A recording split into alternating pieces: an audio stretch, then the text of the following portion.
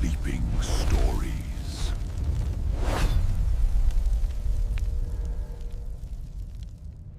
Levence's entire story vertical bar. The girl who opened the door to hell. In a quiet laboratory corridor, somewhere in Indiana, emergency lights pulsed like a dying heartbeat. The sterile white walls were splattered with something dark, something that should not have been there. Alarms screamed through empty hallways while scientists in bloodied coats scrambled toward exits they would never reach. This was November 6th, 1983. And in the next 60 seconds, a little girl with a shaved head and a number tattooed on her wrist was going to tear a hole between worlds. But to understand how humanity opened the door to hell, we need to go back. Back before the monsters came crawling through. Back before a small town learned that some secrets are buried for a reason. Back to the moment when government ambition collided with forces that should have remained untouched. Welcome to Loreforge, where the darkest truths behind Stranger Things are finally brought into the light. Her name was Jane Ivor, but no one ever called her that. In the cold depths of Hawkins National Laboratory, she was only a number, 11. The number was burned into her skin and carved into her identity, a constant reminder that she was property, an asset. A weapon being forged in the darkness of a place that wore the mask of science, but practiced something closer to alchemy. She did not remember her mother. She did not remember sunlight or laughter or the feeling of grass beneath bare feet.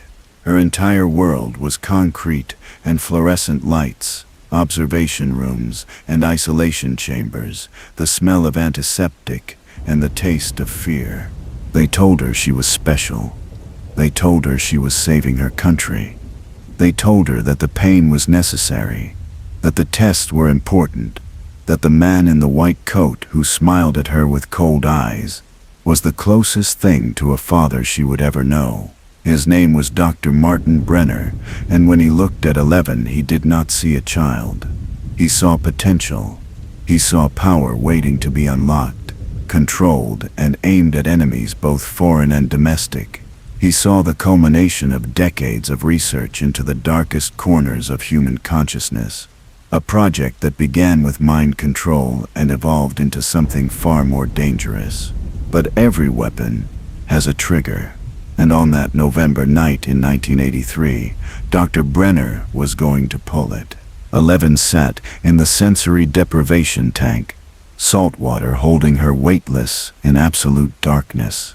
This was where they sent her when they needed her mind to travel, when they needed her to see things that existed beyond the reach of satellites and spy planes. She had done this hundreds of times before.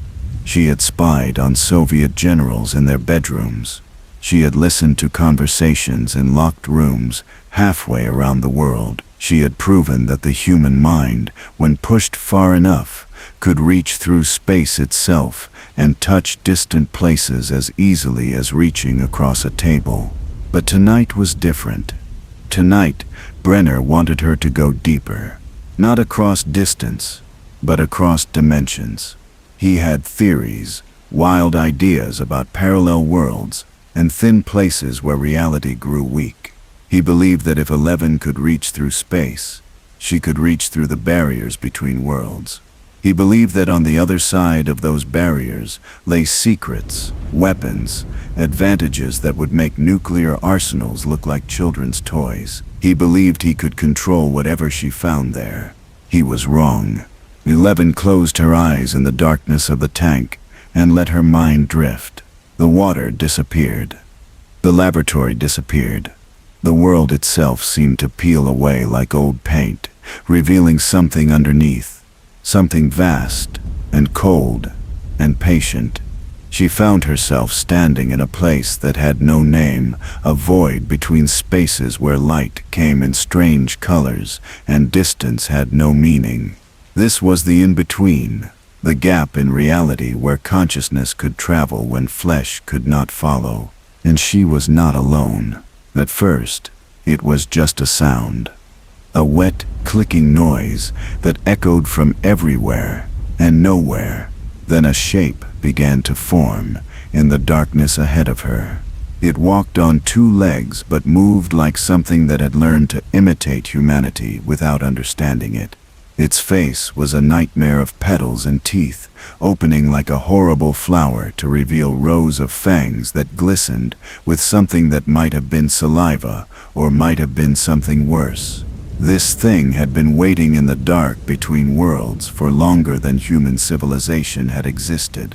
It had been patient, hungry, watching the barriers between its realm and ours, looking for a crack, a weakness, a way through. And now a little girl in a sensory deprivation tank had brought it exactly what it needed. A connection, a bridge, a door. 11 tried to pull back, tried to return to her body, but the creature moved faster than thought. It reached for her with hands that seemed to stretch across impossible distances. She felt its consciousness brush against hers, felt its hunger, its rage, its alien intelligence that operated on frequencies human minds were never meant to perceive. In that moment of contact, she understood with terrible clarity that this thing had been aware of Earth for a very long time. It had been testing the barriers, searching for a way in, and now it had found one. She screamed. The scream existed in her mind, and in the void, and in the laboratory, where her physical body thrashed in the saltwater tank.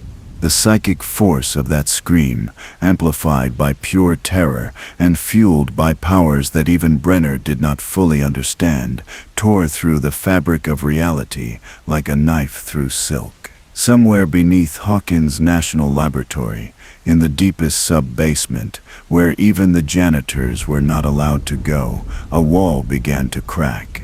The crack spread like lightning frozen in concrete, spiderwebbing across the barrier between worlds. And then, with a sound like thunder played backwards, the wall broke open. The gate was born. Technicians stared at their instruments in disbelief as readings spiked beyond anything their equipment could measure. Dr. Brenner stood frozen, watching through the observation window as 11 convulsed in the tank, blood streaming from her nose and ears. He had expected many things from this experiment. Contact with another dimension, proof of parallel worlds, perhaps even the ability to access resources or technology from beyond the known universe. What he had not expected was for his test subject to punch a permanent hole in the walls of reality itself, a wound that would not close, a doorway that worked both ways. In the depths below, something wet and hungry took its first steps into our world. The alarms began 30 seconds later. Security cameras in the lower levels went dark one by one, as if something was moving through the corridors, systematically destroying anything that could observe it.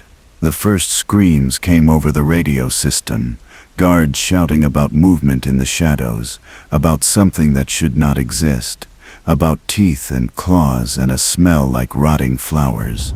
Then the screaming stopped. The radio went silent, and in that silence, every person in Hawkins National Laboratory understood that they had done something that could not be undone. 11 pulled herself from the tank, gasping and shaking, her thin body wrapped in a blanket that did nothing to stop the cold that came from inside her bones. She looked at Dr. Brenner with eyes that had seen too much, that had touched something ancient and wrong, that had felt the weight of her mistake. She tried to speak, tried to explain what she had found in the void, but all that came out was a whisper that barely qualified as words. The monster.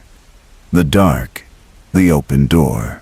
Brenner knelt beside her, and for the first time in her memory, she saw something like fear in his eyes. Not fear of the creature that was now loose in his facility, killing his people and spreading through the underground levels like a cancer. No, he was afraid of something worse. He was afraid that he had lost control, that his perfect weapon had done something even he could not fix. That the door 11 had opened could not be closed by force, or science, or any power that humanity possessed. He was right to be afraid. Because in opening that door, 11 had not just let one creature through, she had created a permanent wound in reality. A gateway between Earth and a place that existed alongside our world like a shadow, a dark reflection where everything that lived had died and rotted, but somehow kept moving. The Upside Down, they would eventually call it, a dimension of decay and darkness and things that fed on life itself. And it was hungry. It had always been hungry. For millions of years it had existed in isolation, consuming itself, waiting for a chance to spread beyond its own dying realm. Now, it had that chance. A little girl with powers beyond understanding had given it a bridge to a world rich with life, with warmth, with prey that had no idea what was coming for them. But here's the thing about 11 that Brenner never truly understood, the thing that made her more than just a weapon, more than just a mistake, more than just the girl who accidentally doomed the world. She had something that the creature in the void did not have, something that the Upside Down itself could not comprehend. She had the capacity to care about the consequences of her actions. She had the ability to feel guilt, to understand loss, to know that she had hurt people, and to wish with every fiber of her being that she could take it back. And that capacity, that very human ability to love and fear and regret in equal measure, was going to be the only thing standing between humanity and the end of everything. But she did not know that yet. Right now, she was just a terrified child who had broken the world and did not know how to fix it. Right now, she only knew one thing, with absolute certainty. She had to run. She had to get away from this place, from Brenner, from the monster she had unleashed, from the weight of what she had done. So when the chaos reached its peak, when every guard and scientist was focused on the thing hunting in the basement, when the alarms were loud enough to cover the sound of a single girl's footsteps, 11 did the only thing she could think to do. She escaped. The rain fell in cold sheets across the forests of Indiana, turning the November night into a blur of darkness and sound. 11 ran through trees that clawed at her hospital gown, her bare feet slipping on wet leaves and mud, her breath coming in gasps that burned her throat. Behind her, somewhere in the confusion of alarms and searchlights, men with guns were looking for her. Dr. Brenner was looking for her. But worse than any of that, somewhere in the depths beneath the laboratory, something else was learning about this new world it had entered. Something that knew her scent, her psychic signature, the taste of her consciousness from their brief contact in the void. She did not know where she was going. She only knew that she had to move, had to put distance between herself and the place that had been her entire universe for as long as memory existed. Every instinct Brenner had trained into her screamed to go back, to return to the familiar horror of the laboratory rather than face the unknown terror of freedom. But stronger than training, stronger than fear, was the image burned into her mind of what she had done. The gate, the creature, the screaming, blood on sterile white floors. She could not go back to that. She would rather die in these woods than return to be Brenner's weapon again. The town of Hawkins slept unaware that its world had already changed. In comfortable homes, families dreamed normal dreams while reality itself cracked beneath their feet. Mothers tucked children into bed, not knowing that childhood innocence was about to become a luxury their town could no longer afford.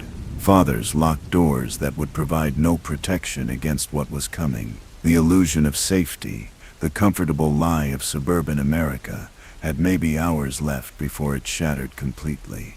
But for now, in these last moments before the darkness spread, Hawkins still believed itself to be ordinary. E11 found shelter in a drainage pipe on the outskirts of town, crawling into the concrete tunnel and curling into a ball as small as she could make herself. The rain drummed on metal somewhere above while she shivered and tried to make sense of freedom. This was what she had dreamed about in the isolation chambers. This moment of being outside the laboratory walls, But the reality was nothing like the dream. Freedom was cold and wet and terrifying. Freedom meant no one telling her where to go or what to do, which also meant no one feeding her or protecting her or explaining how the world worked. She was alone in a way that children should never be alone, cut off from everything she had known with no map for what came next.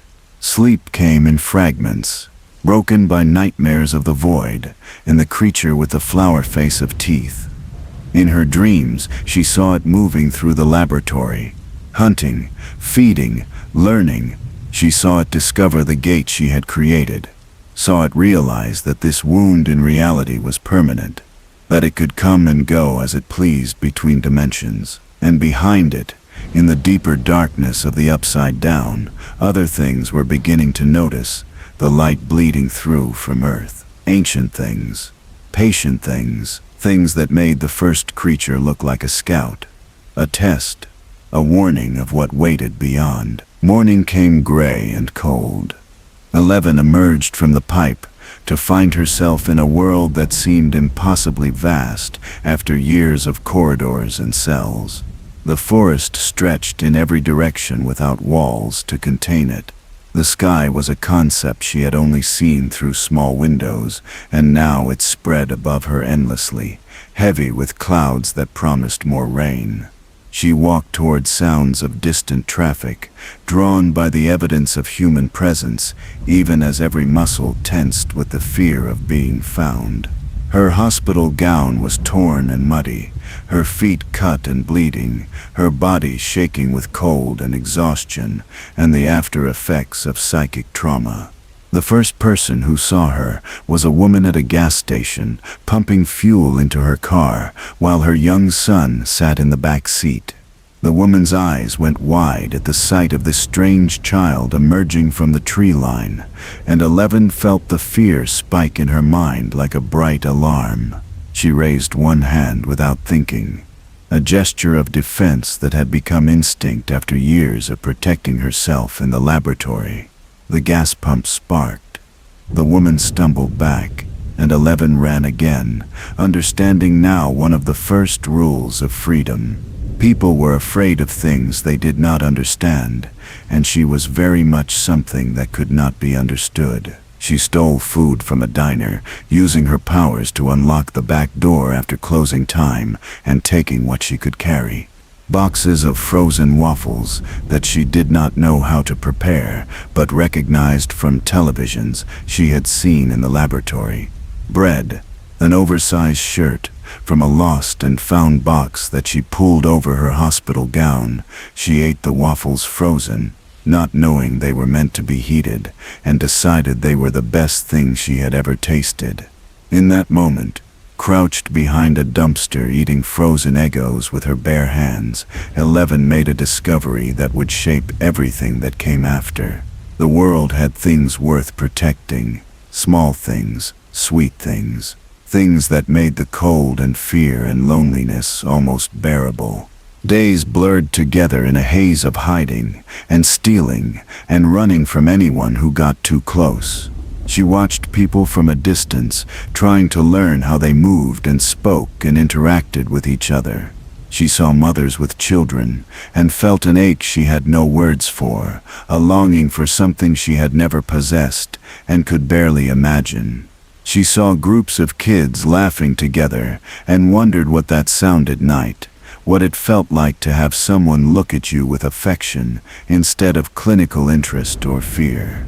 The television in shop windows became her teacher, showing her a world that seemed to exist in a different reality than the one she inhabited. Families sat together for meals. Friends helped each other. People touched each other gently, with kindness, without causing pain. It seemed like a beautiful lie, too perfect to be real.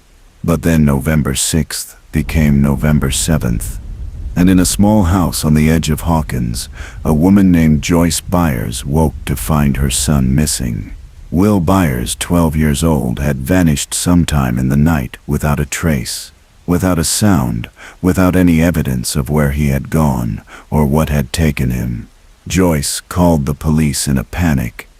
her voice breaking as she tried to explain that her boy would never run away, that something was wrong, that she could feel it in her bones, that something terrible had happened. The police chief, a man named Jim Hopper, who carried his own ghosts behind tired eyes, took the report and began a search. He did not know yet that this was not a normal missing child case. He did not know that Will Byers had been taken by the creature from the upside down, dragged through a temporary portal into a nightmare dimension where he would have to survive alone in the dark. He did not know that his town had already lost its innocence, that the monster was just the beginning, that the real horror was still learning how to spread. 11 felt it happen. Even miles away, hiding in an abandoned warehouse, she felt the psychic scream of a child being pulled into the void. She felt the creature's satisfaction, its hunger momentarily sated, but already growing again. And she knew with terrible certainty that this was her fault. The boy was gone because she had opened the door. The creature was hunting because she had given it access to prey. Every death, every disappearance, every moment of terror that Hawkins was about to experience, all of it traced back to her. All of it was the cost of her mistake. She had spent her entire life being told she was a weapon, being trained to hurt people from a distance, being shaped into something that could kill with a thought. But she had never truly understood what that meant until now. She had ended lives in the laboratory, had stopped hearts and crushed windpipes when Brenner commanded it, but those had been abstractions, exercises, targets without faces or families. This was different. This was a real child with a real mother who would cry herself to sleep, wondering where he was. This was consequence made flesh, guilt made tangible, responsibility weighing on shoulders far too young and small to carry it. She could have kept hiding, could have stolen food and moved from shelter to shelter, and tried to survive alone until Brenner found her, or she died of exposure or accident.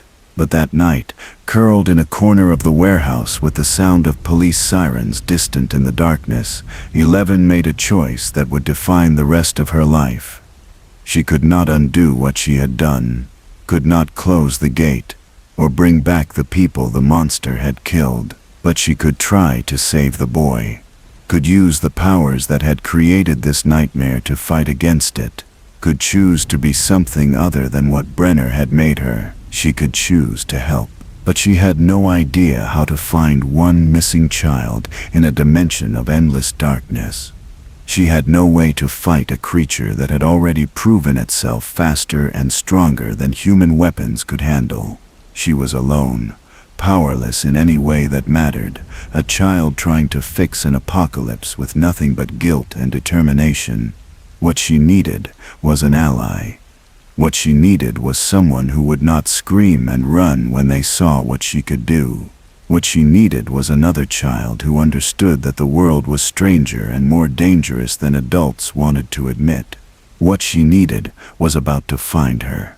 On the night of November 7th, 3 boys pedaled their bicycles through the rain-soaked streets of Hawkins. Mike Wheeler, Dustin Henderson, and Lucas Sinclair had spent the evening playing Dungeons and Dragons in Mike's basement, losing track of time the way 12-year-old boys do when absorbed in imagination and friendship. Now they raced home through weather that had turned mean, thunder rolling overhead and rain coming down in sheets that made the roads slick and treacherous. They did not know about Will Byers yet, did not know their friend had vanished, did not know that their childhood was ending even as they laughed and shouted over the sound of the storm. Mike saw her first. A flash of movement at the edge of his vision, a pale figure stumbling out of the woods onto the road.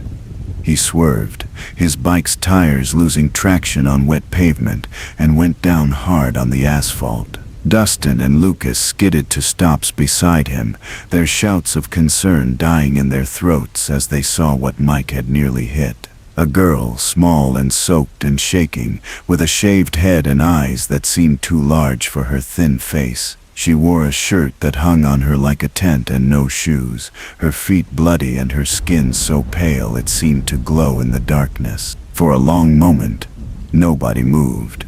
The three boys stared at this impossible apparition while 11 stared back, trying to decide if she should run or stay, if these children represented danger or possibility. She could feel their emotions. A skill Brenner had trained into her without realizing he was teaching her empathy. Fear, yes, but also curiosity and concern. These boys were not preparing to hurt her. They were trying to figure out if she needed help. Mike Wheeler, who would later realize this was the most important moment of his life, slowly stood up and took a step toward her. He saw the fear in her eyes, saw the way she tensed like a wild animal ready to bolt, and recognized something in that expression. This was what scared looked like. This was what alone felt like. He had felt it himself, smaller doses. When bullies cornered him at school, or his parents fought in voices that carried through walls. This girl was drowning in feelings he had only waded through, and something in his 12-year-old heart understood that walking away would be a betrayal of everything he believed about how people should treat each other. He held out his hand, palm up, the way you might approach a frightened dog. His voice was gentle when he spoke, barely audible over the rain. He asked her if she was okay, if she needed help, if someone had hurt her. He did not ask who she was, or where she came from, or why. She looked like something from a horror movie. He just offered his hand and waited to see if she would take it. 11 looked at that hand for what felt like an hour, but was probably only seconds. This was trust. This was the thing she had seen on television, the concept that seemed too fragile and dangerous to actually exist. If she took his hand, if she let these boys see her, she would be vulnerable in ways that the laboratory had never made her. Brenner could hurt her body, could punish and isolate and control, but he had never asked her to trust him. Trust was a door that opened both ways, a risk that could devastate if betrayed. She took his hand. The basement of the Wheeler house became her sanctuary. Mike smuggled her inside while his parents slept, got her dry clothes and food and a pile of blankets in the corner where they usually stored board games and old toys. Dustin and Lucas returned the next morning, and together the three boys tried to make sense of what they had found. She would not speak, or could not, communicating in single words and gestures that barely qualified as language. When Mike asked her name, she pulled up her sleeve to show the tattoo, 11. He looked at those numbers and made another decision that would echo through everything that followed. He told her that was not a name, that was something someone had done to her, and if she wanted, she could be called L. Something shorter, something that sounded like a person instead of a prisoner. She nodded, and for the first time since escaping the laboratory, something that might have been a smile touched her lips. The boys learned about Will's disappearance the next morning. Their friend, their party member, the quiet kid with the artistic talent and the difficult home life, was gone. His bike had been found abandoned by the road. His mother was hysterical, and the entire town was mobilizing to search the woods and quarry, and every place a child might have gone in the night. Mike, Dustin, and Lucas wanted to join the search immediately, but Elle stopped them with a hand on Mike's arm and a look that communicated more than words. She knew where Will was, or rather she knew what had taken him, and finding him was going to require going places that flashlights and search parties could never reach. She tried to explain in her limited vocabulary. The monster, the upside down, the gate. The boys stared at her like she was speaking another language, which in a way she was.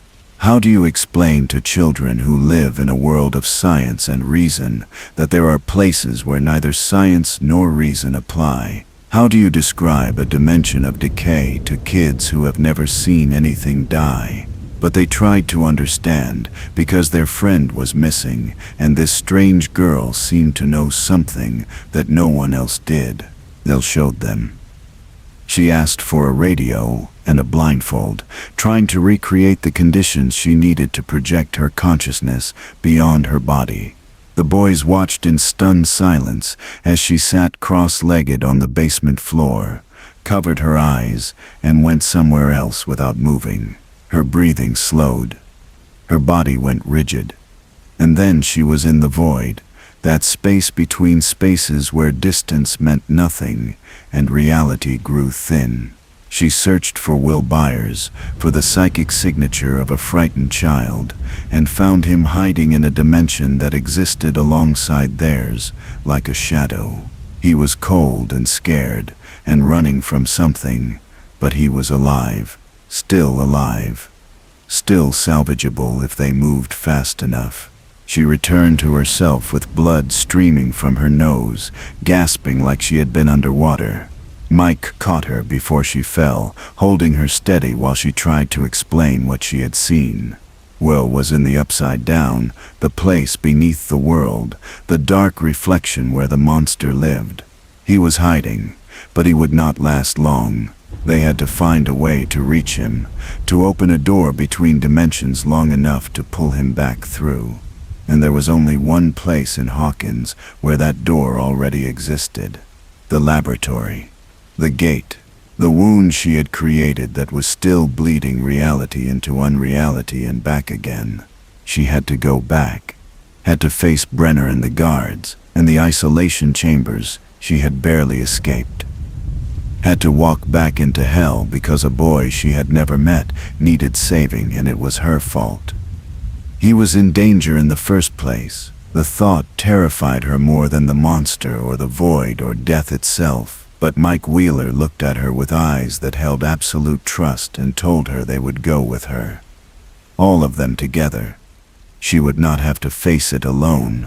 And in that moment, hiding in a basement with 3 boys who barely knew her, but had already decided she was worth protecting, Elle learned what friendship meant. It meant people who stood beside you when running would be easier. It meant trust that went both ways. It meant mattering to someone not because of what you could do, but because of who you were. She had been 11 the weapon, 11 the experiment, 11 the mistake that broke the world.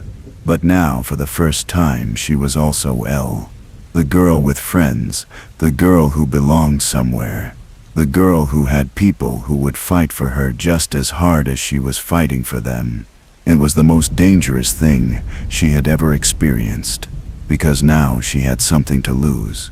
The town of Hawkins transformed in the days following Will Byers' disappearance. What had been a sleepy Indiana community, where the biggest scandal was whose marriage was falling apart or which teenager got caught with beer, became something else entirely, something watchful and afraid. Parents called their children inside before dark. Doors that had never been locked suddenly sprouted deadbolts. Conversations at the grocery store revolved around search parties and theories, and the growing certainty that whatever had taken Will Byers was still out there, still hungry, still hunting. Joyce Byers refused to accept that her son was dead. While police and volunteers combed the woods and dragged the quarry, she became convinced that Will was trying to communicate with her. The lights in her house flickered in patterns that seemed too deliberate to be electrical problems. The phone rang with nothing but static. But in that static she heard breathing, heard her son's voice calling for her from somewhere impossibly distant. Chief Hopper watched her unravel with the tired concern of a man who had seen grief drive people to madness before. He did not believe in ghosts or monsters or communication through Christmas lights. He believed in evidence and logic, and the sad reality that missing children usually stayed missing. He was wrong, but he would not understand that until it was almost too late. Barbara Holland disappeared next. Best friend to Nancy Wheeler, Mike's older sister. She was taken from the Wheelers' backyard pool during a party where teenagers pretended to be more grown up than they were. One moment, she was sitting alone by the water, feeling abandoned and out of place. The next moment, something reached up from the depths. Something that should not have been able to exist in a suburban swimming pool, and dragged her down into darkness. Nancy came outside to find blood on the diving board, and her friend simply gone, as if the earth had opened and swallowed her whole. 2 disappearances in 3 days. The town's fear crystallized into panic. The locals felt Barbara's death like a punch to the chest. She had been practicing her abilities in the Wheeler basement, trying to find Will again in the void, when another consciousness suddenly winked out of existence nearby. The psychic scream of a girl dying in terror and confusion hit her so hard, she collapsed, blood pouring from her nose in streams rather than trickles. Mike and Dustin and Lucas gathered around her in alarm, while she gasped out an explanation. Another one taken. Another person fed to the creature she had unleashed. The guilt was becoming physical, a weight that crushed her lungs and made breathing feel like punishment. She had to stop it, had to close the gate before more people died. But she was one child with powers she barely controlled, facing a monster from another dimension and a government facility full of armed men who wanted to recapture her.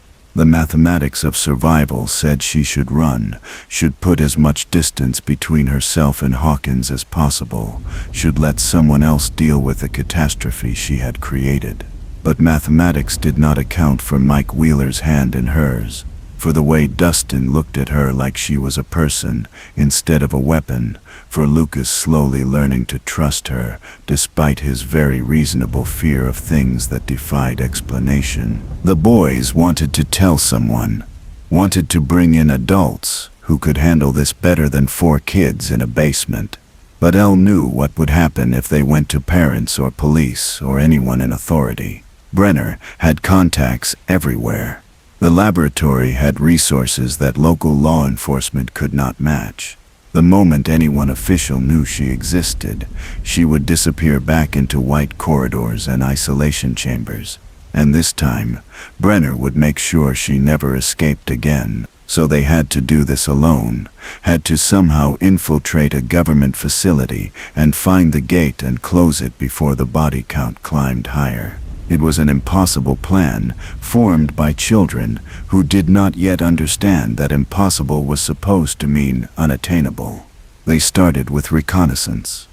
Lucas borrowed binoculars from his dad's army surplus collection, and the boys took turns, watching the laboratory from the woods, noting guard rotations and security checkpoints. Elm drew maps of the interior from memory, her hand shaking as she sketched corridors where she had spent years being shaped into a weapon. Every line on that paper represented a memory she wanted to forget.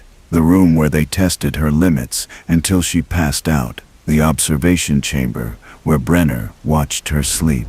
The tank where she had reached into the void and doomed them all. She drew it all out, while Mike sat beside her, not touching but present. His steady breathing an anchor that kept her from drowning in the past. Nancy Wheeler was conducting her own investigation. She had seen the thing in the woods, the creature with the face of teeth that moved through trees like smoke and shadow. She had watched it feed on a dying deer with a hunger that seemed infinite, mechanical, wrong in ways that violated every law of nature she had learned in biology class. Her friend was gone, and Nancy knew with absolute certainty that whatever she had seen in those woods was responsible. So she convinced Jonathan Byers, Will's older brother, to hunt with her. 2 teenagers with a baseball bat and some knives preparing to fight something that existed outside of human understanding. It was stupid and brave in equal measure, the kind of desperate action that comes from grief and rage, mixed with teenage certainty that death happens to other people. They found the tree in the forest, the one with the opening that pulsed like a wound, that dripped something thick and wrong, that seemed to breathe. Nancy crawled inside against every instinct screaming at her to run, and the tree swallowed her. She fell through layers of reality into the upside down, into a place where Hawkins existed as a corpse of itself, where everything was rotting and cold and covered in vines that moved with purposes beyond plant life. She saw Barbara's body in the empty pool, saw what the creature had left behind after it fed, and the scream that tore from her throat was born of guilt and horror, and the shattering of innocence that comes from knowing monsters are real. Jonathan pulled her back through before the Demogorgon found her. Pulled her back into the normal world where trees were just trees, and pools were just pools, and the illusion of safety could be maintained for a few more hours. But Nancy was changed. She had seen the other side, had breathed air that tasted of decay, had looked at her best friend's corpse in a dimension of nightmares. There was no going back from that. No unknowing what she now knew. No pretending that Hawkins was safe or normal or anything other than a town built on top of a door to hell.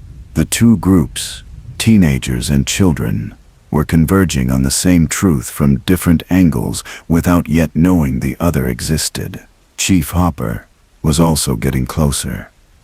He had broken into the laboratory, had seen things in locked rooms that made no sense, had found evidence of experiments that should not have been legal and cover-ups that went all the way to the top. He had been drugged and threatened and warned to stop asking questions, which only made him more determined to find answers. When you tell Jim Hopper to back off, when you threaten him with forces beyond his authority, all you do is convince him that he is looking in exactly the right place. He had lost a daughter to cancer years ago, and that loss had carved a hole in him that he filled with alcohol and anger and a reckless disregard for his own safety. If he could save Will Byers, if he could bring Joyce her son back alive, maybe it would mean something. Maybe it would balance the scales just a little. He had no idea he was about to meet a girl with a shaved head and the power to read minds. The convergence happened at the middle school.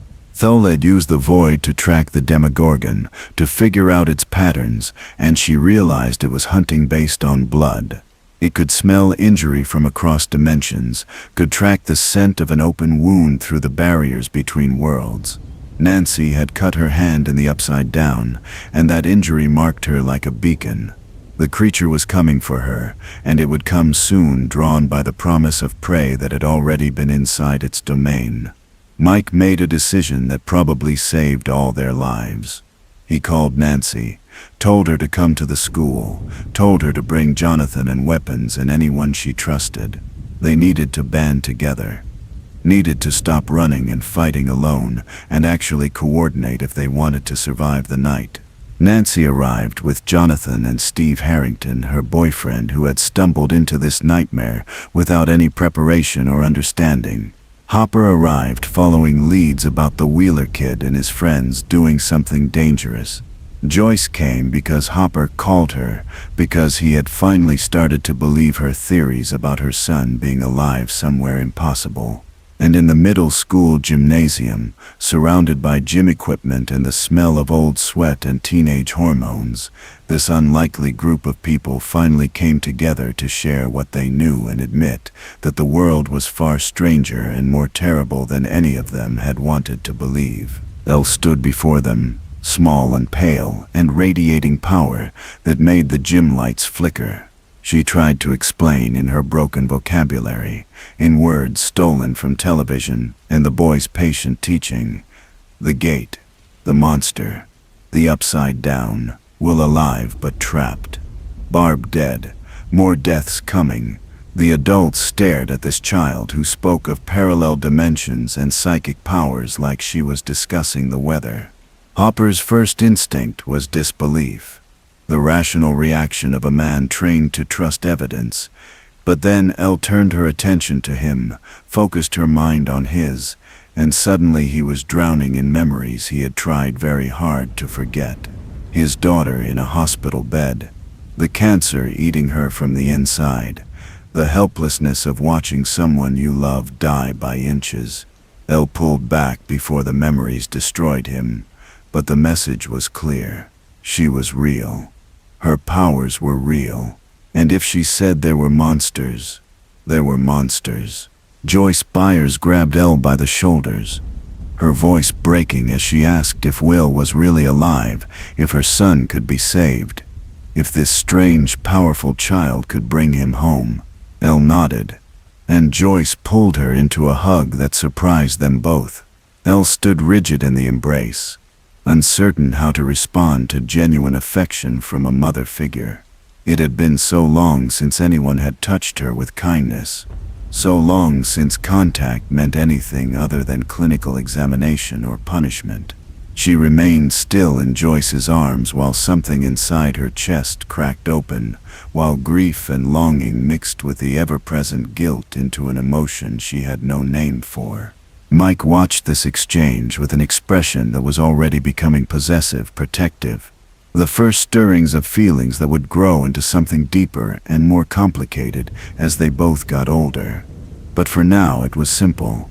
Elle was his friend, his person, and he would fight anyone who tried to hurt her, including his own sister's boyfriend, who was looking at Elle like she was a freak show exhibit. They made a plan, which was really several plans woven together with hope and desperation. Hopper and Joyce would go into the Upside Down through the gate at the laboratory, would search for Will and bring him back if he was truly alive. Nancy and Jonathan would set a trap for the Demogorgon, would lure it with blood and kill it with fire and weapons and teenage fury. The younger kids would stay safe in the Wheeler basement, would be backup and support but not combatants, because even in the midst of an apocalypse, the adults were not quite ready to send children into battle. The line knew this plan was flawed, knew that the Demogorgon was just a symptom, not the disease, knew that killing one monster would not close the gate or stop the Upside Down from spreading. But she said nothing, because for the first time since escaping the laboratory she was part of something, a group, a team, people working together toward a common goal. It was what she had seen on television, what she had longed for in isolation, what she had dreamed of during the long hours in the sensory deprivation tank. Belonging, purpose, a reason to fight that went beyond mere survival. She would protect these people, all of them, even if it killed her. The Demogorgon came that night, drawn by blood and hunger, and the psychic signature of a girl who had traveled between dimensions. It tore through the Byers house like a force of nature, smashing walls and doors, moving faster than anything that size should be able to move. Jonathan and Nancy fought with baseball bats and knives and a bear trap, managing to hurt it but not stop it. Steve Harrington, who had come to apologize for being a terrible boyfriend and found himself in a monster movie instead, swung his nail-studded bat with more courage than sense. They were losing. The creature was too strong, too fast, too alien in its movements and tactics. And then Elle arrived. She had felt the confrontation through the void, had known the moment the Demogorgon emerged into the normal world. Mike and the others tried to stop her from leaving the basement, tried to keep her safe as they had been instructed. But Elle was done hiding, done letting other people fight her battles, done with guilt that paralyzed instead of motivated. She walked through the front door of the Byers house, while the monster fed, while Nancy screamed and Jonathan tried to reload a gun with shaking hands. Elle raised one hand and the Demogorgon stopped mid-attack, lifted off the ground by invisible force, slammed into walls and ceiling with impacts that cracked plaster and shattered wood. The creature thrashed and screamed, and Elle matched its scream for scream, blood pouring from her nose and ears as she pushed her power beyond safe limits. This thing had killed Barbara, had taken Will, had terrorized her friends and murdered strangers, and spread fear through a town that had done nothing to deserve this nightmare. And all of it, every bit of suffering and death, traced back to her. To the moment she had touched it in the void, to the door she had opened. This was her responsibility, her mess to clean up, her monster to destroy. She compressed it, focused her telekinesis to a single point in the creature's center, and pushed inward. The Demogorgon's screams reached frequencies that shattered windows, that made everyone in the room clap hands over bleeding ears. Its body began to collapse under the pressure of forces it had no defense against. And then, with a sound like wet thunder, it imploded, simply ceased to exist in a spray of matter that dissolved into ash before hitting the ground. Elle stood in the wreckage of the buyer's living room, swaying on her feet, her face a mask of blood, and smiled. The creature was dead. The immediate threat was over. She had protected her friends. She collapsed. A moment later, unconscious before she hit the floor. Mike caught her, held her, while the others stared in shock at what this small girl had done. Nancy tried to process that the kid who hung out in her basement had just killed an interdimensional monster with her mind. Jonathan tried to reconcile the destruction around them with the tiny figure cradled in Mike's arms. Steve gave up trying to make sense of anything and just accepted that his world no longer operated on rules he understood. The Demogorgon was gone, reduced to ash and fading psychic echoes. But in the laboratory across town, Joyce and Hopper were pulling a hypothermic, traumatized Will Byers through the gate from the upside down. And deeper in that dimension of rot and decay, something vast and ancient felt the death of its scout, felt the presence of the girl who had killed it, and began to pay very close attention to Hawkins, Indiana. Miller woke up in the hospital 2 days later.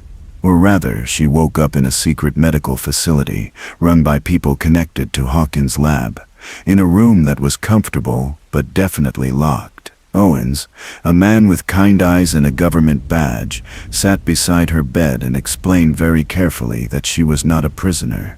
She was a person of interest, a miner with extraordinary abilities who needed protection and guidance and medical attention. He did not mention Brenner by name, but the implication hung in the air between them. The laboratory wanted her back, wanted to study what she had become, how she had grown strong enough to destroy a Demogorgon, whether she could be controlled or at least contained. Tho stared at the ceiling and said nothing. She was tired of being studied, tired of being valuable only for what she could do. Tired of rooms that locked from the outside. Tired of people who smiled while they planned to use her. Hopper made a deal. He traded his silence about the gate, about the upside down, about government experiments and covered-up deaths. For custody of Elle, legal papers were forged. A birth certificate appeared with the name Jane Hopper, daughter of Jim Hopper, who had been living with her mother in another state until recently. The government agreed because containing this situation was more important than prosecuting one small-town police chief for breaking a dozen laws. Elle agreed because Hopper reminded her of what a good father might look like, gruff and damaged and drinking too much, but genuinely concerned for her welfare in a way Brenner had never been. She moved into Hopper's cabin in the woods, a place that was isolated and safe, and far enough from town that nobody would ask too many questions about the chief's mysterious daughter. He set rules. She was not to be seen, not to go into town, not to use her powers where anyone might notice.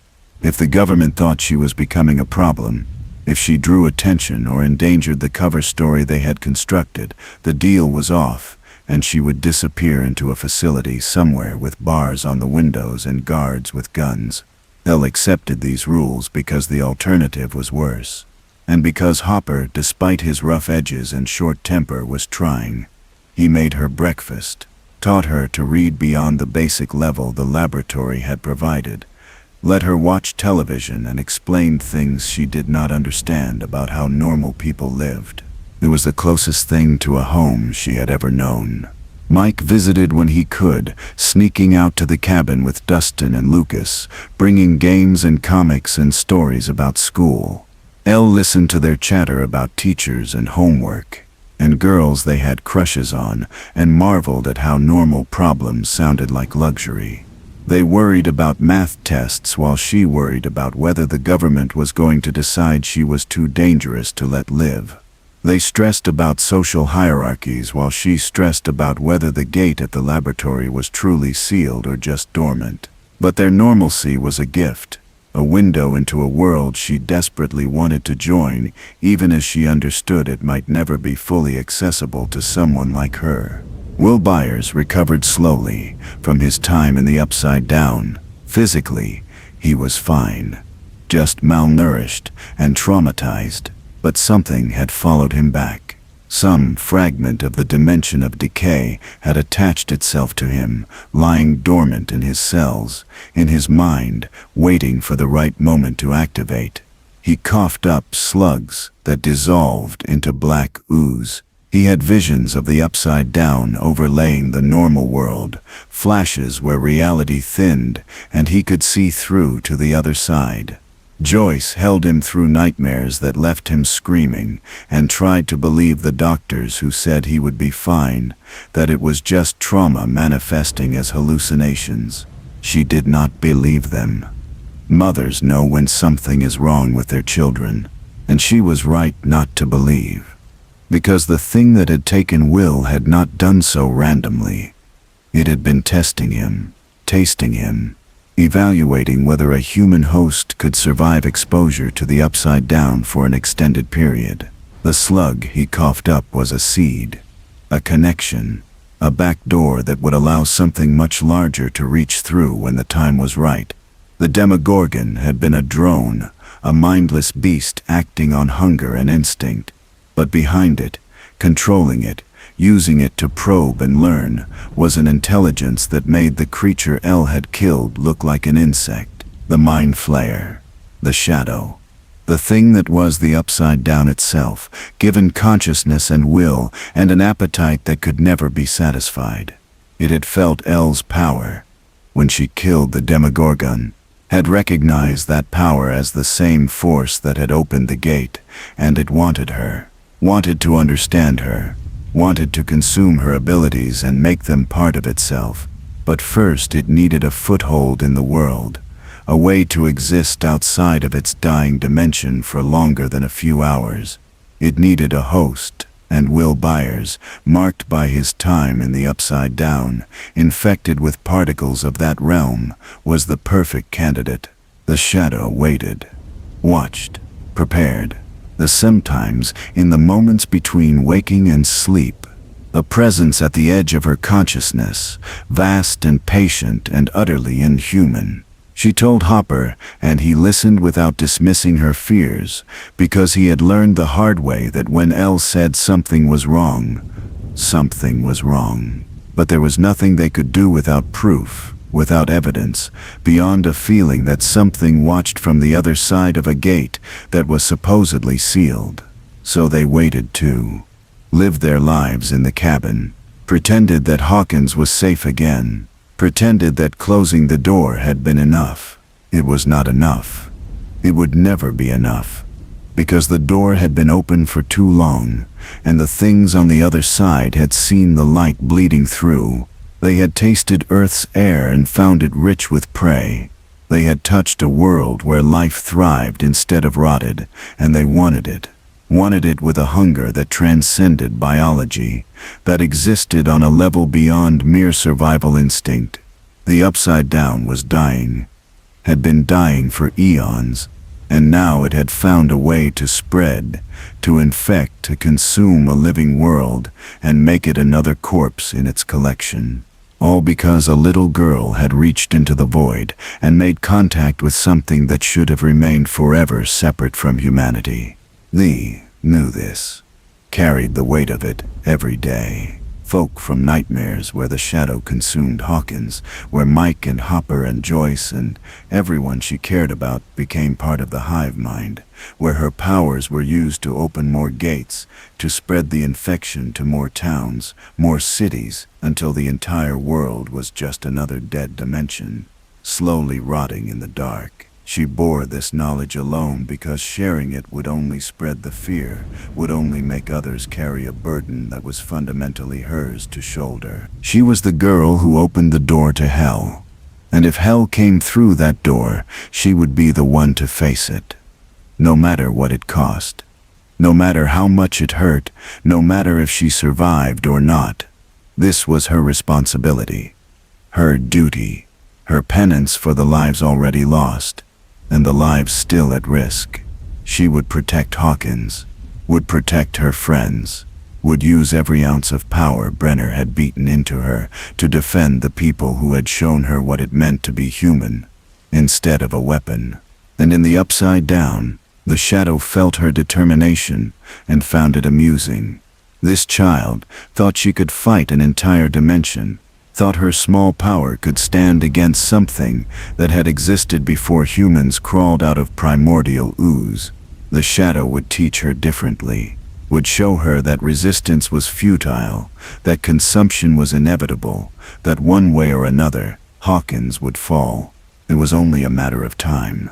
The year that followed was the strangest period of Elle's life. And considering she had spent her childhood in a government laboratory, learning to kill people with her mind, that was saying something. She lived in Hopper's cabin like a ghost, present, but unseen, existing in a world that extended no further than wooden walls and the small clearing around the house. Hopper brought her books, and she devoured them, hungry for knowledge about a world she could observe but not touch. She learned about history and science and literature, about wars fought over ideas and discoveries that changed civilization, and stories that had survived centuries because they spoke to something fundamental in the human experience. But more than facts, she learned about longing. Every page she turned, every story she absorbed, every piece of information about the world, beyond her cabin prison, made the ache in her chest grow sharper. She wanted to go to school like Mike and the others. Wanted to walk through a mall and try on clothes and eat food that had not been prepared by a man who thought vegetables were optional. Wanted to experience normal teenage problems like bad haircuts and embarrassing crushes and arguments with friends that did not involve life or death stakes. She wanted to be Jane Hopper for real, not just on forged documents. Wanted to exist as more than a secret kept locked away for her own protection. Hopper felt her restlessness like a physical pressure in the cabin. He tried to compensate with small freedoms. He let her decorate her room with posters torn from magazines. He brought her a television and taught her to make Eggo waffles without burning them. He even, in a moment of weakness after several beers, taught her a few words in the cursing vocabulary he used when he thought she was not listening. These gifts were meant to make captivity bearable, but they only highlighted what she was missing. You cannot give someone a window and expect them not to wonder what lies beyond it. Mike visited every week, riding his bike out to the cabin with updates from school and stories about the party. He talked about Dustin's new girlfriend who lived in another state and might or might not actually exist. About Lucas and Max, the new girl who had moved to Hawkins and immediately proven herself by outscoring all of them at the arcade. About Will's continuing struggles with visions and nightmares that no doctor could explain or treat. Mike talked and Elle listened, absorbing every detail of a life she could not have, storing up pieces of normalcy like a miser hoarding gold. And Mike looked at her differently now. Not like a friend or even a best friend, but with an intensity that made her feel exposed and nervous and strangely warm all at once. He held her hand when they sat together. He brought her flowers picked from the woods, presenting them with a shyness that was completely unlike his usual confidence. He told her she was pretty even, with her hair growing out in uneven patches, even with the scar tissue on her wrist from the tattoo she had tried to burn away, even with the haunted look that never quite left her eyes. He was falling in love with her in the way 12-year-olds fall in love, completely and without reservation, not yet understanding that love makes you vulnerable in ways that powers and weapons never can. Elle did not have the vocabulary for what she felt in return. She knew she trusted Mike more than anyone, except maybe Hopper. Knew that his visits were the highlights of weeks that otherwise blended into gray sameness. knew that when he smiled at her, something in her chest did complicated things that had nothing to do with psychic powers or trauma. But love was a concept she had learned from television and books, and those sources made it seem simple, straightforward, a feeling that arrived complete with background music and guaranteed happy endings. What she felt was messier than that, mixed with guilt over dragging him into danger, mixed with fear that caring about him made him a target, mixed with the certainty that she did not deserve something as pure as his affection. She kissed him anyway. One afternoon in October, when the leaves were turning, and the air had that particular quality that meant winter was coming, she just leaned over and pressed her lips to his. It was clumsy and brief, and tasted like the cheap chapstick Hopper had bought her, and Mike's face turned a shade of red. She had not known human skin could achieve. They did not talk about it afterward, did not define what it meant or where it was going. They just sat closer together for the rest of his visit, hands intertwined, both of them aware that something had shifted between them in a way that could not be undone. Hopper pretended not to notice but started having awkward conversations about appropriate behavior and personal boundaries and why the cabin door needed to stay open when Mike was visiting. Elle endured these talks with burning cheeks and the certainty that adults made everything more complicated than it needed to be. She understood what Hopper was trying to say, that she was young, that emotions were confusing, that she should be careful with her heart because it bruised easier than her body. But understanding did not make the lectures less mortifying or Mike's hand in hers any less important. Meanwhile, something was growing in Hawkins that none of them fully understood yet. Will's episodes were getting worse, the visions lasting longer, becoming more vivid. He no longer just saw the upside down overlaid on reality. He felt himself pulled there, felt his consciousness slip between worlds without his body following.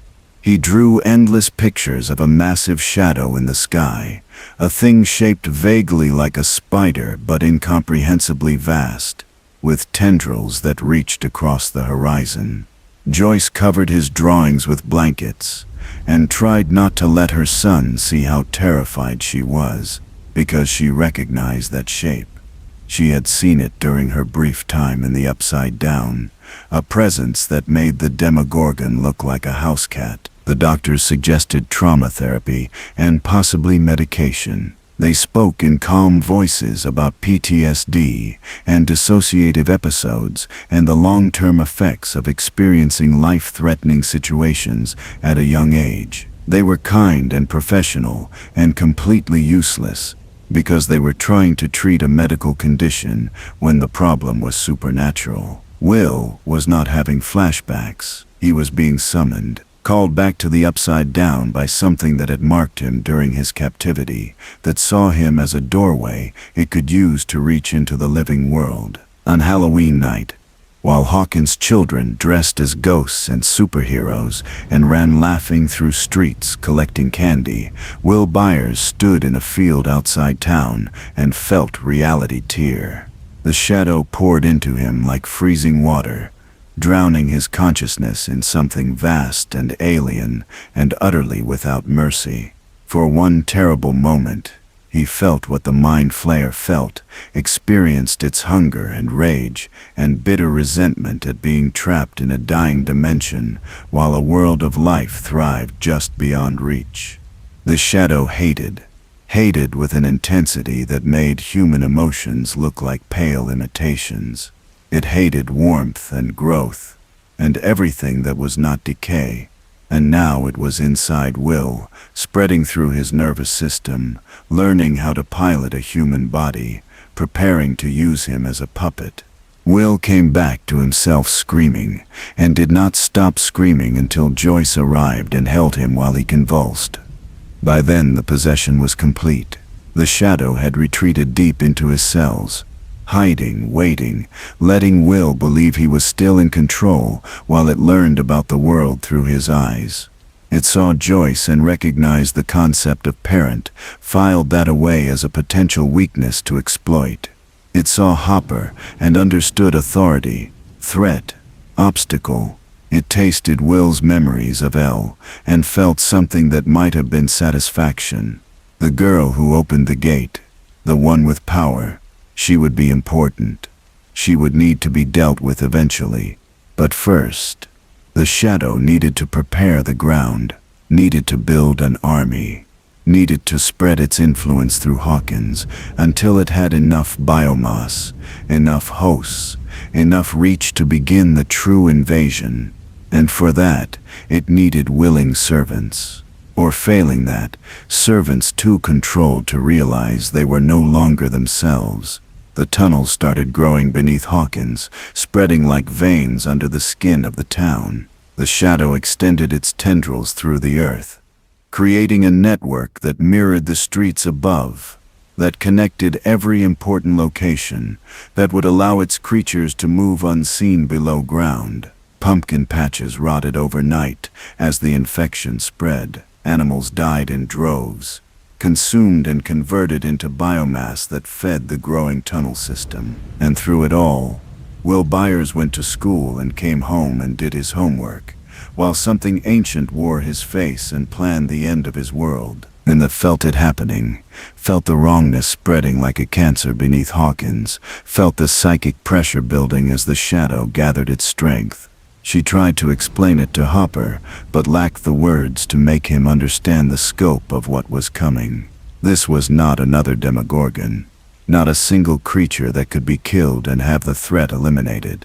This was coordinated, strategic, an invasion that had been planned and prepared with an intelligence that terrified her more than mindless hunger ever had.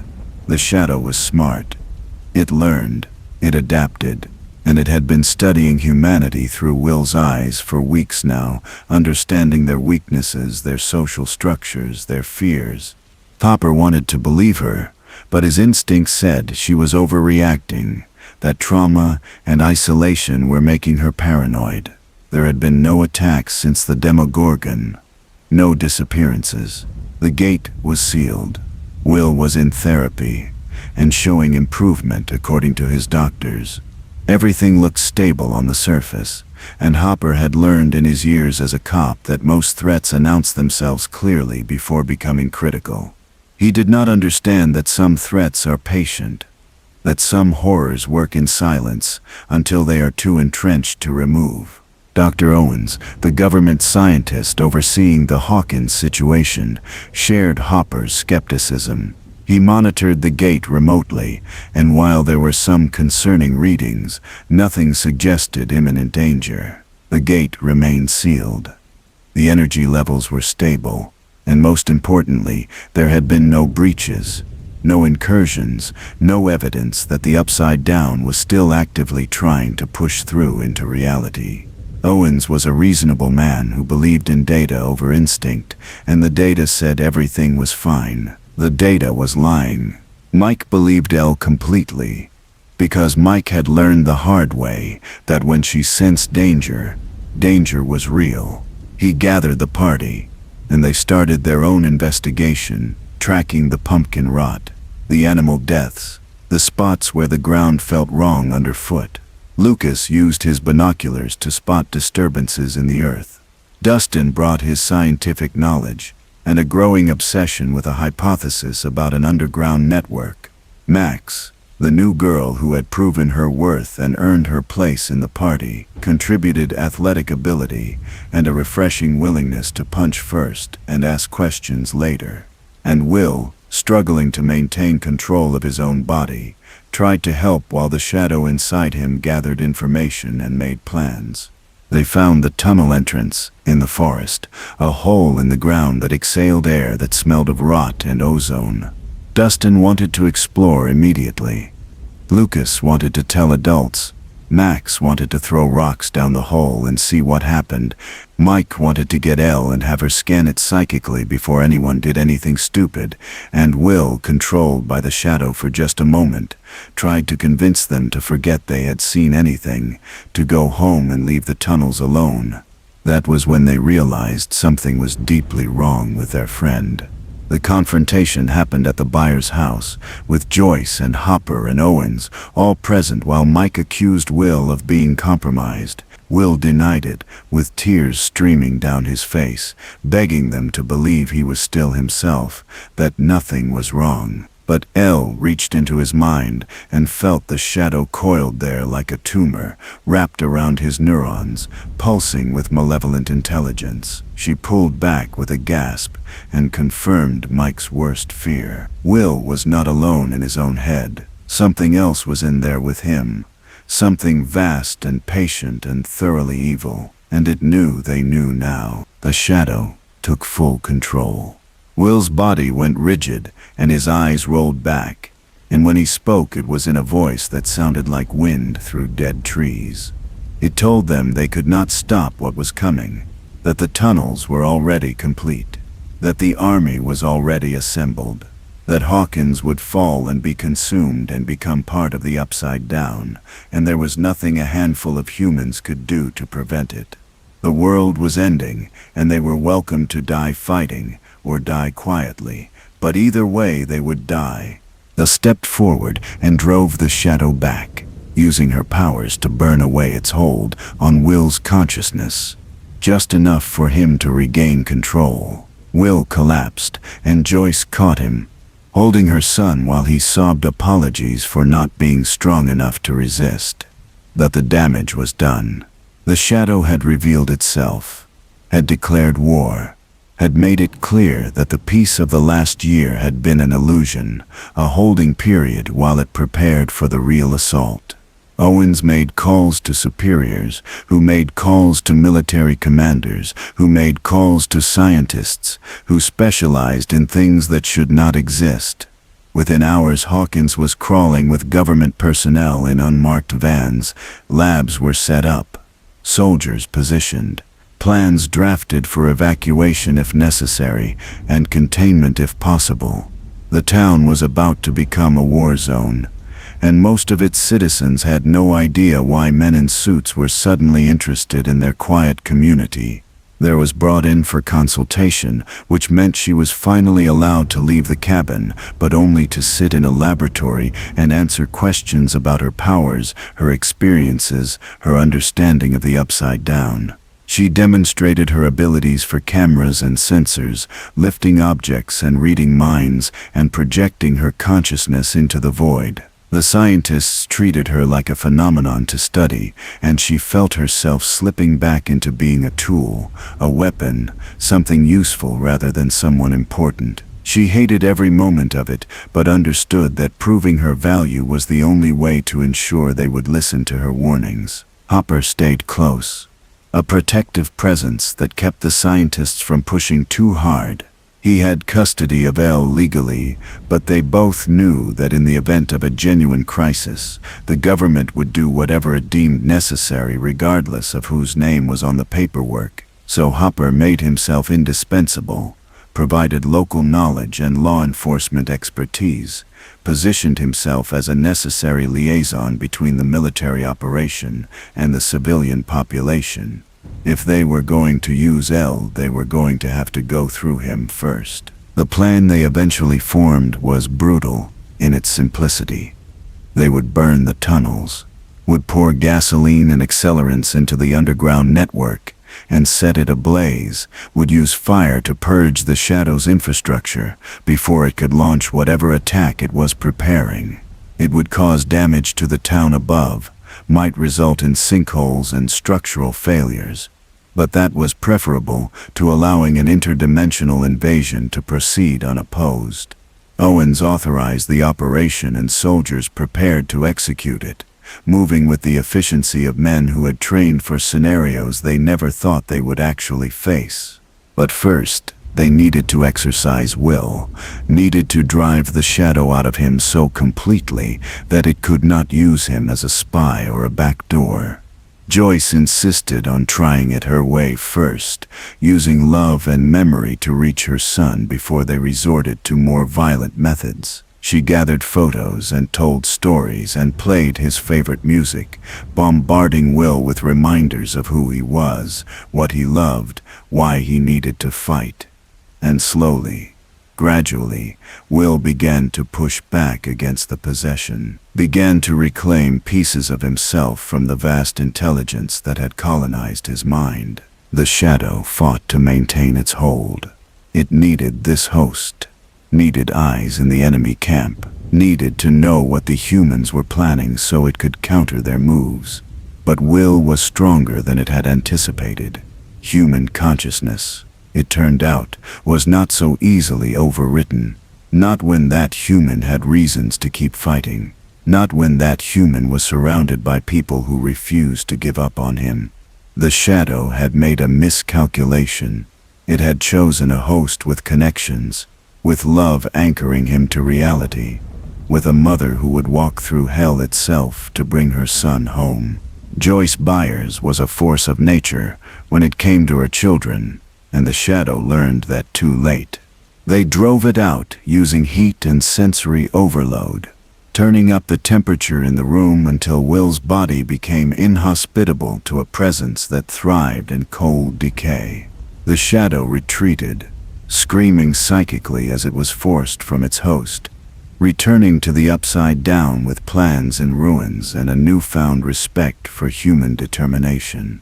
Will emerged from the ordeal exhausted and traumatized, but himself again, truly himself, without any passenger riding along in his consciousness.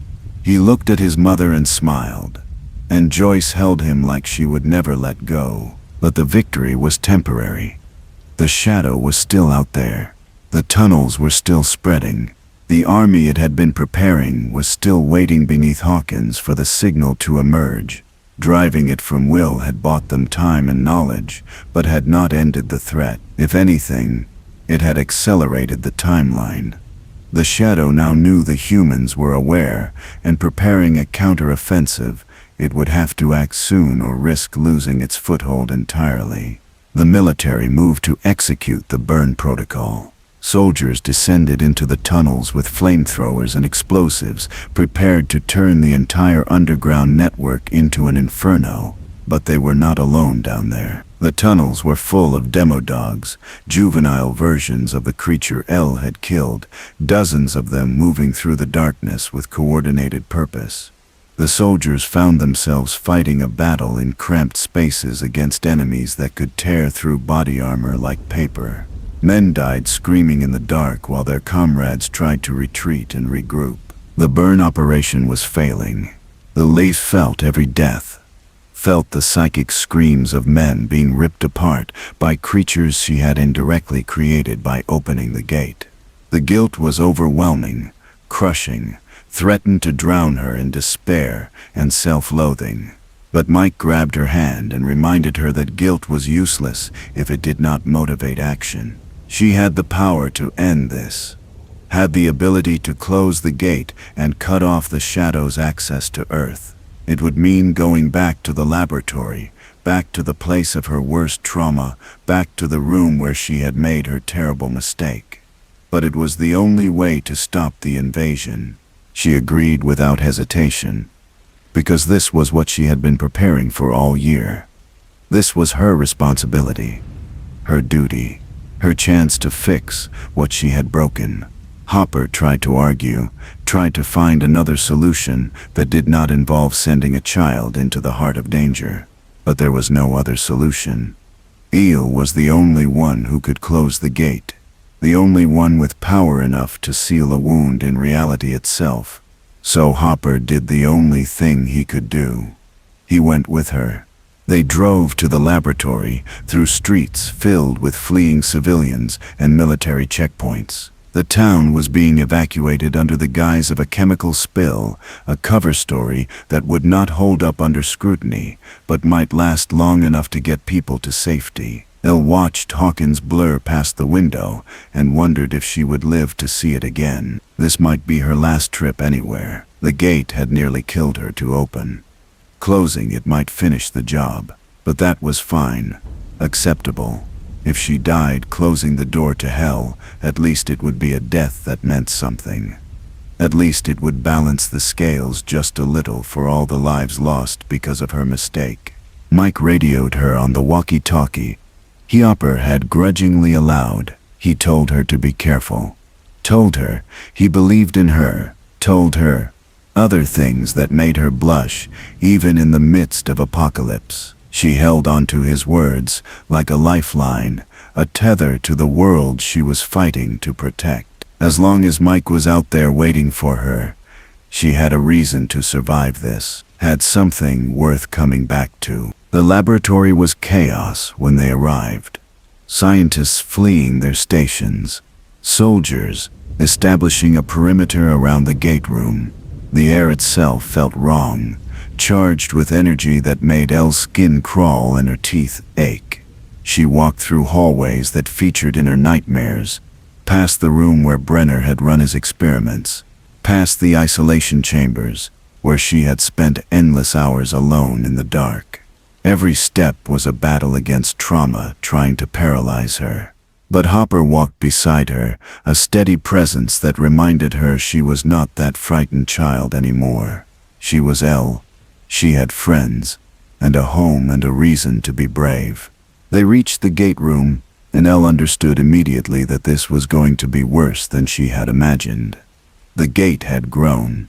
What had been a crack in the wall was now a massive tear in reality, pulsing and writhing like a living thing. Through it, she could see the Upside Down, could see the shadow waiting on the other side, its vast form crackling with anticipation. It knew she was coming. It wanted this confrontation, wanted to test itself against the only human who had ever posed a genuine threat to its existence.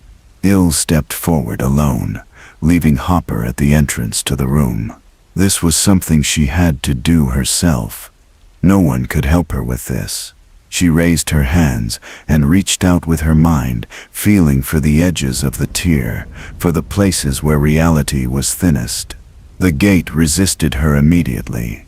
It did not want to close, had grown used to being open, had developed a kind of structural integrity that fought against her attempts to seal it. And behind the gate, the shadow pushed back, trying to keep its doorway open, trying to prevent her from cutting off its access to Earth. The psychic battle that followed was beyond anything she had ever experienced. It was not physical. There were no punches thrown or weapons fired. It was pure will against will, consciousness against consciousness, her determination to protect versus its hunger to consume. The shadow was vast and ancient, and had existed for eons. Elle was a teenage girl who had been alive for barely a decade, but she had something it did not. She had love, had friendship, had people depending on her, had Mike's voice on the walkie-talkie telling her she could do this. And those human connections, those fragile emotional bonds, gave her a strength that the shadow could not comprehend. She pushed. The gate began to close. The shadow screamed in fury and threw everything it had at keeping the doorway open.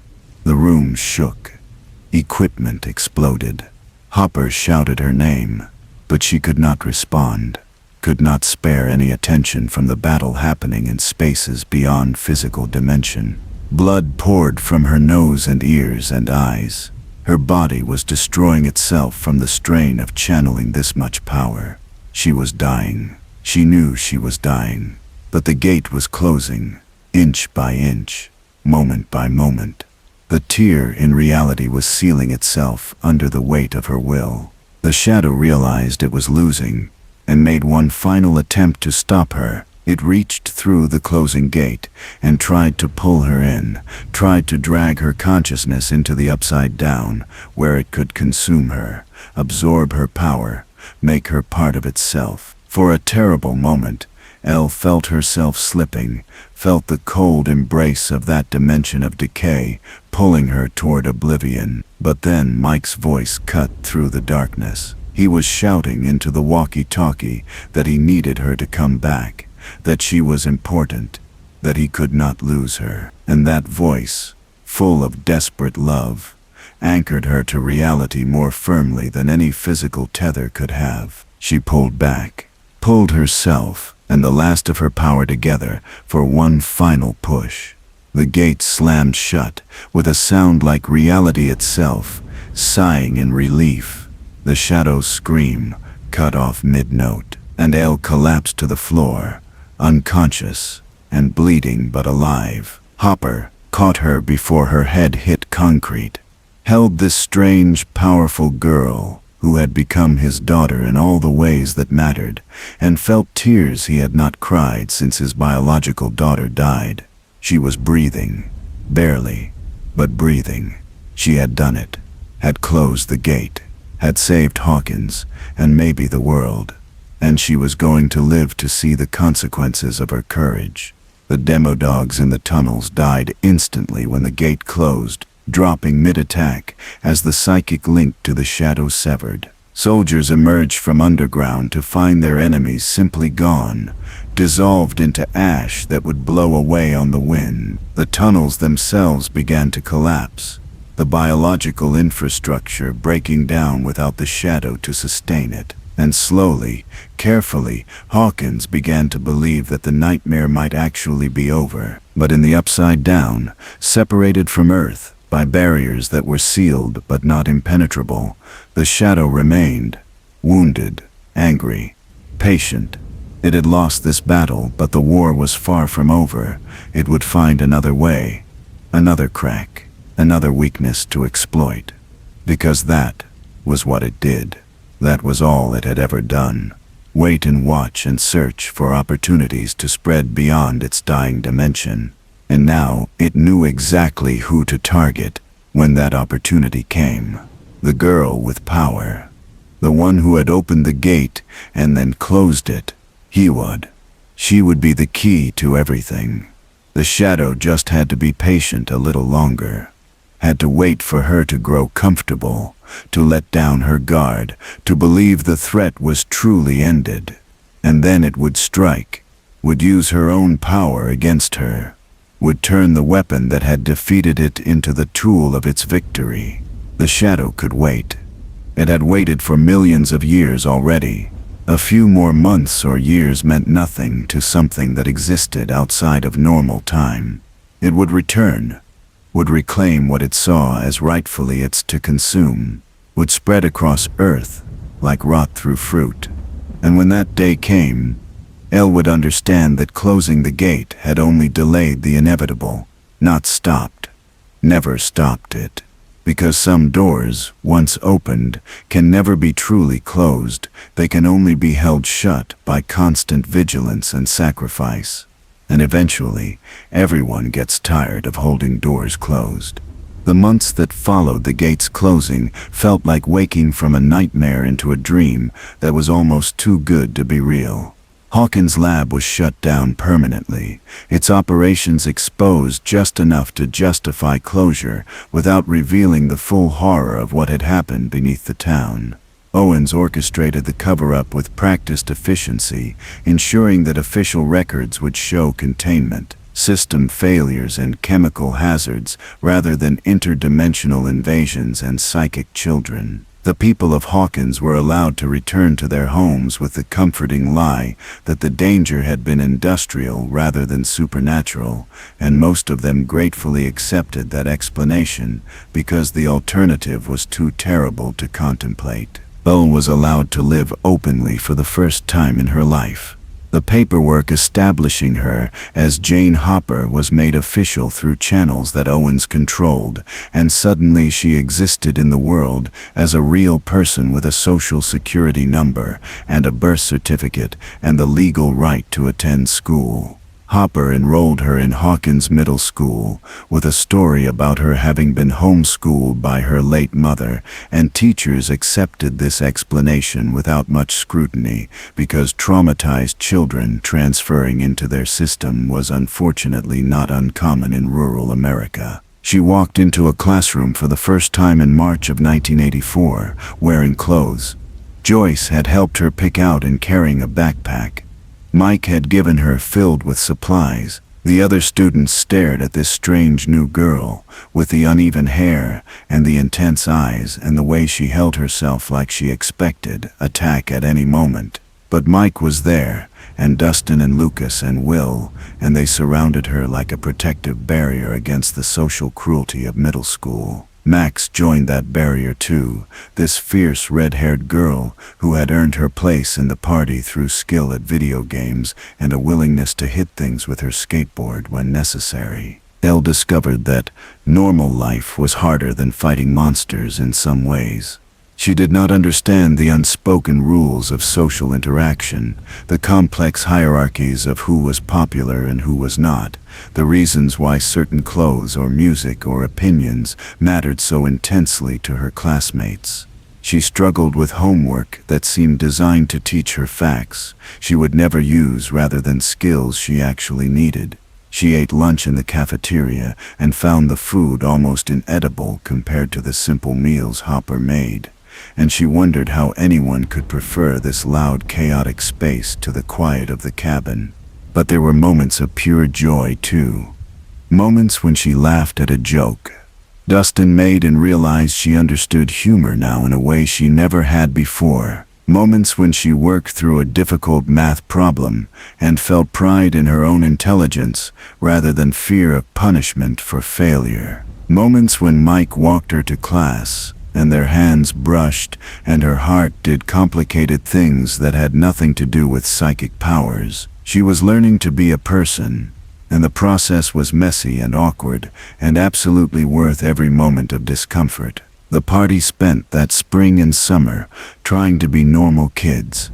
They went to the movies and the arcade. They had sleepovers where they stayed up too late eating junk food and arguing about whether Return of the Jedi had ruined Star Wars or made it better. They rode their bikes through Hawkins without checking over their shoulders for monsters, slowly learning to believe that the danger had passed. Will still had nightmares sometimes, still felt phantom chills that reminded him of his possession, but Joyce's love and therapy were helping him heal in ways that medicine never could. He drew pictures that were beautiful instead of terrifying, landscapes and portraits, and imaginary creatures that were whimsical rather than horrific. Mike and Elle's relationship deepened in the way first loves do, with an intensity that seemed earth-shattering to them, and adorably innocent to the adults around them. They held hands constantly. They spent hours on the phone talking about nothing in particular. They had their first real fight when Mike got jealous about a boy in Elle's English class, who offered to be her study partner, and they had their first real reconciliation when Elle explained very patiently that Mike was being an idiot, and she had no interest in anyone else, because only he had been there for her when she had no one. Hopper watched this unfold with the pained expression of a father who was not ready for his daughter to date, but also recognized he had no real authority to stop it. But beneath the surface of normalcy, Hale remained vigilant. She used her powers sparingly, aware that Owens was still monitoring her, and any dramatic displays might result in renewed government interest. But late at night, when Hopper was asleep and the cabin was quiet, she would blindfold herself and reach out with her mind, checking the void for any sign that the shadow was trying to return. Most nights, she found nothing. The space between dimensions was empty, and cold and blessedly free of malevolent consciousness. But sometimes, on nights when the barriers felt particularly thin, she thought she detected something. A whisper of attention, a sense of being watched, the shadow waiting on the other side of sealed barriers, patient and hungry, and absolutely not gone.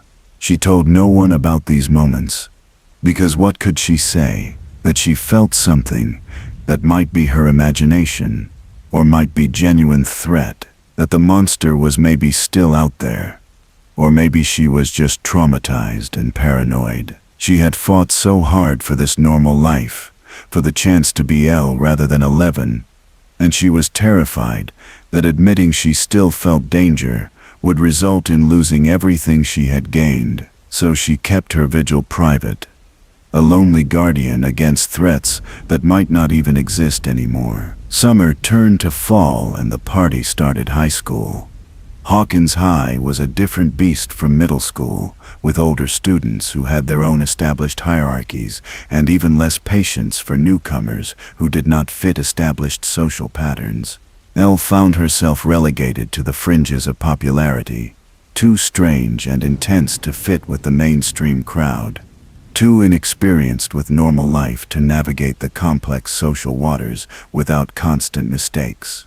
Mike stayed loyal, but she could see it cost him. He was smart and funny, and could have been popular if not for his association with the weird new girl. She offered multiple times to give him space, to let him pursue friendships with people who would elevate rather than damage his social standing, and every time he looked at her like she had suggested, he cut off his own arm. Max became her closest female friend, teaching her things about teenage girlhood that Mike and the boys could not explain. They painted their nails in colors that Joyce would have called garish and Max called perfect. They listened to music that Hopper hated and bonded over their shared experience of being underestimated by people who did not understand them. Max had her own demons, an abusive stepbrother, and a complicated home life that she hid behind sarcasm and skateboard tricks. She and Elle recognized in each other the same core of steel, the same determination to be more than what their circumstances had tried to make them. Luca's and Max's relationship provided a template for what teenage romance looked like when it was less intense than Mike and Elle's consuming attachment. They fought constantly, broke up and got back together every few weeks, drove their friends crazy with the drama. But underneath the theatrics was genuine affection, two people learning how to care for each other, despite completely different communication styles and approaches to conflict. Dustin floated between girlfriend and single status with cheerful optimism, more interested in science and discovery than in the complicated emotional landscape of dating. And then the summer of 1985 arrived, and with it came changes that would shatter their carefully constructed normal lives. The mall opened in June, a gleaming temple to capitalism that drew shoppers from 3 counties and changed Hawkins overnight. Starcourt Mall brought chain stores and food courts, and a movie theater with multiple screens. It brought jobs for teenagers looking to earn spending money. It brought excitement to a town that had been defined by its lack of anything interesting. Steve Harrington got a job at an ice cream shop, trading his popular kid status for a sailor costume, and the company of Robin Buckley, a band geek who was smarter than him, and not afraid to point it out constantly. Dustin returned from science camp with stories of a girlfriend named Susie, and a new gadget that could pick up radio transmissions from impressive distances. That gadget picked up something it should not have. A Russian transmission, coded and ominous, broadcasting from somewhere in Hawkins. Dustin became convinced that Soviet agents were operating in their town, which sounded like paranoid Cold War fantasy, except he had the audio to prove something was definitely wrong. He recruited Steve and Robin to help investigate, and together they discovered that the mall was a front for a Russian operation to reopen the gate beneath Hawkins. The Soviets had learned about the Upside Down through their own espionage, had decided that access to an alternate dimension represented both weapon and opportunity, and were willing to risk interdimensional catastrophe to gain strategic advantage over America. They had built a massive machine beneath the mall, a key that could burn through the scar tissue where Elle had sealed the gate and force it open again. They had scientists and soldiers and resources that dwarfed anything Hawkins Lab had possessed. And they were close to success, running test after test, getting closer to the right frequency and power level needed to punch through reality itself. Every test sent ripples through the dimensional barriers, weakening them, making it easier for the shadow to push through from the other side.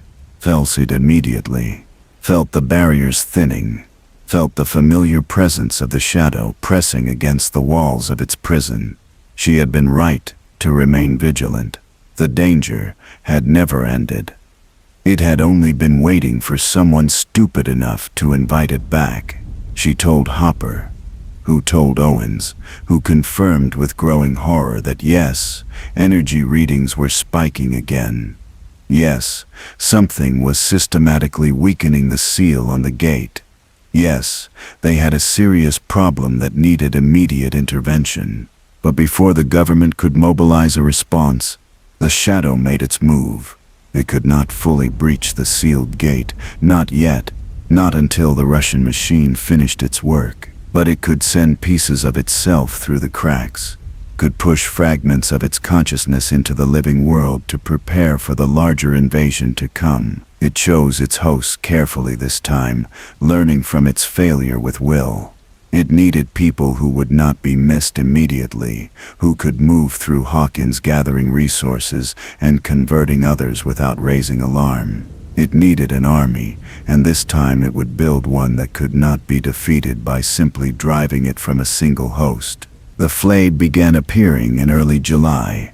People touched by the shadow, possessed but still functional, still able to maintain the appearance of normalcy, while secretly serving an interdimensional horror. Billy Hargrove, Max's stepbrother, was one of the first. The shadow chose him for his rage, and his violence, and his willingness to hurt others, qualities that made him an ideal vessel for spreading the infection. Billy worked as a lifeguard at the community pool, giving him access to dozens of potential hosts. One by one he lured people to isolated locations and allowed the shadow to flow from him into them, building a network of possessed humans who looked normal but shared a single vast consciousness. Max noticed the change in her stepbrother immediately. Billy had always been cruel, but this was different. This was cold and calculating in a way that went beyond human malice. He watched people with an intensity that suggested he was evaluating them for purposes Max could not guess. He disappeared for hours at a time, and returned with clothes that reeked of chemicals and decay. When she confronted him, he smiled at her with eyes that held no recognition, no hint of the angry young man she had known. Something else looked out from behind Billy's face, and it saw her as either threat or opportunity, but definitely not as family.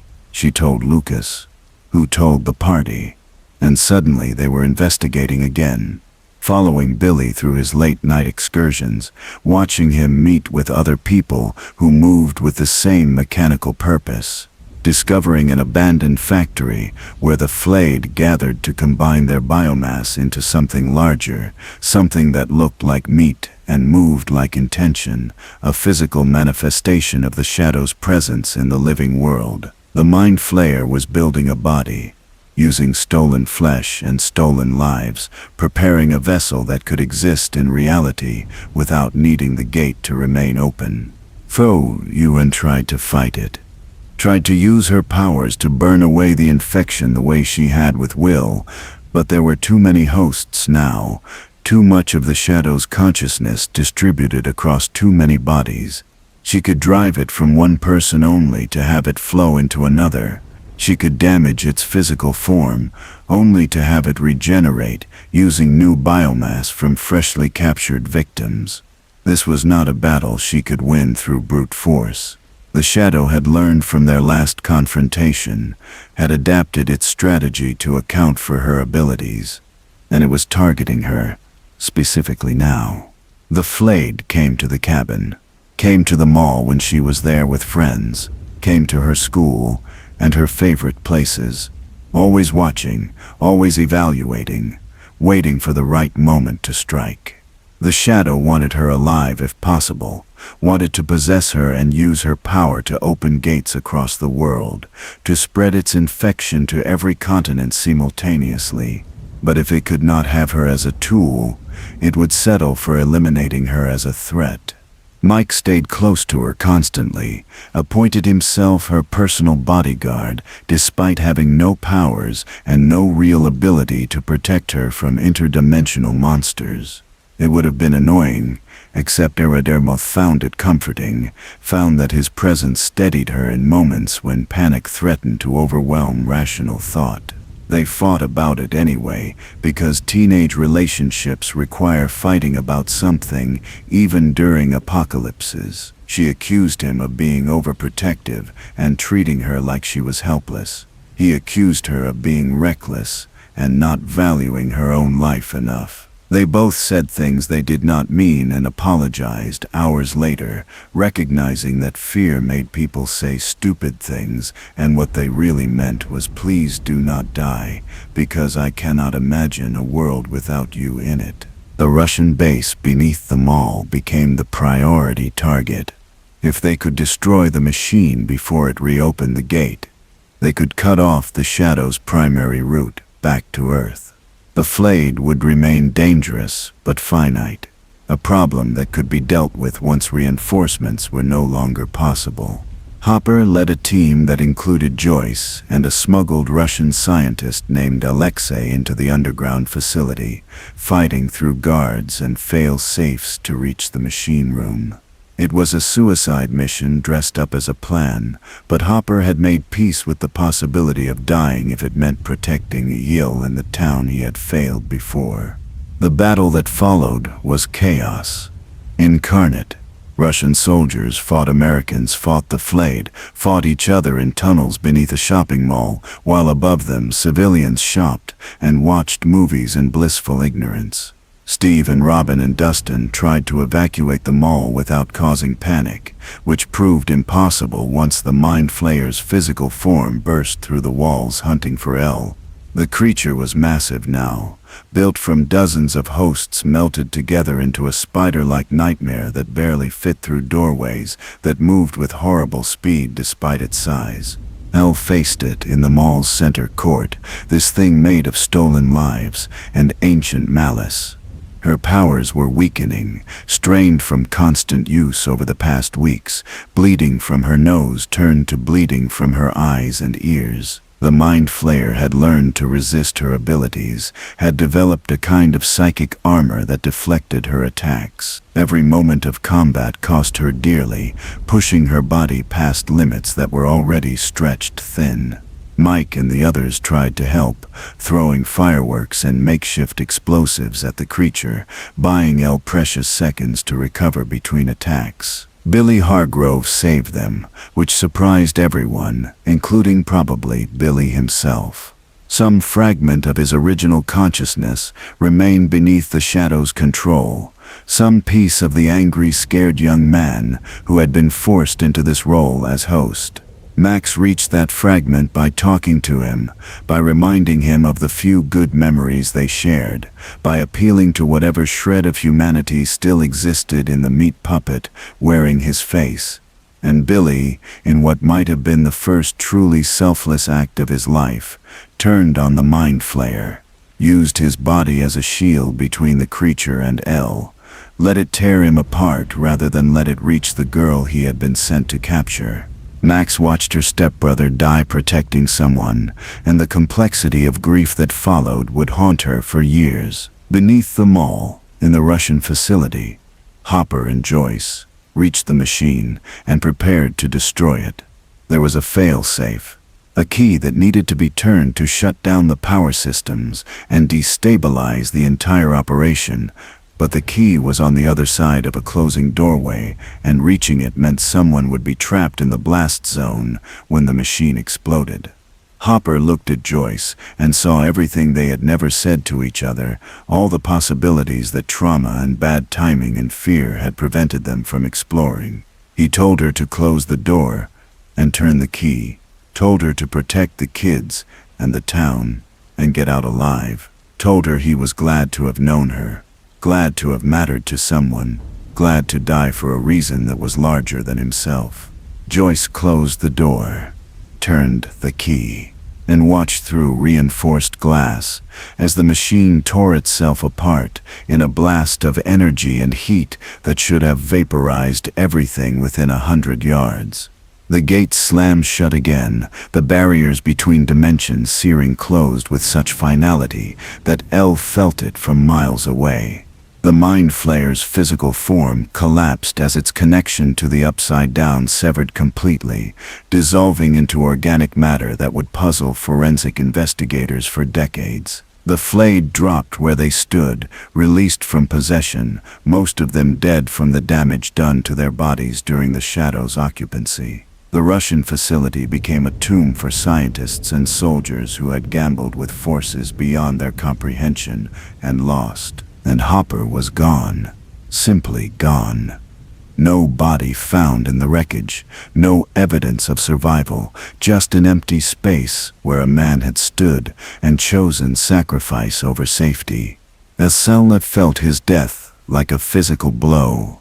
The man who had become her father, who had taught her what safety felt like, who had protected her and believed in her and loved her in his gruff, inarticulate way. Gone. Erased. Taken by a battle she had started years ago when she reached into the void and brought hell to Hawkins. The guilt was crushing, an avalanche of emotion that threatened to bury her completely. She had saved the town but lost the person who had saved her first. The mathematics of that exchange felt grotesquely unfair. The government cover-up was swift and comprehensive. The mall fire, they called it. Caused by faulty electrical systems and definitely not by Russian infiltration or interdimensional monsters. 30 people died in the blaze according to official reports. A tragedy, but not an apocalypse. Something Hawkins could mourn and eventually move past. The actual body count was higher, but those deaths were classified, buried in paperwork that would never see public light. Hopper was added to the casualty list. A police chief who died trying to save civilians. A hero who would get a memorial and a moment of silence at town council meetings. Nameless could not stay in Hawkins after that. Could not live in the cabin that smelled like Hopper's coffee and cigarettes. Could not walk streets that reminded her of everyone she had lost, trying to protect them. Joyce offered to take her in, to add her to the Byers family that was also leaving Hawkins for somewhere the memories were less overwhelming. They moved to California in the fall, to a small house in a quiet suburb, where no one knew their history or their pain. Will and Jonathan came too, this fractured family unit trying to heal in a place that held no ghosts. Mike promised to visit. Promised to call every week. Promised that distance would not change anything between them, and he meant it, every word. But reality has a way of eroding promises made by teenagers. The phone calls came regularly at first. Hours-long conversations that left Elle's ear sore and her heart full. But gradually they grew shorter, less frequent, interrupted by Mike's school commitments and new friends and the simple truth that long-distance relationships are difficult, even without the weight of shared trauma, complicating everything. The Libbers tried to build a new life in California, tried to make friends at a school where she was even more out of place than she had been in Hawkins, tried to be the normal teenage girl she had always wanted to be. But normal felt like a lie now. A costume that did not fit quite right. She had fought monsters and closed gates and saved the world, and now she was supposed to care about pep rallies and who was dating who and whether her hair looked right. The disconnect was dizzying, made worse by the fact that she had lost her powers. They had disappeared, the night the gate closed for the second time, burned away by the effort of fighting the Mind Flayer, while reality itself healed. She could no longer move objects with her mind or project her consciousness into the void. She was just Jane Hopper now, a girl with a traumatic past and no special abilities, and the loss felt like amputation. Those powers had been part of her identity for so long that existing without them meant redefining who she was at a fundamental level. Was she still Elle if she could not do the things that had made her Elle? Was she anyone at all without the abilities that had shaped her entire existence? The bullying started almost immediately. There is a kind of teenager who can sense vulnerability the way sharks sense blood in water. and Elle presented a target they could not resist. Too weird, too intense, too obviously damaged in ways that made normal kids uncomfortable. They mocked her clothes and her speech patterns, and the fact that she did not understand basic social concepts they had absorbed through years of normal childhood she had never experienced. Angela and her friends made Elle's life miserable with casual cruelty that was somehow worse than facing down interdimensional monsters, because at least monsters were honest about wanting to hurt you.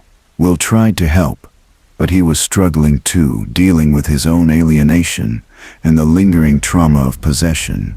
Jonathan was distant, working long hours and trying to hold the family together financially, while Joyce spiraled into grief and conspiracy theories about Hopper, maybe possibly somehow still being alive. Elle was alone in ways she had not been since the cabin, isolated not by government mandate, but by her own inability to connect with people who had never faced real danger or known real loss. Mike visited for spring break, and everything was wrong between them. The distance had created gaps that a week together could not bridge. He had grown and changed in ways that moved him further from the traumatized kids they had been. She had ossified in her pain, unable to move forward without the purpose that fighting the upside down had provided. They fought about things that did not matter and avoided talking about things that did. When he left, they were still technically together, but both knew the relationship was dying, held together only by memories of who they had been, rather than anything resembling present connection. And then the pattern repeated, because some nightmares refused to end cleanly.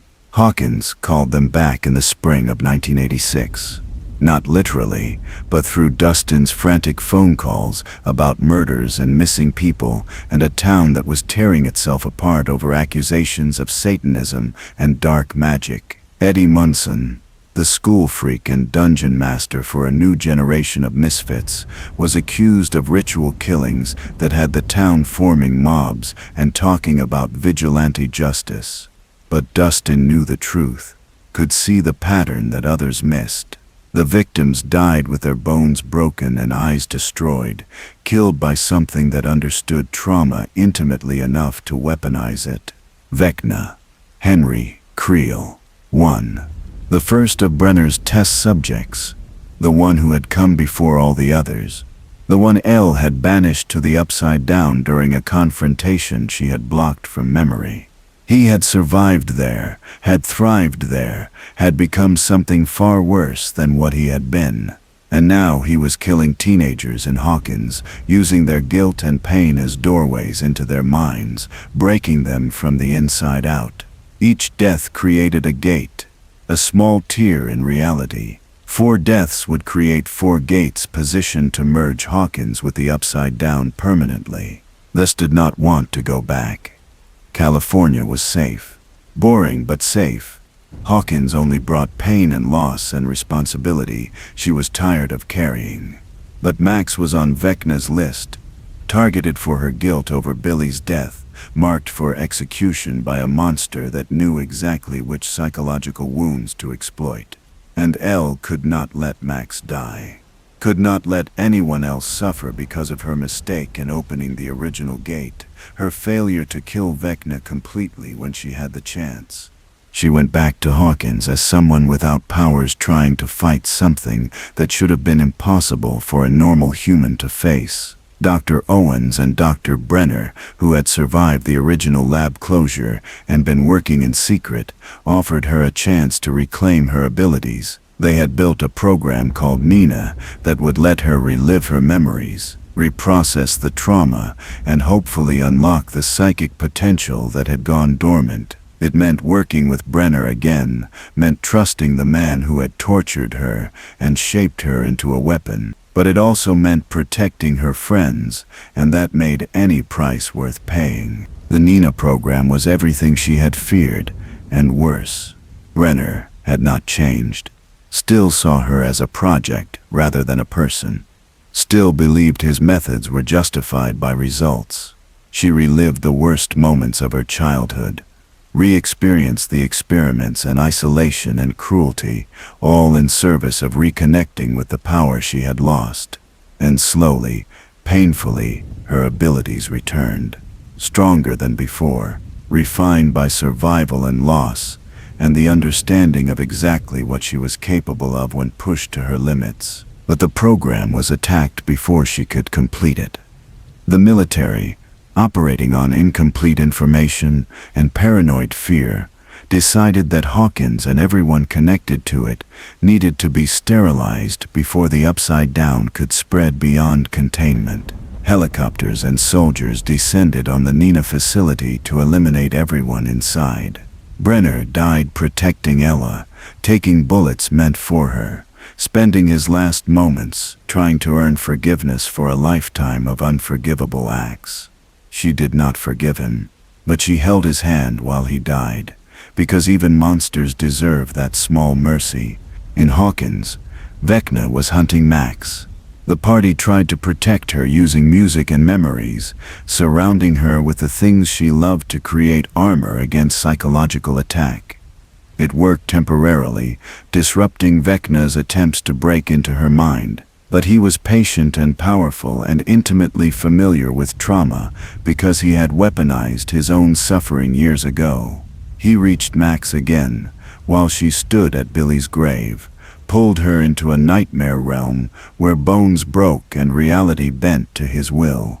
Neil felt it happening from California, felt Max's terror and pain through whatever psychic connection remained between them after years of friendship.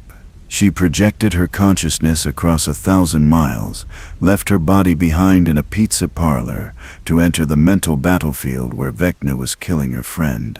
The fight that followed existed purely in thought and will, two psychics battling across dimensions while Max's body broke in the physical world. Neil drove Vecna back repeatedly, but he was stronger than her, had been feeding on deaths and preparing for this confrontation. In the Upside Down's physical realm, Steve and Nancy and Robin attacked Vecna's body, burning him and shooting him and hurting him enough to disrupt his concentration. The combined assault from two fronts was too much even for him. Vecna fell from the window of his nightmare house, his physical form tumbling into the darkness below. Max's bones stopped breaking. Her heart stopped stopping. For a moment it seemed like they had won, like El had reached her in time and saved her from the fate Vecna had planned. But they had been too slow. Vecna had completed his ritual before being driven off. 4 deaths, 4 gates. The tears in reality merged exactly as he had intended, splitting Hawkins into sections divided by glowing red fissures that leaked the Upside Down into the living world. Nosh began to fall like snow. Vines spread across buildings. The 2 dimensions were merging, slowly but inexorably, and even with Vecna wounded and in hiding, there was no clear way to stop it. Max died for 1 minute and 17 seconds before El brought her back, used every ounce of power she possessed to restart a heart that had given up, to repair a mind that had shattered under psychic assault. Max lived. Technically, her heart beating and her lungs breathing, but she did not wake up, did not respond to voices or touch or any stimulation. The doctors called it a coma, but El knew better. Max's consciousness was gone, scattered or trapped somewhere El could not reach. She had saved Max's body but failed to save the person inside it. The guilt was familiar by now, an old companion that settled into her chest like it had never left. Hawkins became a disaster zone that the government could not cover up or explain away. The earthquakes, they called them, a series of seismic events that had destroyed significant portions of town and forced mass evacuation. Aid organizations arrived to help the displaced families. The military established a perimeter and banned civilian access to the most damaged areas.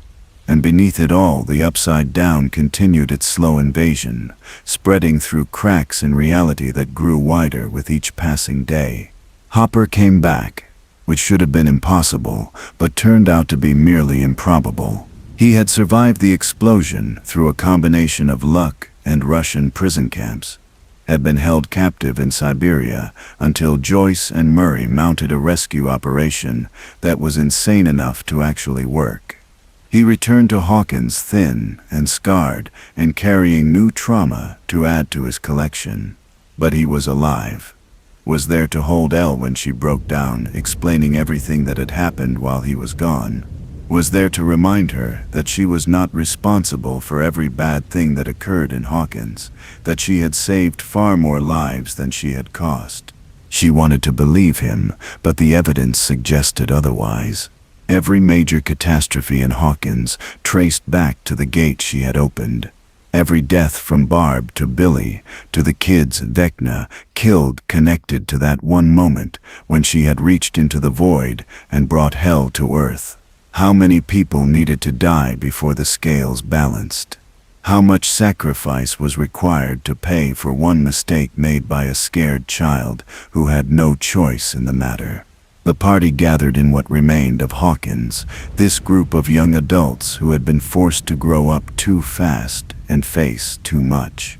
They looked at the glowing fissures splitting their town and understood that this fight was not over, would probably never be over. Vecna was wounded but alive, hiding somewhere in the Upside Down's depths. The gates were open and spreading. The town they loved was dying by inches, transforming into a nightmare realm where the dead dimension could bleed through and consume the living world. They had two choices: run and let Hawkins fall and hope the infection contained itself to this one cursed town, or stay and fight and probably die trying to fix an apocalypse that might already be beyond fixing. It was not really a choice. None of them could walk away from this. Not after everything they had seen and survived and lost. So they stayed, made plans to hunt Vecna in his own realm, to close the gates permanently, to save what remained of their home. The Liver stood at the edge of one of the fissures and looked into the Upside Down, into the dimension she had accidentally discovered years ago when she was just a frightened child in a laboratory. The place looked back at her with Vecna's eyes, with the shadow's hunger, with the promise of more death and suffering and guilt piled onto shoulders that already carried too much. She was tired. Tired of fighting and losing and sacrificing and never quite managing to save everyone. Tired of being the girl with power, the weapon, the tool that everyone needed but no one quite knew how to treat like a person. But Mike stood beside her, solid and steady, despite everything that had gone wrong between them. Lucas was there too, keeping vigil over Max's comatose body and refusing to give up hope. Dustin and Steve and Robin and Nancy and Jonathan and Will and Hopper and Joyce, all of them damaged and traumatized and absolutely unwilling to surrender. They were her people, her family, the reason she kept fighting even when fighting seemed pointless. Vecna wanted to end the world because he believed it deserved to end, believed that suffering was the natural state of existence and mercy was a lie. But Elle knew differently. She had experienced the worst of what humanity could inflict on children, and she had also experienced kindness from boys who found her in the woods, love from a father who chose to claim her, friendship from people who saw past her powers to the person underneath. The world was worth saving, not because it was perfect, but because it held the possibility of being better. Because Mike existed in it. Because Max deserved a chance to wake up. Because every person in Hawkins who had lost their home deserved the opportunity to rebuild. This was her responsibility, not because anyone had assigned it to her, but because she was the only one who could carry it. Her powers made her dangerous, but also made her necessary. The gate existed because of her, and closing it permanently would require her, and she accepted that with the grim determination of someone who had long since made peace with sacrifice being part of survival. The final battle was coming. The confrontation with Vecna that would determine whether Hawkins lived or died, whether Earth remained separate from the Upside Down or became just another dead realm, slowly rotting in the dark. Elle did not know if she would survive it, did not know if her powers would be enough, or if Vecna had grown too strong during his years in the nightmare dimension. But she knew she would fight until she had nothing left to give, because that was what she had always done. That was who Elle was beneath the powers and the trauma and the guilt. She was the girl who opened the door to hell. And she would be the girl who closed it, no matter what it cost her. The ash fell like snow over Hawkins. The gates glowed red in the twilight, and Elle stood at the threshold between worlds, preparing for war against an enemy that had once been human and was now something far worse. Behind her were the people she loved, flawed and frightened, and absolutely refusing to abandon either her or their town. Before her was a dimension of nightmares, and a monster who had been waiting years for this confrontation. She took a breath, felt her power humming through her cells, stronger than it had ever been, refined by survival and loss, and an understanding of exactly what she was protecting. She was not the terrified child from the laboratory anymore, not the weapon Brenner had tried to create. She was Elo, Jane Hopper, the girl with friends and family and a home worth defending, the girl who had made terrible mistakes but kept trying to make them right. The girl who had learned that power meant nothing without people to use it for. Vecna was waiting in the Upside Down, in the ruins of his childhood home where trauma had transformed him into a monster. The shadow lurked behind him, that vast ancient intelligence that saw humanity as prey and Earth as its next meal. They were strong and patient and utterly without mercy. They had every advantage except one. They had never understood what made Elle dangerous. It was not her telekinesis, or her psychic projection, or her ability to kill with a thought.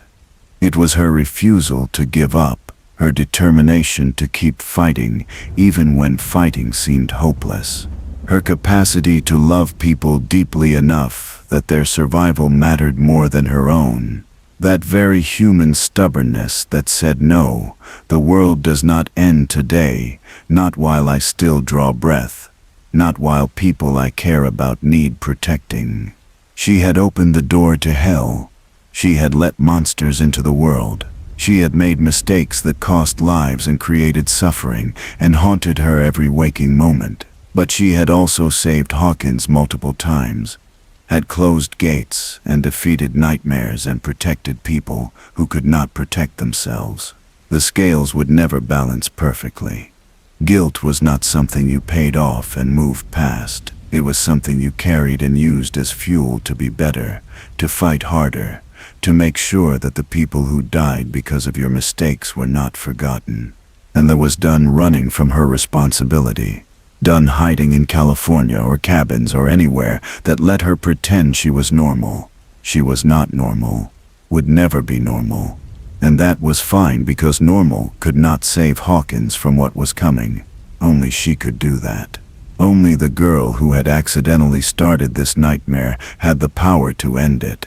So she stepped forward, into the glowing red fissure, into the Upside Down, into the final confrontation that had been building since the moment she touched the Demogorgon in the void, all those years ago. Mike called after her, but she did not turn back, because turning back would mean seeing his face and losing the resolve she needed to do what came next. She walked into hell alone, the way she had been alone in the laboratory, the way she had been alone in so many of the moments that defined her life. But this time, the difference was knowing that people waited for her on the other side. Knowing that if she won, if she survived, there was a home to return to, and people who would welcome her back. That knowledge, that certainty of mattering to someone beyond what she could do for them, gave her a strength that even Brenner's training had never provided. The door to hell was open. The girl who had opened it walked through, and the war for Hawkins, for Earth, for the future itself, finally began in earnest. This is the story of 11. The girl who was born in darkness and raised as a weapon, who made terrible mistakes and fought desperately to correct them, who learned that power without love is just destruction, but love without power is just watching people die. She stands now at the center of an apocalypse she helped create, preparing to either save the world or die trying, and either outcome, survival or sacrifice, will be earned through her own determination to be more than what she was designed to be. The door to hell is open. But Elle stands in the doorway, and she is not moving. Not until every person she loves is safe. Not until Hawkins is saved, or she has given everything she has trying. This is her purpose, her duty, her choice, and whatever happens next, whatever the cost, she faces it with her eyes open, and her power ready, and her heart full of the very human stubborn refusal to let the darkness win without a fight. The girl who opened the door to hell has become the guardian who holds it closed. And that transformation, from weapon to protector, from mistake to hero, is the real story worth telling. Not the powers or the battles or the supernatural horror, but the journey of a child who was told she was broken, learning that she was exactly what the world needed her to be: powerful, determined, human, and absolutely done letting monsters hurt her people. The Upside Down swallowed Elle the moment she stepped through the fissure, and the sensation was like drowning in frozen oil. The air here was thick and wrong, tasting of decay and electricity mixed with something organic that had died centuries ago but refused to stop moving. Every breath felt like inhaling ground glass. The sky overhead was not a sky at all, but rather a bruised ceiling of clouds that roiled with red lightning, casting everything in a sickly crimson glow that turned shadows into living things. This dimension hated life, hated warmth and growth and everything Elle represented. She could feel its hostility like pressure against her skin, like the world itself was trying to expel her back to where she belonged. But she pushed forward, through streets that were Hawkins, but not Hawkins. Every building stood in its correct position, but covered in vines that pulsed like veins, that grew and retracted with breathing rhythms that suggested the entire town was one massive organism. Cars sat rusted and covered in that same organic growth, their windows filmed over with something that might have been fungus or might have been conscious observation. The playground where she had played with Max and the boys was here too, but the swings hung motionless despite wind that howled through dead trees, and the slide was covered in a slime that glowed faintly with its own bioluminescence. Everything familiar twisted into nightmare. Everything safe transformed into threat. Elle walked alone through this corpse of her adopted home, and felt Vecna watching from somewhere deeper in the decay. He was not hiding exactly, more like waiting, letting her come to him, confident in his domain and his power. She could feel his attention, like fingers trailing across her consciousness, probing for weaknesses, evaluating her strength, deciding how to break her most efficiently. He had killed 4 people to open these gates, had fed on their trauma and guilt until their minds shattered and their bodies followed. He wanted to do the same to her, wanted to make her understand that resistance was futile and submission was inevitable. Wanted her to join him in believing that the world deserved to end because suffering was all it had ever offered them. She refused that belief with every step forward, refused to let her pain define her future, refused to become what Vecna had become, what Brenner had tried to make her, what the laboratory had told her she was. She was more than her trauma, more than her mistakes, more than the weapon people kept trying to turn her into. She was Ella, and that meant something beyond powers or duty, or the weight of responsibility that never seemed to lift.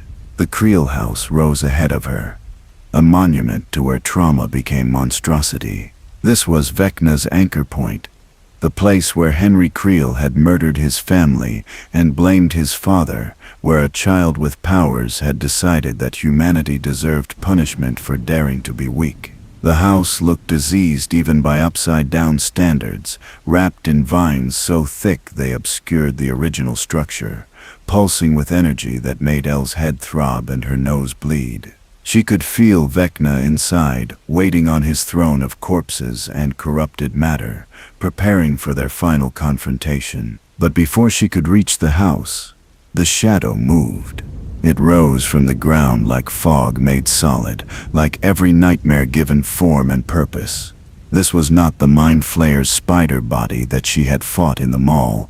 This was something far older and far vaster, the true consciousness behind the Upside Down itself. It had no fixed shape, was more like an idea of a presence, a vast intelligence that had existed before Earth, had cooled, and would exist long after the sun burned out. The shadow was entropy given awareness, decay given ambition, death given the tools to spread beyond its natural boundaries. And it regarded Elle with something that might have been curiosity, if the concept did not imply emotional capacity. It spoke without words, projected thoughts directly into her mind with force that made her stagger and nearly fall. It asked why she resisted the inevitable, why she fought against the natural order of consumption and decay. All things died. All worlds ended. All light eventually faded into darkness. He was delaying the unavoidable, causing suffering through prolonged resistance when acceptance would bring peace. The shadow was not evil in its own conception. It was the universe returning to equilibrium, heat, death made conscious. The final state that all matter eventually achieved. Elle responded not with words, but with memory. She showed the shadow what it could never understand. Mike's hand in hers, Hopper making her breakfast, a Joyce's hug, the party laughing over bad movies and pizza, Max teaching her to skateboard, Will's quiet empathy, Dustin's enthusiasm, Lucas's loyalty. Every small moment of connection and joy that made life worth protecting. The shadow could consume worlds, but it would never comprehend what it was destroying, would never understand that meaning existed in the spaces between entropy, that life was valuable precisely because it was temporary, that love mattered specifically because it existed in defiance of inevitable endings. The shadow recoiled from her memories like they were poison, unable to process emotions that had no equivalent in its vast, cold consciousness. It had existed for eons in isolation, had never known connection or warmth or the particular pain of caring about something beyond its own continuation. Elle's memories were alien to it, incomprehensible, and therefore threatening in ways that physical force never could be. It withdrew back into the depths of the Upside Down, retreating from something it could not consume or understand or integrate into its worldview. But Vecna remained. Vecna understood human emotion all too well and had weaponized that understanding into a tool for causing maximum suffering. He emerged from the Creel house as she approached, his body a twisted nightmare of burned flesh and exposed bone, vines growing through him and around him until it was unclear where his body ended and the Upside Down began. He had made himself part of this dimension, had integrated his consciousness so deeply into the fabric of decay that killing him would require tearing apart the realm itself. He smiled at Elle with a mouth that had too many teeth. And when he spoke, his voice echoed from every surface, every vine, every corrupted piece of matter in the entire dimension. He called her sister, called her family, said they were the same. Children broken by Brenner's ambition, shaped into weapons by a man who saw power as the only thing worth pursuing. He had been one, the first success, the template that all the others were built from. She had been 11, the culmination of research, the most powerful of all Brenner's experiments. They were connected by shared trauma, and shared abilities, and the shared understanding that normal humans would never see them as anything other than threats or tools. He extended his hand and offered partnership. Together they could reshape reality itself, could burn away the weak and flawed world that had hurt them and build something new from the ashes. They could be gods ruling over a realm that bent to their will rather than slaves serving masters who would never understand what it meant to be them. El looked at his hand and felt the temptation, felt how easy it would be to give in to rage and pain, and the bitter satisfaction of making the world hurt the way she had been hurt. To stop fighting for people who would never fully appreciate the sacrifices she made on their behalf. To stop protecting a species that had tortured her and imprisoned her and treated her like something less than human. Vecna was right about so many things. They were similar. They had suffered similarly.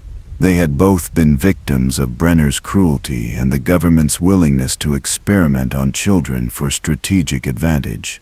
But similarity was not sameness. Shared pain did not mean shared solutions. Vecna had responded to his trauma by deciding to inflict that trauma on everyone around him, by making the world small and controlled and ultimately dead, because death was the only state where nothing could hurt him anymore.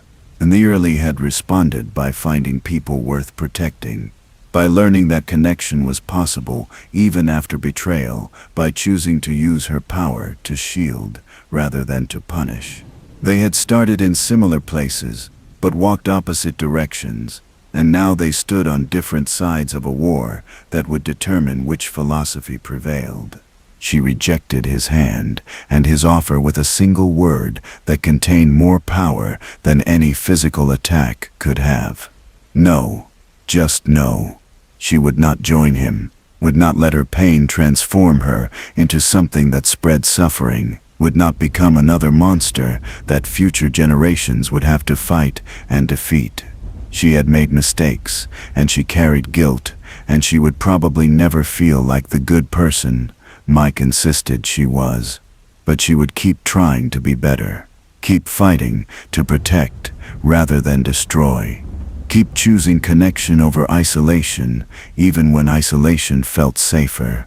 Vecna's expression shifted from invitation to fury in the space between heartbeats. He attacked with everything he possessed, psychic force that would have crushed a normal human mind instantly. He reached into her memories and pulled out every painful moment, every loss, every time she had failed to save someone. He showed her Barb's corpse in the pool, Billy dying on the mall floor, Max broken and comatose in a hospital bed, Hopper choosing to die rather than live to see her grow up, every friend she had endangered by existing in their lives, every consequence of her powers that had hurt innocence. He weaponized her guilt and her self-doubt and her bone-deep fear that she was fundamentally wrong, broken, a mistake that the universe would be better off without. But Elle had lived with those feelings for years, had carried that guilt and self-doubt through every day since escaping the laboratory. Vecna was showing her nothing. She had not already shown herself in countless sleepless nights. She knew she was flawed, knew her existence had cost lives, knew that opening the gate was a mistake she could never fully atone for. But she also knew that guilt without action was just self-indulgence, that feeling bad accomplished nothing if it did not motivate her to be better, do better, fight harder to make sure fewer people paid the price for her existence. She pushed back against his psychic assault with her own memories. The good ones this time. Mike's stupid jokes, Dustin's infectious enthusiasm, Lucas's pragmatic friendship, Will's quiet understanding, Max's fierce loyalty, Hopper's gruff affection, Joyce's maternal warmth. Every moment of connection that had taught her she was more than a weapon, more than a mistake, more than the sum of her traumas. Vecna wanted her to believe that suffering was all there was, that pain defined existence, that the only rational response to being hurt was to hurt everyone else. But she knew differently, had learned through experience that love and friendship and chosen family were real and powerful and worth fighting for even when fighting seemed hopeless. The psychic battle escalated into something beyond human comprehension.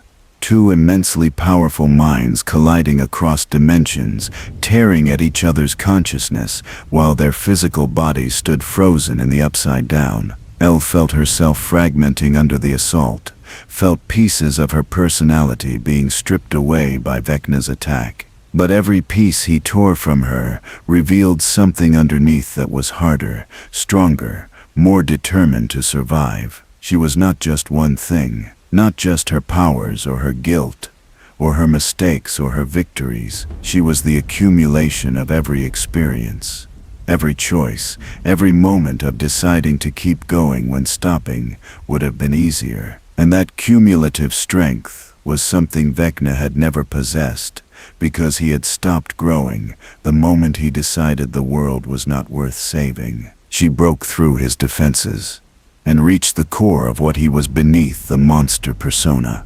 Found the frightened child who had killed his family, not out of malice, but out of an inability to control powers that terrified him. Found the boy who Brenner had warped and twisted and shaped into a weapon before Elle had even been born. Found the human being who had chosen monstrosity because it seemed like the only option available to someone with abilities that made normal life impossible. She felt pity for that child even while hating what he had become. Felt sorrow for the path he had chosen even while preparing to end him to prevent more suffering. Vecna felt her pity, and it enraged him more than any attack could have. He did not want her compassion, did not want her understanding or her sadness over what he could have been. He wanted validation, wanted her to agree that his path was correct, that destroying the world was justified, that their shared suffering gave them the right to make everyone else suffer too. Her refusal to hate him, her insistence on seeing the wounded child beneath the monster, was an assault on everything he had built his identity around. If she could survive similar trauma without becoming like him, then his transformation was a choice rather than an inevitability. And choices could be judged, could be found wanting, could be condemned as wrong rather than accepted as tragic necessity. The fight moved beyond psychic assault into reality manipulation. Vecna bent the upside down to his will, made vines erupt from the ground to grab Elle's limbs, made the air itself solidify into barriers and weapons. She countered by exerting her own influence over the dimension, pushing back against his control, forcing the environment to respond to her will rather than his. The Creel house crumbled and reformed and crumbled again as two powerful psychics used it as a weapon against each other. The sky tore open, revealing layers of reality stacked like cards, each one showing a different version of Hawkins in various states of decay or preservation. The ground shook with impacts that had nothing to do with seismic activity, and everything to do with consciousness is powerful enough to affect physical matter through will alone. And through it all, Elle felt her friends on the other side of the gate, felt Mike's desperate hope that she would survive, felt Max's comatose mind trapped somewhere between consciousness and oblivion, felt Hopper's determination to come through the gate after her if she did not return soon, felt Lucas and Dustin and Steve and Nancy and everyone who had become her family waiting and worrying and refusing to give up on her. Those connections were not weaknesses the way Vecna insisted. They were strength, were the reason she kept fighting when her body wanted to collapse and her mind wanted to shut down, were the difference between her and Vecna because she had learned to let people in while he had closed himself off completely. She gathered every ounce of power she possessed and focused it into a single overwhelming attack. Not aimed at killing Vecna, because she understood now that killing him would not close the gates or stop the upside-down spread. He had made himself too integral to this dimension's structure. Destroying him would mean destroying the realm itself, and she lacked the power for that level of reality restructuring. But she could hurt him, could weaken him enough that he could not maintain his hold on the gates, could force him back into dormancy while she figured out a more permanent solution. She hit him with psychic force that would have vaporized a normal human, that cracked his physical form and sent him staggering back into the Creel house. She followed, pressing the advantage, not giving him time to recover or counterattack. They fought through rooms filled with rotting furniture and memories of murder, their battle demolishing walls and destroying what little structure remained. Vecna's screams echoed through the entire dimension, psychic pain transmitted across wavelengths that made every vine and corrupted surface pulse in sympathetic agony. The Upside Down itself was hurting because its anchor was hurting. Its primary consciousness was being damaged by someone who refused to submit. The yell drove him back, step by step, room by room, pushing him toward the attic where this had all started, where Henry Creel had stood decades ago and decided that his family deserved to die for the crime of being weaker than him, where Brenner had found him and recognized potential for weaponization, where everything had gone wrong in ways that created ripples still propagating through time and space. She pushed Vecna against the wall where his mother had died and held him there with telekinetic force while she prepared her final attack. But she hesitated. Because killing him felt like becoming him, felt like deciding she had the right to end a life because that life threatened others. And once she made that choice, once she crossed that line, she was not sure she could uncross it. Would it be easier the second time? The third? Would she eventually become the thing that future generations had to fight because she had decided her judgment was law and her power gave her the right to execute anyone she deemed dangerous?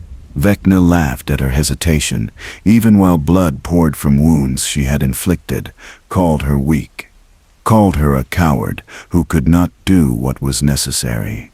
Told her that this moment of doubt would cost her everything because he would not hesitate, would not spare her the way she was sparing him. And he was right. She was not a killer at her core, despite having killed before, was not someone who could casually end lives and move forward, unburdened. Every death she had caused haunted her, added weight to guilt she already carried. Killing Vecna would destroy him, but it would also damage her in ways that might never heal. So she made a different choice. Instead of killing him, she ripped him out of the Upside Down's infrastructure, severed the connections he had built between his consciousness and the dimension's fabric. It required more power than she had safely available, required pushing beyond limits that had already been strained to breaking. Blood poured from her nose and ears and eyes. Her body convulsed with the effort of tearing apart bindings that had been years in the making. But she managed it, pulled him free from the realm he had tried to merge with, left him as just a broken body rather than an integral part of an entire dimension. Vecna collapsed without the Upside Down sustaining him. He was not dead, but he was no longer a functional threat, reduced to a barely conscious shell that would take years to recover enough to pose danger again. And by then, Elle would find a way to stop him permanently, would figure out how to seal the gates and separate the dimensions and ensure that what happened to Hawkins never happened anywhere else. But for now, in this moment, she had won without becoming a killer, had defeated him without sacrificing the parts of herself that made her worth the effort of survival. She turned and walked out of the Creel house, leaving Vecna in the ruins of his anchor point. The Upside Down still stood, but it was quieter now, less aggressive, as if the removal of its primary consciousness had left it confused about its purpose. The gates still glowed, but they were not growing anymore, not spreading, held in check by whatever damage she had done to the infrastructure that sustained them. This was not victory, not completely, but it was enough for now, enough to get back to her friends, enough to buy time for planning a more permanent solution. Heel stumbled back through the streets of this corrupted Hawkins, exhausted beyond anything she had experienced before. Every step was an exercise in willpower over physical limitations. Her body wanted to collapse. Her mind wanted to shut down. But she could feel Mike on the other side of the fissure, could sense him waiting exactly where she had left him, refusing to move until she returned. That awareness pulled her forward when her own will was insufficient. One foot in front of the other. One more step, one more breath. She could rest when she was home, could collapse when she was safe. But not here. Not in this dimension of decay where letting her guard down meant becoming another corpse feeding the realm's endless hunger. The fissure appeared ahead of her, a tear in the fabric of reality that glowed with red light from both sides. The border between living world and dying dimension. The threshold she had to cross to return to the people who mattered more than her own survival. She reached toward it, with hands that shook from exhaustion and blood loss, with power that was nearly depleted but not quite exhausted. The barrier between dimensions resisted her, had grown used to being open, did not want to let her pass back through, because her presence here felt natural in ways her presence in the living world never had. She was powerful enough to belong in the upside down, strong enough to survive here, broken enough to fit with the aesthetic of decay and entropy. But she pushed through anyway. Because belonging here would mean abandoning everyone she cared about, would mean giving up on Hawkins and Mike and Hopper and the life she had fought so hard to build. The barrier fought her, and she fought back, tearing it open through sheer stubborn determination. The fabric of reality screamed as she forced passage, as she made the dimension yield to her will one final time, and then she was through. Falling forward into normal space, into air that did not taste of rot, into a world where the sky was actually sky rather than a ceiling of decay. Mike caught her before she hit the ground. Had been standing exactly at the edge of the fissure, waiting for her return, ready to pull her back to safety the moment she appeared. He held her while she bled, and shook, and tried to remember how breathing worked in normal atmosphere after hours in the Upside Down's toxic environment. He was crying, which she found strange because she was the one who had just fought an interdimensional battle and nearly died multiple times. But Mike cried easily, wore his emotions openly in ways she was still learning to understand. He told her she was an idiot for going in alone, told her he loved her, told her to never do that again, told her she was the bravest person he knew and also the most frustrating. She smiled, despite the pain and the exhaustion and the knowledge that this fight was far from over. Smiled because Mike's arms around her meant she was home, meant she had survived, meant she could rest for at least a little while before the next crisis demanded her attention. She whispered that she loved him too, the words coming easier now than they had the first dozen times she tried to say them. Love was still a complicated concept, but she understood it better through experience. Understood that it meant caring about someone's survival as much as your own. Meant being willing to walk into hell if it kept them safe. Meant letting them hold you when you were too broken to stand on your own. Hopper arrived with Joyce and Dr. Owens trailing behind, all of them looking at Elle with expressions that mixed relief and horror in equal measure. She was covered in blood, most of it her own, with injuries that would require immediate medical attention. But she was alive and conscious, and the gates were not growing anymore. Vecna was neutralized if not defeated. The immediate threat had passed even though the long-term danger remained. They had bought time to figure out permanent solutions, had earned a reprieve from apocalypse to breathe and recover and plan their next moves. No one's wanted to take her to a facility for examination and treatment. Hopper told him with impressive vulgarity that Elle was going to the hospital like a normal person and would be staying with her family rather than disappearing into government custody. They argued, while Joyce wrapped a blanket around Elle's shoulders and murmured reassurances that everything would be okay, even though they both knew that was probably a lie. Lucas and Dustin appeared from wherever they had been stationed as lookouts, both of them shouting questions about what happened and whether she was okay and had she actually beaten Vecna. Max's name came up and Elle had to explain that no, Max was still comatose, that beating Vecna had not magically fixed everything he had broken.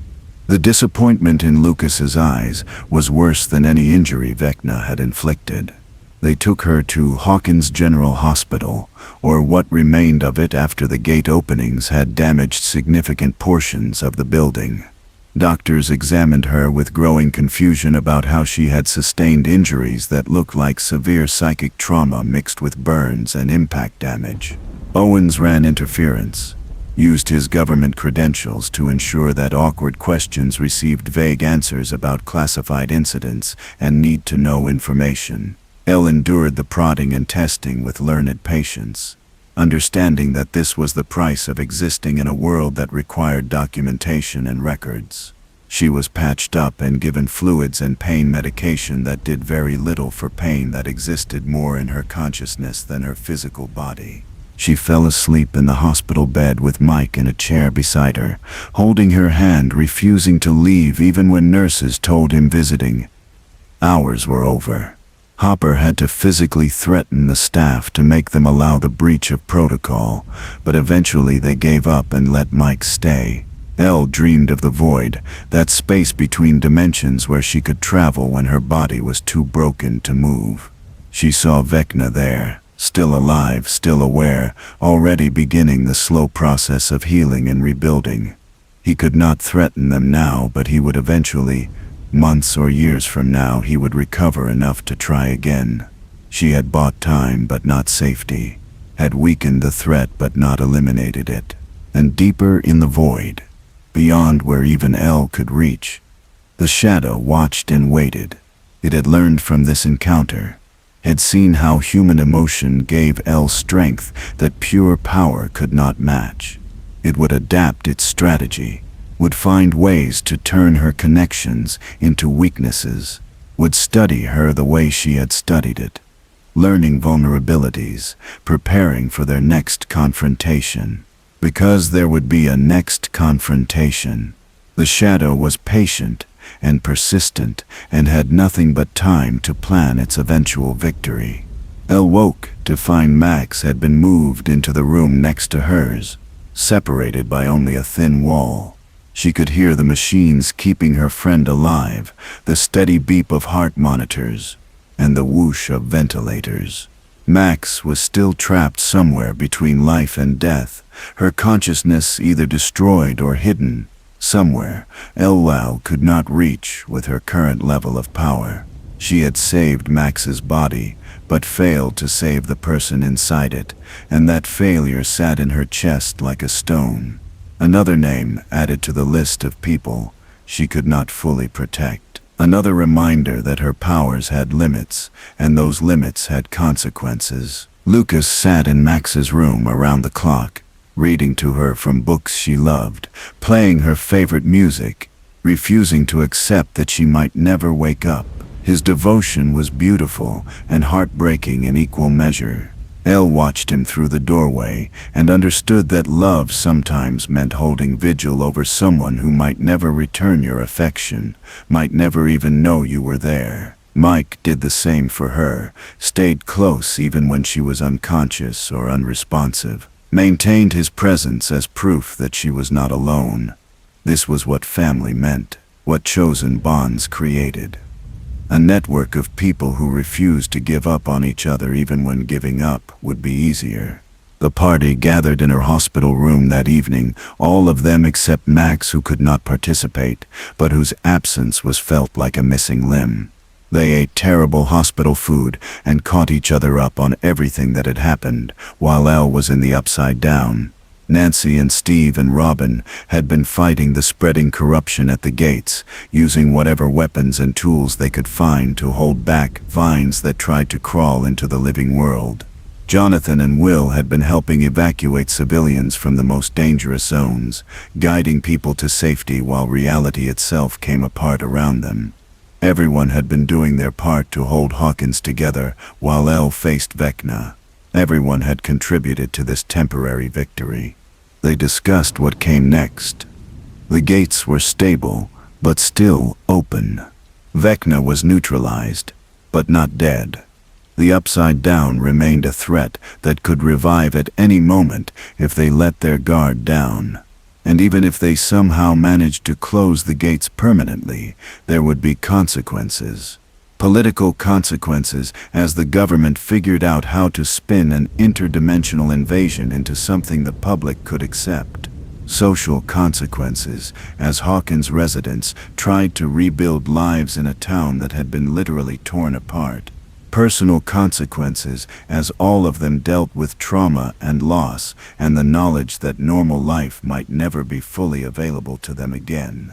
Elle listened to the planning and felt the weight of leadership settling onto her shoulders. These were her friends, her family, but they looked to her for guidance because she was the one with powers. The one who had faced the shadow in Vecna and survived. The one who understood the Upside Down better than anyone else alive. She did not want to be a leader. Did not want the responsibility of deciding strategies that might get people killed. But wanting and needing were different things, and they needed someone to coordinate their efforts if they wanted any chance of permanently saving Hawkins. She accepted the role without fanfare or announcement, simply started asking questions and making suggestions that gradually became plans. They would need to monitor the gates constantly, would need to establish a perimeter that kept civilians away from the most dangerous areas, would need to figure out how to close the portals permanently without killing Eller in the process, because every previous attempt at sealing gates had nearly cost her life. Dr. Owens could help with government resources and cover stories. Hopper could coordinate with local law enforcement. Joyce could help with civilian concerns and evacuation protocols if things got worse. The party would be the rapid response team, the ones who could move quickly when crises emerged. It was a fragile plan, held together with hope and determination, and the shared understanding that failure meant more than just their deaths. Failure meant letting the Upside Down spread beyond Hawkins, meant condemning other towns and cities to the same nightmare they had experienced. Failure meant the shadow eventually consuming Earth the way it had consumed whatever world it originated from, turning a living planet into another dead dimension, slowly rotting in the dark. The stakes were impossibly high, and their resources were limited, and their chances of success were probably worse than anyone wanted to admit out loud. But they were going to try anyway, because that was what they did. That was who they were. A group of traumatized kids and young adults who refused to let the world end without a fight, who had faced impossible odds before and somehow survived, who trusted each other enough to walk into danger, knowing their friends would walk beside them or pull them back from the edge when necessary. They were not heroes in the traditional sense, were not chosen ones or prophesied saviors or anything special beyond having been in the wrong place at the wrong time and deciding to deal with the consequences rather than run. But maybe that was what heroism actually looked like. Not grand gestures or dramatic sacrifices, but the daily decision to keep fighting when quitting would be justified. The choice to protect others, even when protection cost you pieces of yourself. The determination to build something better on top of foundations damaged by forces beyond your control. Elle looked around the hospital room at these people who had become her family and felt something shift in her chest. Not quite hope. Hope was too fragile and easily destroyed, but something close to certainty. Certainty that whatever came next, they would face it together. Certainty that she was not alone in this fight.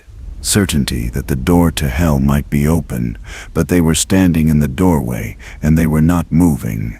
Not until every person they loved was safe. Not until Hawkins was saved, or they had given everything trying. The girl who opened the door to hell had become the guardian who held it closed, and she was done apologizing for existing. Done carrying guilt that paralyzed rather than motivated, done being the weapon that others wielded rather than the person who decided how her power would be used. She was Jane Hopper, the girl with the shaved head and the bloody nose and the heart big enough to fight for an entire town. The girl who had made terrible mistakes and spent every day since trying to make them right. The girl who loved fiercely and fought harder, and refused to let darkness win without bleeding for every inch of ground it took. The final battle was still coming. Vecna would heal and return. The shadow would find new strategies. The gates might grow again despite her efforts. There were 1,000 ways this could go wrong and only a handful of scenarios where everyone survived. But she was not afraid anymore. Or rather, she was afraid, but no longer paralyzed by that fear. Fear was information. Fear told her what mattered, what was worth protecting, what she could not bear to lose. And everything in this room mattered. Mike and Lucas and Dustin and Will and Nancy and Jonathan and Steve and Robin and Hopper and Joyce. Her family, her reason for fighting, her proof that the world was worth saving. So she would save it, or die, trying.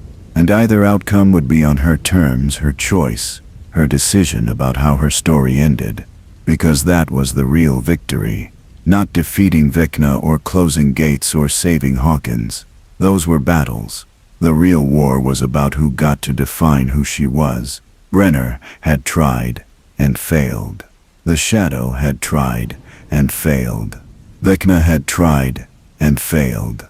They had all tried to tell her she was a weapon, a mistake, a creature of destruction that could never be anything more. But she knew differently now. Sony knew it bone deep, in places that powers and trauma could not touch. She was she was human, and she was exactly what the world needed her to be. Powerful, determined, loved, and absolutely done letting anyone tell her otherwise. The weeks that followed felt like living in a war zone where the war had paused but not ended. Hawkins existed in a state of suspended catastrophe, the gates still glowing red at night, the Upside Down's influence visible in dead patches where nothing would grow, and the air tasted wrong. The government declared the damaged areas a contamination zone and erected fences with biohazard warnings, which was technically accurate, even if the contamination was interdimensional rather than chemical. Residents who had fled during the earthquakes returned to find their homes either intact or destroyed with no middle ground, as if the disaster had been selective about what it chose to ruin. The lad was released from the hospital after 3 days against medical advice and with Hopper signing paperwork that acknowledged he understood the risks. The doctors wanted to keep her for observation, concerned about injuries they could not fully explain, and recovery rates that defied their understanding of human physiology. But staying meant more tests and more questions and more chances for someone to notice that she was not exactly normal. Owens helped facilitate her discharge, used his authority to make certain records disappear and certain questions go unasked. The government wanted Elle available for consultation, not locked in a hospital bed being studied by doctors who lacked security clearance. She moved back into Hopper's cabin, which felt smaller somehow after everything that had happened. The walls that had once represented safety now felt like limitations, reminders of the years she had spent hidden from the world. But it was still home. Still the place where Hopper made terrible coffee and worse pancakes. Still the space where she could exist without performing normalcy for people who would never fully understand her. She kept her room exactly as it had been. Posters on the walls and books stacked beside the bed, physical evidence that she was a person with preferences and interests beyond her powers. Mike visited every day after school, riding his bike out to the cabin, even when weather made the journey miserable. They had transcended whatever awkwardness had existed during her time in California, had found their way back to each other through shared trauma and the absolute certainty that life without each other was technically possible, but profoundly unacceptable. They did homework together at the kitchen table, while Hopper pretended not to eavesdrop from the living room. They watched television and argued about whether the new Star Wars films were betraying the original trilogy or expanding it in interesting ways. They sat in comfortable silence that spoke to familiarity deeper than words could express. El practiced her powers in the woods behind the cabin, pushing her limits to understand what remained after the battle with Vecna. She had burned through reserves she did not know she possessed, had drawn on depths of strength that came with consequences she was still discovering. Some abilities came easier now, as if the extreme exertion had broken through barriers and left her stronger in specific ways. She could project her consciousness farther and with more precision, could maintain telekinetic holds on multiple objects simultaneously, where before she could only manage one or two, could sense emotions and thoughts from greater distances without needing the void as an intermediary space. But other abilities had degraded or vanished entirely. She could no longer crush objects with the casual ease she once possessed. Physical matter resisted her influence more than it used to, required conscious effort rather than instinctive response. And the nosebleeds came faster now, her body's warning system that she was approaching dangerous levels of exertion, arriving earlier than before. Owens called it psychic scarring, damage to whatever neurological pathways her powers used that might heal with time or might be permanent. He could not be more specific because the science of psychic abilities was still theoretical, still based on observation of L rather than any established medical framework. She adapted to her new limitations the way she had adapted to everything else in her life, learned to work around weaknesses, developed techniques that maximized efficiency and minimized strain, accepted that she was powerful but not infinite, capable but not invincible. The acceptance came easier than she expected, possibly because nearly dying had given her perspective about what actually mattered. Being the most powerful psychic alive meant nothing if she was too damaged to protect the people she loved. Better to be slightly less powerful but functional than to push until she broke completely. Max remained comatose in the hospital, her condition unchanged despite every medical intervention and every desperate prayer from Lucas and her mother. Elle visited her twice a week, sat beside the bed, and talked to her friend about everything and nothing, hoping that some part of Max could hear and understand that people were waiting for her return. She tried using her powers to reach into Max's mind, to find wherever her consciousness had retreated or been trapped, but there was nothing there. Just empty space where a person should be, like looking into a room that had been abandoned so completely that even the furniture was gone. The absence terrified her more than Vecna or the shadow ever had, because this was a kind of death that left the body alive, a loss that could not be mourned properly, because hope remained possible. Max might wake up tomorrow, or never, might return fully intact or damaged beyond recognition.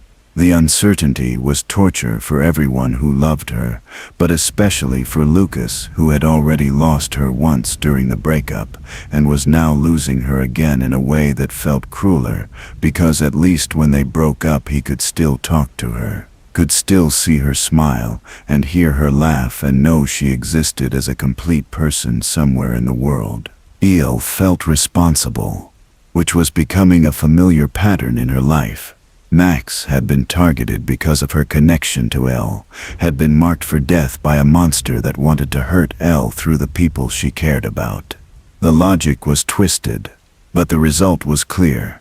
Being Elle's friend came with a price, and Max was paying that price, while trapped in a coma that might last forever. No amount of rationalization changed the fundamental truth that Max was suffering consequences for a choice to befriend someone who attracted interdimensional attention. Will understood that particular guilt intimately. He had been the first victim of the Upside Down, had spent a week there being hunted and terrified, and forever changed. He had been possessed by the shadow, used as a puppet to spy on his friends and family. He carried scars that no one else could see, trauma that manifested in nightmares and anxiety, and the constant low-level fear that it might happen again. He and Elle bonded over their shared experience of being touched by the Upside Down in ways that left permanent marks, over understanding what it felt like to have your body used as a tool by something vast and malevolent. They sat together sometimes in the hospital waiting room, not talking much because words felt inadequate for what they had experienced. Just existing in proximity. Two people who had been changed by forces beyond human comprehension and were trying to figure out how to be human afterward. Will drew pictures of Elle and Max and the party, sketches that captured not just their physical appearance, but something essential about who they were beneath the surface. He gave Elle a drawing of herself that showed her mid-power use, face determined and fierce, surrounded by an aura that looked less like psychic energy and more like protective fire. She taped it to her wall beside the other, reminders that she was a person with connections and meaning beyond being a weapon. The government established a permanent research station at the largest gate, a facility built specifically to monitor the barrier between dimensions and develop methods for closing it safely. Owens ran the operation with a team of scientists who had been briefed on the Upside Down and had signed so many non-disclosure agreements that speaking freely about their work would result in immediate imprisonment. They measured energy fluctuations and tested materials that might resist the Upside Down's corruption. They developed equipment that could detect when the barriers thinned or when something tried to push through from the other side. They built a warning system that would alert everyone in Hawkins if another incursion was imminent. Elle consulted with the research team weekly, answering questions about her experiences and demonstrating her abilities so they could gather data about psychic phenomena. She hated every moment of it. Hated being studied and measured and treated like an interesting puzzle rather than a person. But she understood the necessity. If humanity was going to defend itself against threats from other dimensions, it needed to understand how those dimensions worked, and she was the only living person with extensive experience in both the Upside Down and normal reality. Her knowledge could save lives. Her cooperation could lead to solutions that protected not just Hawkins, but potentially the entire world. The research yielded slow progress. The gates were stable, but could not be closed using conventional methods. Physical barriers meant nothing to rifts in reality. Energy weapons only widened the tiers rather than sealing them. Chemical solutions that worked in theory failed when exposed to actual Upside Down matter, which seemed to operate on rules that violated known physics. Every failure brought them marginally closer to understanding what might work. But the margin was frustratingly small, and time was not an infinite resource. The gates might remain stable for years or could start expanding tomorrow. The Upside Down might remain dormant or could launch another invasion next week. They were building defenses against a threat that did not follow predictable patterns. Vecna remained in the Upside Down, weakened but not destroyed, slowly healing in the ruins of the Creel house. Elle could feel him sometimes when she projected into the void, a cold presence that watched her with patient malice. He was learning from their confrontation the way she was learning from it, adapting his strategies, preparing for their next battle. And there would be a next battle. She had wounded him badly enough to buy time, but not badly enough to end him permanently. Eventually, he would recover sufficient strength to make another attempt at merging the dimensions. Eventually, she would have to face him again, and hope she was strong enough to finish what she had started. The shadow remained an even greater mystery. It had retreated after their brief contact, but Elle could sense it lurking in the deepest parts of the Upside Down, observing, calculating, waiting for optimal conditions to make its move. The shadow was not impulsive or emotional. It was pure strategic intelligence operating on timescales that made human lifespans irrelevant. It could wait decades or centuries for the right moment to strike, could afford patience that humans could never match. And it had learned that Elle was dangerous, that her emotional connections gave her power beyond what her abilities alone suggested. It would adapt its approach accordingly, would find ways to exploit those connections or sever them, would turn her greatest strength into her most vulnerable weakness. The town slowly rebuilt around the gates, life adapting to accommodate the apocalypse that had paused rather than ended. Businesses reopened in areas deemed safe. Schools resumed classes with reduced enrollment, as families who could afford to leave Hawkins did so. The population dropped by 30% in the first 2 months, people deciding that cheap housing and familiar streets were not worth living in a contamination zone where monsters might emerge at any moment. Those who remained were either too poor to relocate, or too stubborn to abandon their home, or too connected to the community to imagine living anywhere else. The nail fell into the last category. Hawkins was the only place that had ever felt like home, the only location where she had built relationships and memories that mattered. Leaving would mean abandoning the gates to potentially overrun the town in her absence, would mean letting Vecna recover without opposition, would mean giving up on Max and the possibility that her consciousness might return if someone was there waiting for it. She could not leave, would not leave. Hawkins was her responsibility in ways both literal and moral, and she would hold this ground until the threat ended or she did. Christmas came, and the party gathered at the Wheeler house for traditions that felt both necessary and absurd, given everything they had experienced. They exchanged gifts, and ate too much food, and pretended for a few hours that they were normal teenagers with normal problems. Mike gave Elle a bracelet with a small compass charm, reminder of the early days when she had used compasses to locate the gate. She gave him a mixtape of songs she had learned he liked, hours of careful recording and arrangement that represented her growing understanding of how to express affection through gestures rather than just words. They sat close on the Wheelers' couch, while holiday movies played in the background, hands intertwined, both knowing that moments like this were temporary luxuries in lives defined by crisis. Lucas spent Christmas at the hospital with Max, reading her A Christmas Carol, and telling her about the party she was missing. Her mother joined him for part of the day. This woman who had lost so much already, and now faced the possibility of losing her daughter in a way that left her alive but absent. Elle visited in the evening, and found Lucas asleep in the chair beside Max's bed, exhausted from maintaining hope against overwhelming evidence that hope might not be enough.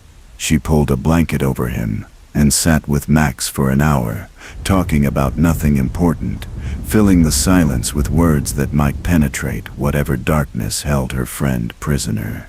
Will drew a picture of Max awake and laughing, surrounded by the party, and they taped it to the wall where she might see it if she ever opened her eyes. It was a beautiful lie, a promise of a future that might never arrive. But beautiful lies had their place alongside harsh truths, especially during holidays that were supposed to be about hope and possibility. They needed to believe Max would return, needed to act as if recovery was inevitable rather than unlikely, because the alternative was giving up, and none of them knew how to do that. New Year's came with fireworks that sounded too much like explosions, that made everyone who had fought in the mall or at the gates flinch involuntarily. Elle watched from the cabin porch as colored lights lit up the sky above Hawkins, and wondered what the new year would bring. More battles probably, more losses, more impossible choices between bad options and worse ones, but also more moments like Christmas with Mike. More quiet conversations with Will about trauma and recovery. More Lucas demonstrating what loyalty looked like when it cost you everything. More Robin's sarcastic humor and Steve's unexpected wisdom and Nancy's fierce determination. More Hopper's gruff affection and Joyce's maternal warmth. More proof that life was worth protecting, even when protection felt hopeless. She made a resolution standing on that porch while fireworks painted the darkness in temporary colors. She would stop apologizing for existing, would stop carrying guilt that served no purpose beyond self-punishment, would accept that she had made mistakes, and would probably make more, but that mistakes were part of being human rather than evidence of fundamental wrongness. She would fight when fighting was necessary, and rest when rest was possible, would love the people who loved her without constantly expecting them to realize she was not worth the effort, would be Elle fully and completely, without apology or qualification. It was the hardest resolution she had ever made, because it required forgiving herself, and forgiveness felt like letting herself off the hook for all the ways she had failed. But Mike had explained it differently during one of their long conversations. Forgiveness was not about excusing mistakes or pretending they did not matter. It was about acknowledging that continuing to punish yourself accomplished nothing except making you less able to do better in the future. Guilt was useful if it motivated positive change, but guilt that just made you hate yourself was self-indulgent, was choosing to feel bad over choosing to be better. So she would choose better, would wake up every day and try to be the person her friends seemed to think she was, the person Mike saw when he looked at her with eyes full of love and admiration, the person Hopper was proud to call his daughter. She would probably fail at this resolution multiple times, would slip back into old patterns of self-blame and doubt, but she would try, and trying was enough for now. January brought new complications in the form of government oversight. The facility, studying the gates, expanded its operations, bringing in more personnel and equipment, building structures that were clearly designed for long-term occupancy rather than temporary research. Owens explained that the Department of Defense had taken official interest in the Hawkins situation. The generals and politicians now understood they faced a potential threat that made conventional warfare look simple by comparison. They wanted resources allocated, wanted protocols developed, wanted Elle available for training programs that would teach soldiers how to identify and combat interdimensional incursions. She refused the combat training proposal immediately.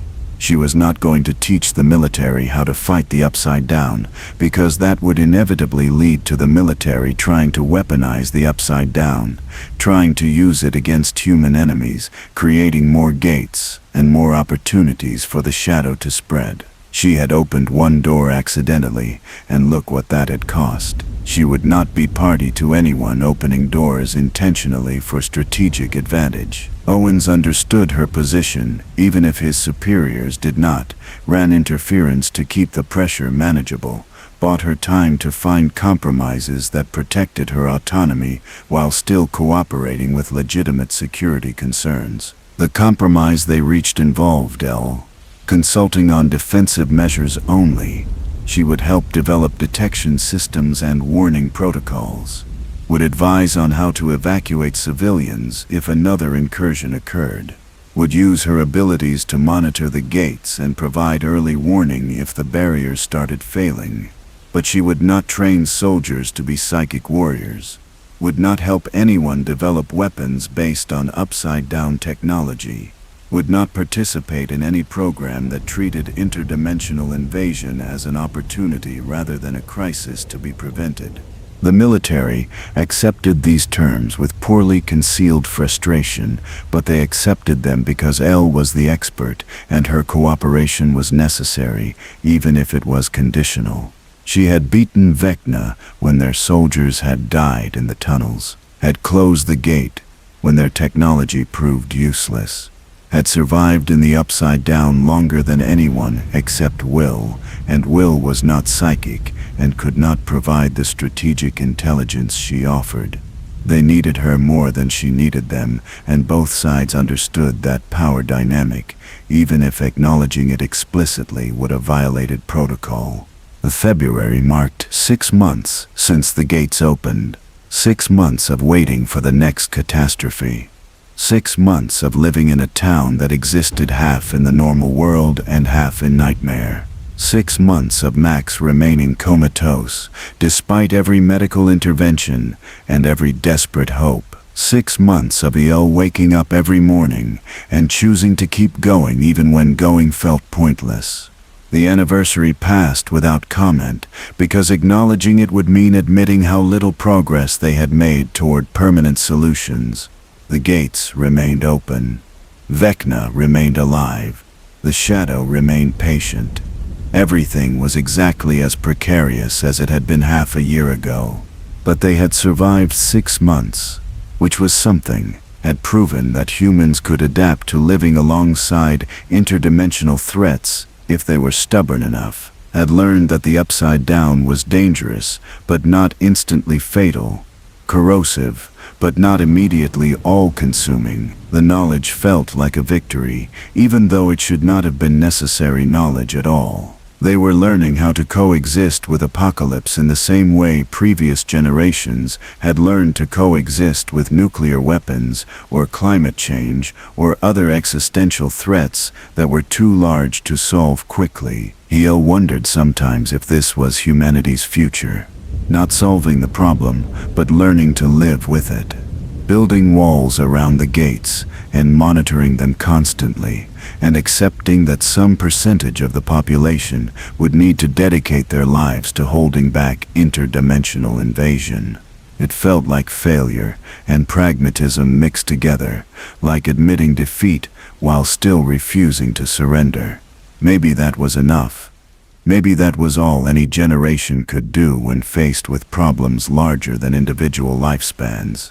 You did what you could, and you trained the next generation to continue the work, and you hoped that eventually somebody would figure out the solution that eluded you.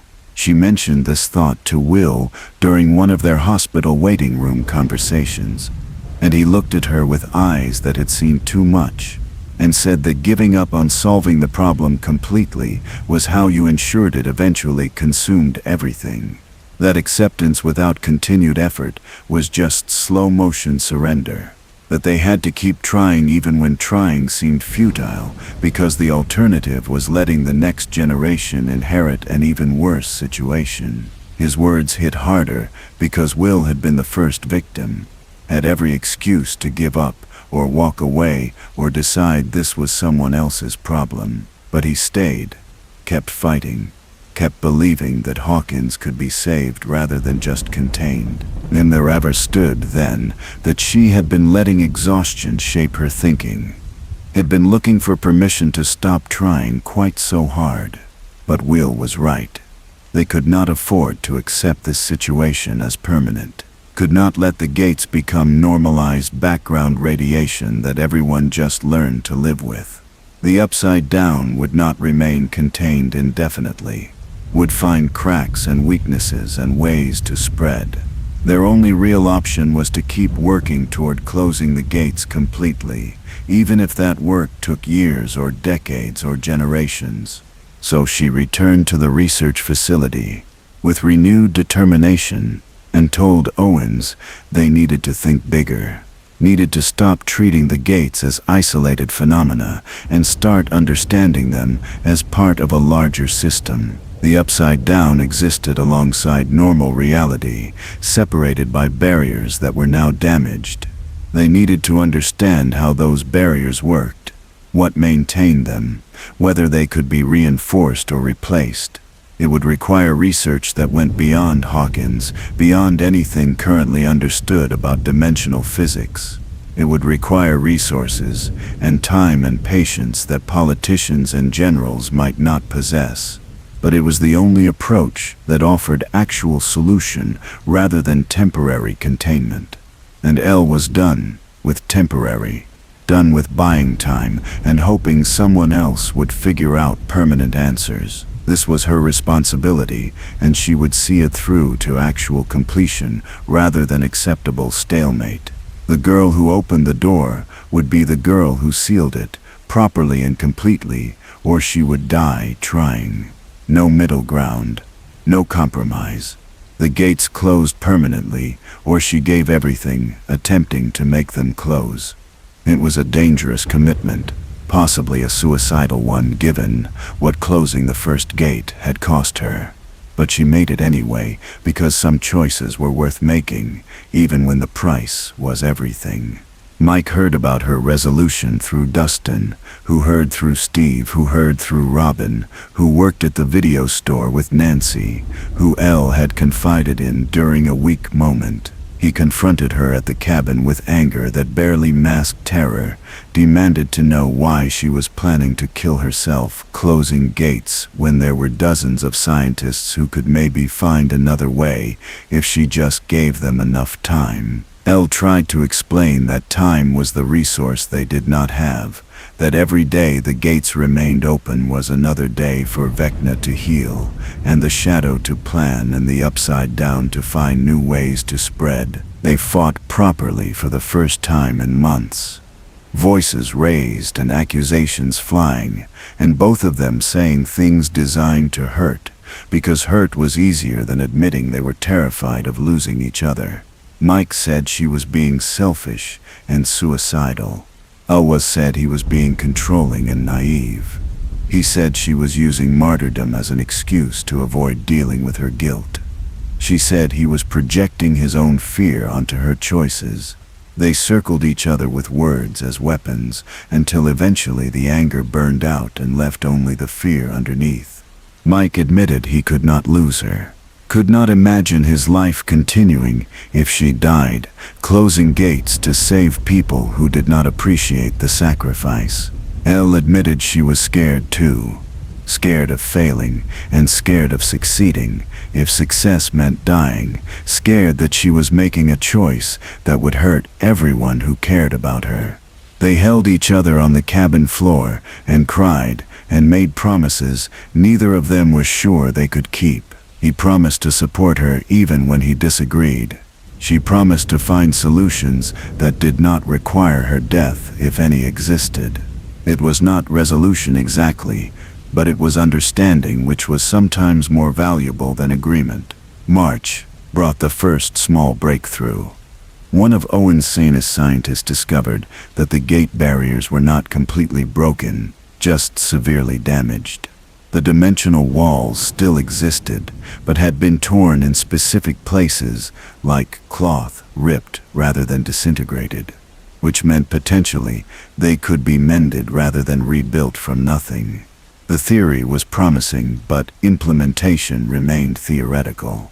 How do you sew reality back together? What tools existed that could manipulate dimensional barriers? The mathematics suggested it was possible, but the engineering was completely beyond current human capabilities. Unless you had a psychic who could manipulate reality through will alone. Unless you had someone who had already demonstrated the ability to open and close gates using nothing but mental force and determination. Unless you had Elle. The plan they developed was insane and might kill her, but offered actual hope of permanent solution. Elle would enter the void, that space between dimensions where she could exist as consciousness without physical form. She would find the tears in the barriers and use her abilities to pull them closed, to force the dimensional fabric to remember its original configuration and reform. It would require more power than she had ever used. Would strain her beyond any previous limit, would probably result in severe injury or death if anything went wrong during the process. But it might work. Might actually seal the gates completely and permanently. Might end the threat and save Hawkins and ensure that no one else had to face what they had faced. The potential was worth the risk. Or so everyone kept telling her, while looking at her with eyes that said they were asking her to die, and knew it, but saw no alternative. And Lee, did not need convincing. She had already decided that closing the gates was worth whatever it cost her. The only question was whether she survived the attempt, and that felt like a detail to be determined later, rather than a reason to avoid trying. She began preparing immediately, training her abilities to handle larger loads, practicing maintaining consciousness in the void for extended periods, learning to navigate the space between dimensions with more precision and control. Hopper watched her train with an expression that broke her heart. He was proud and terrified in equal measure. Knew he could not stop her, but wished desperately that he could.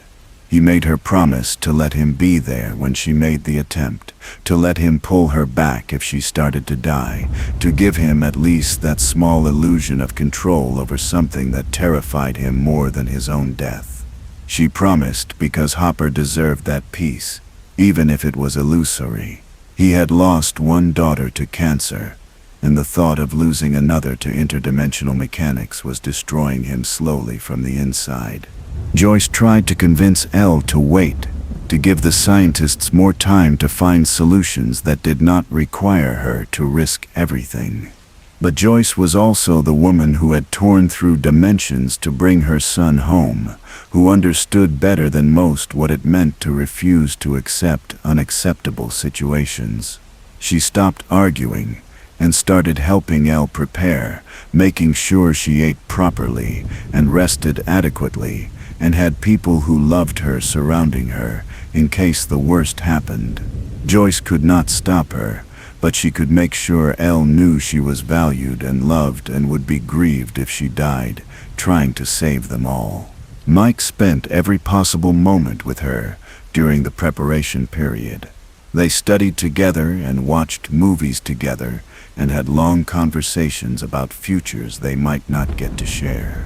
He told her about colleges he wanted to attend and asked if she would come with him, and they both pretended that academic futures were relevant when apocalypse remained unresolved. They kissed in the woods behind the cabin and held each other like they could prevent separation through physical proximity. They said, "I love you" too many times, as if repetition could make the words more true or more protective or more powerful than the forces trying to tear them apart. The date was set for late April, giving Elle 2 months to prepare and giving the scientists time to build monitoring equipment that would track what happened during the attempt. The entire party would be present, ready to pull her back if necessary, ready to provide whatever support she needed during and after. Owens assembled a medical team prepared for anything from minor psychic strain to catastrophic neural damage. Hopper arranged time off from his police duties and made sure his affairs were in order in case Elle's attempt went so wrong that it took him down with her. Everyone was preparing for her to die, even while hoping she would survive. The knowledge sat in her chest like ice, but she understood it. She was asking them to watch her, possibly kill herself. The least she could do was acknowledge their fear, rather than pretend everything would definitely be fine. April arrived with flowers blooming across Hawkins, in beautiful defiance of the gates still glowing red at the town's edges. The spring meant renewal, and hope, and life returning after winter's death. It felt like an omen, though Elle was not sure whether it was positive or ominous. The Upside Down was a dimension of decay that hated growth and life. Attempting to seal it away during the season when life was most aggressively reclaiming the world felt symbolically appropriate, even if symbolism meant nothing to dimensional physics. She stood at the edge of the largest gate, 3 days before the scheduled attempt, and looked into the Upside Down with eyes that had seen too much of that cursed place. Vecna was in there, healed enough to be aware, but not yet strong enough to act. The shadow lurked in depths she could barely sense. The entire dimension waited with patient malice for her to attempt sealing the gates, confident that she would fail, that human power was insufficient to undo dimensional damage, that eventually the Upside Down would consume Hawkins and everything beyond it. Elle looked into that confidence and smiled. The shadow in Vecna had made a fundamental miscalculation. They thought she was fighting alone, thought her power was individual rather than collective, thought the connections she valued were weaknesses rather than her greatest strength. But they were wrong. She was not going into the void alone. She would carry Mike's love and Hopper's pride and Joyce's care and the party's loyalty with her, would draw strength from every person who believed in her, even when belief seemed foolish, would prove that human connection was more powerful than cosmic indifference.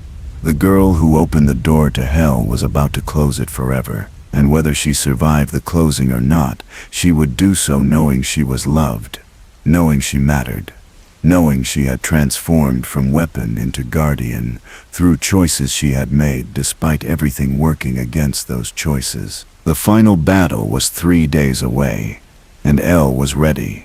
The night before the attempt, Elle could not sleep. She lay in her bed at the cabin staring at the ceiling, while her mind ran through every possible outcome, every way this could go wrong, every person who would be hurt if she failed or died or succeeded. But at a cost that broke something fundamental inside her. The mathematics of sacrifice kept shifting in her head. Her life weighed against the lives of everyone in Hawkins. Her survival balanced against permanent closure of the gates. The selfish desire to live and grow old with Mike measured against the moral imperative to end a threat she had helped create. She got up at 2 in the morning and found Hopper sitting at the kitchen table with coffee that had gone cold hours ago. He looked up when she entered, and his expression said he had been expecting her, had known she would not sleep, had been keeping vigil in case she needed someone to sit with in the darkness. They did not speak for a long time. Just existed in the quiet of the cabin, with only the sound of the old building settling and the wind moving through trees outside. Finally, Hopper cleared his throat and said he was proud of her, that she had become someone extraordinary, not because of her powers, but because of who she had chosen to be, despite everything that had tried to break her. The Somme felt tears on her cheeks before she realized she was crying. Hopper pulled her into an embrace that was gentle, despite his size, held her while she shook, and tried to explain that she was scared.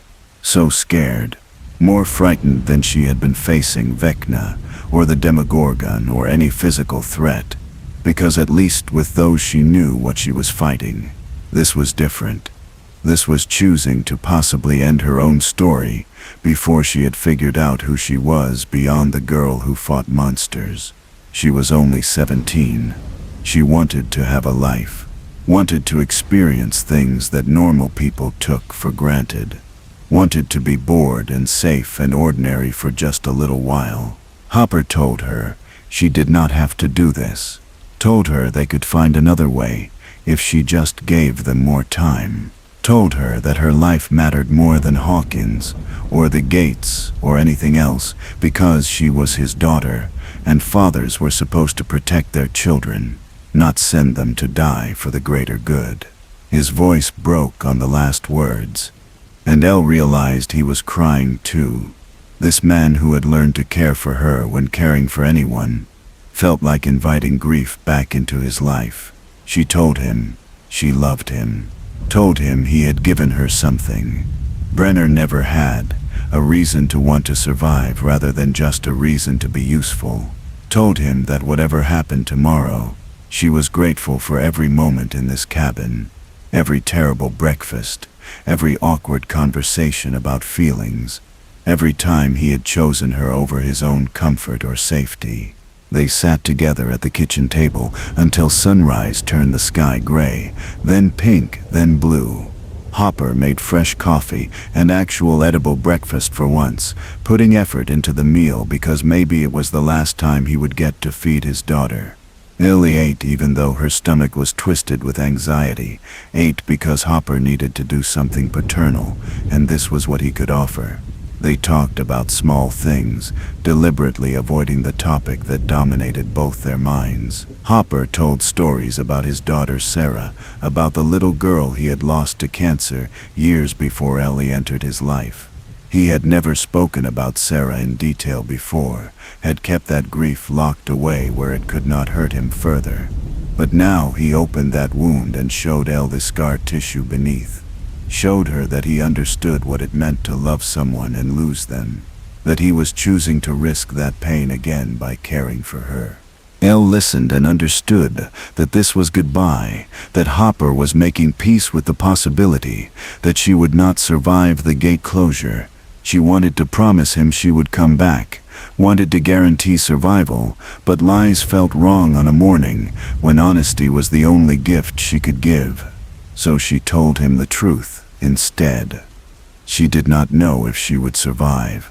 The power required to seal the gates might burn her out completely, might leave her dead, or brain damaged, or stripped of the abilities that had defined her entire existence. But she had to try, because the alternative was living with the knowledge that she could have saved Hawkins and chose not to out of self-preservation.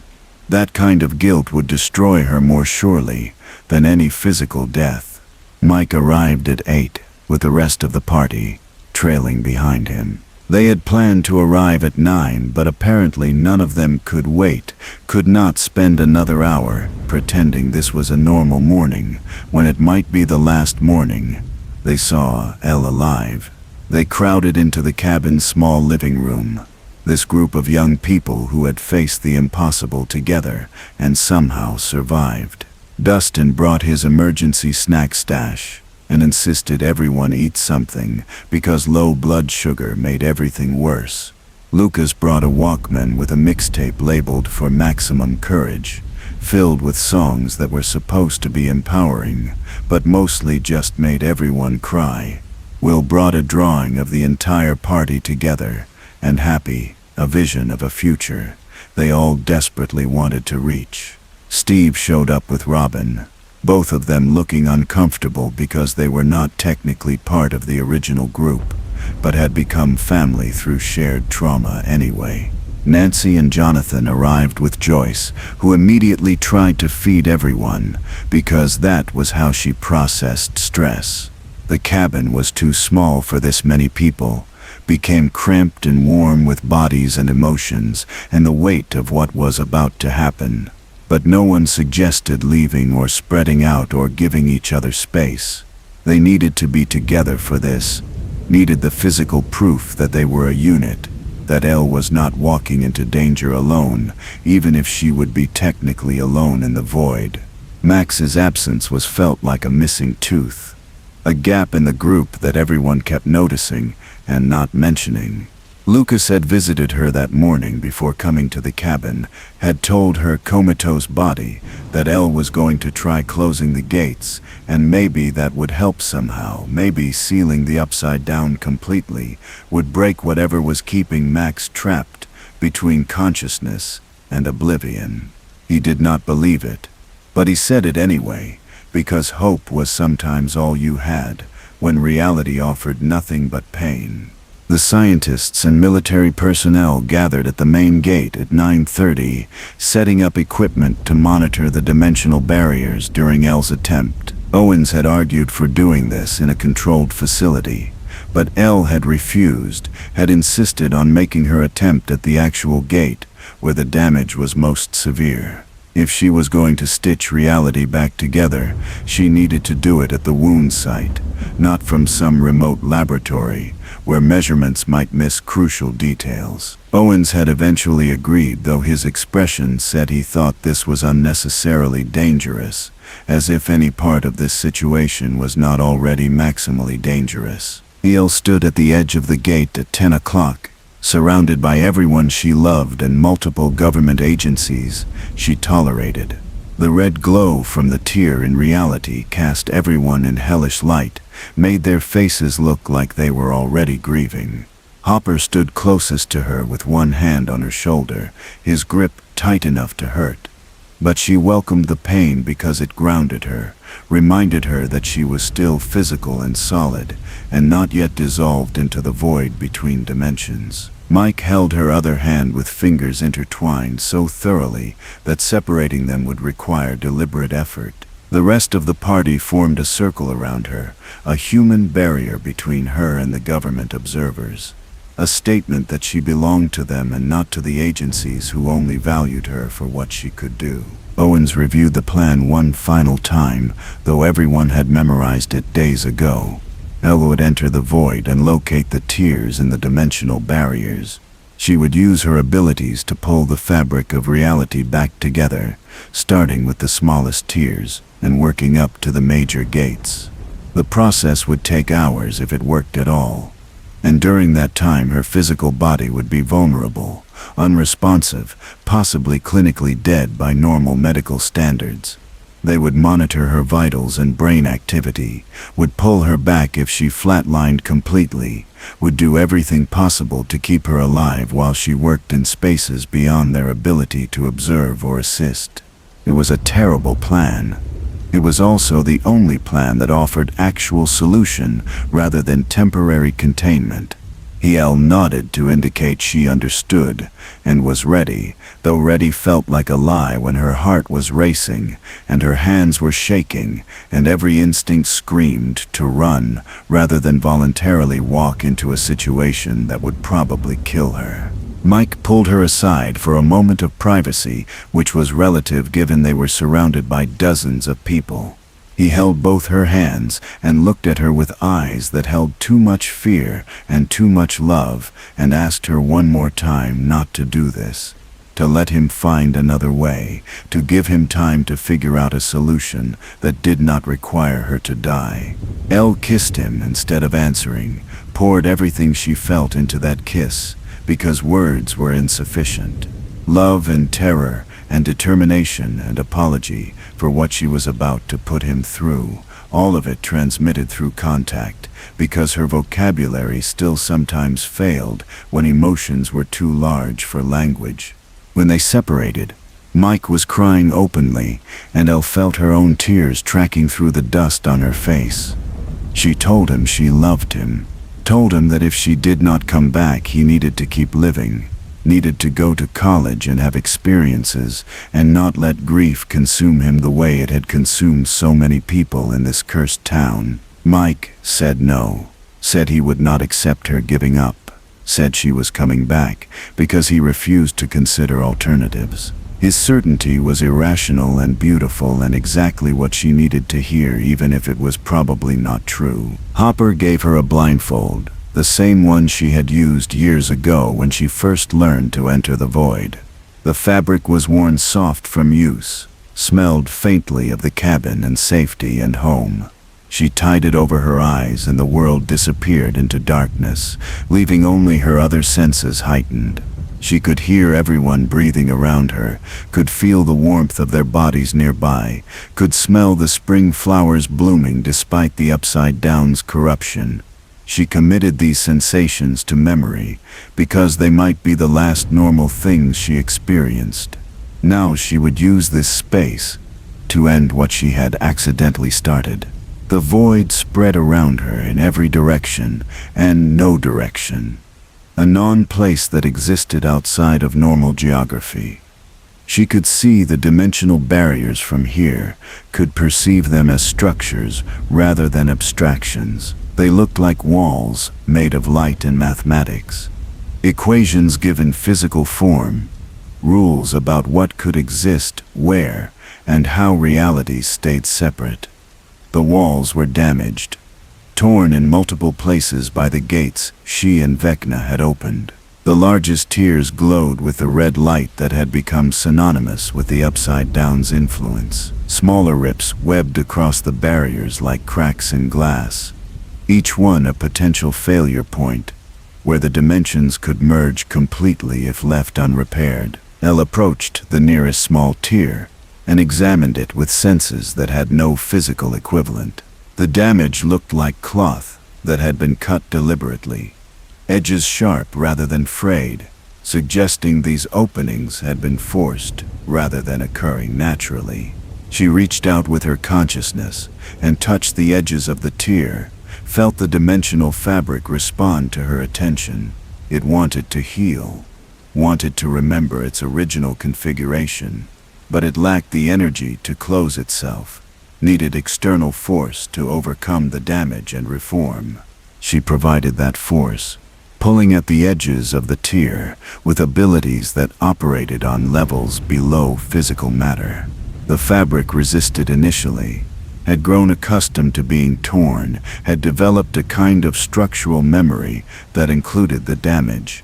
But Elle pushed harder, insisted that the barrier remember what it had been before the gate opened, demanded that reality reassert itself over corruption.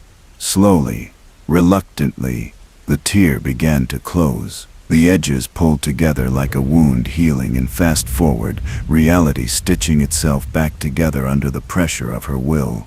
The first small tier sealed completely, and Elle felt satisfaction mixed with exhaustion. One down. Dozens more to go, including the major gates that would require exponentially more power to close. She moved to the next tier and began the process again, pulling and pushing and insisting that reality reform itself. The second tier was larger and more resistant, fought her attempts to close it as if the upside down itself was holding the opening wide. She pushed harder, burned more of her power, felt her physical body back at the gate start to hemorrhage as psychic strain translated into physical damage. The second tier closed, but the cost was higher than the first. Elle could feel herself weakening, could sense that maintaining this level of power for the hours necessary to seal all the gates might not be survivable. But she continued anyway, because stopping now would mean leaving some tiers open, would mean partial solution rather than complete closure, would mean eventually having to do this all over again. Better to finish it now, even if finishing killed her. She moved through the void, sealing tier after tier, each closure requiring more effort as her reserves depleted. The small tiers were manageable if exhausting, but the medium tiers pushed her to her limits, required concentration and power that left her consciousness frayed at the edges. She could hear Owens shouting in the distance that her vitals were crashing, that she was dying, that they needed to pull her back. She could feel Mike's hands on her physical body trying to anchor her to life, but she pushed those sensations away because acknowledging them would break her concentration, would make her lose her grip on the dimensional barriers she was trying to repair. The large tiers were agony. Each one required so much power that Elle felt pieces of herself burning away to fuel the closure. Her sense of self began to fragment, memories scattering like ashes and wind as her consciousness paid the price for wielding this much force. She forgot Brenner's face, which was a mercy, forgot the names of some of the other numbered children, which made her sad even as the emotion drifted away. Forgot minor details about her time in the cabin, about meals shared and arguments had, and moments that had seemed important, but perhaps were not if her mind was willing to sacrifice them for the power to seal gates. She reached the first major gate, the one beneath Hawkins Lab where this had all begun. The tier was massive, a wound in reality that pulsed with corrupted energy and the attention of things waiting on the other side. Vecna watched from the upside down. She could feel his consciousness pressed against the barrier, could sense his desperate hope that she would fail. The shadow lurked deeper, vast and patient, and still convinced that human power was insufficient for this task. They were watching her attempt the impossible and waiting for her to break. They gathered everything she had left and attacked the tier with focused fury. She pulled at the edges with force that made the dimensional barriers themselves scream, reality bending under pressure that it was never designed to withstand. The tier resisted violently, fought back with energy drawn from the upside down itself, pushed against her will with the weight of an entire dimension behind it. She felt herself being overwhelmed, felt her consciousness starting to fragment completely under the strain, felt death approaching with terrible certainty. And then Mike was there. Not physically because he lacked her abilities and could not enter the void, but his love reached across the space between dimensions. His desperate need for her to survive manifested as actual psychic force that reinforced her failing will. She felt him lending her strength he did not know he possessed, felt his emotional connection to her translate into tangible power that gave her just enough additional force to continue pulling at the tier. She was not alone in the void, would never be alone as long as someone in the physical world loved her enough to reach across the impossible distance and hold her together when she was falling apart. The major gate beneath the lab began to close. Inch by terrible inch. The Upside Down screamed psychically as its primary access point sealed. Vecna threw everything he had at keeping the gate open, but he was still weakened from their previous battle, and Elle was fighting with Mike's love behind her, and grief for Max driving her and Hopper's pride, fueling her, and the whole party's belief in her reinforcing her will. Human connection against cosmic indifference, love against entropy, life against decay, and against all probability, against all reasonable expectation, love was winning. The gate beneath the lab sealed completely, and Elle felt Vecna's howl of rage echo through the void. She had closed his primary doorway, had cut him off from the world he had been trying to consume. He was trapped in the Upside Down now, confined to that dimension of rot until he found another way through. Or Elle failed to seal the remaining gates. She did not have energy to celebrate this victory. She had 2 more major gates to close, and she was running on fumes and borrowed strength and determination that exceeded her actual capacity by several orders of magnitude. The second major gate fought her even harder than the first, as if the Upside Down had learned from losing the primary access point and was doubling its defense of the remaining openings. Elle threw herself at the tier with everything she had left, with power drawn from places she did not know existed inside her, with strength borrowed from Mike and the party, and everyone watching her physical body die in the real world, while she fought in spaces beyond their perception. The tier was closing but too slowly, her power depleting faster than the gate was sealing. The mathematics of this exchange suggesting she would burn out completely before completing the closure. She felt her heart stop in the physical world. Felt Hopper screaming her name and doctors rushing in with equipment to restart her failed organ. Felt Mike refusing to let go of her hand even as people tried to pull him away from her seizing body. She was dying, was already technically dead by medical definition. But her consciousness remained in the void, remained focused on pulling the gate closed, remained determined to finish this, even if finishing meant never returning to her body. The second major gate sealed and Elle's consciousness fragmented further. She forgot her name for a moment, forgot who she was, beyond the task of closing dimensional tiers. She existed as pure purpose, as will without identity, as force bent toward a single goal with no room for self-preservation or fear, or anything beyond the absolute need to close the final gate. Some distant part of her understood this was damage she might not recover from, that burning away your sense of self to fuel psychic powers left nothing to return to even if your body survived. But that awareness was distant and unimportant compared to the immediate necessity of sealing the last major tier. The final gate was at the Creel house in the Upside Down, the tier through which Vecna maintained his strongest connection to both dimensions. Closing it would not kill him, but would trap him completely, would ensure he could never again threaten the living world unless someone was foolish enough to open new gates. Elle approached this final tier with consciousness that was barely cohesive, with power drawn from sources that felt like they were outside herself, with determination that transcended individual survival. Vecna was waiting at this gate, had pulled himself to the Creel house despite his injuries because he knew this was his last chance to stop her. If she sealed this gate, he was finished, confined to the Upside Down until the heat death of the universe.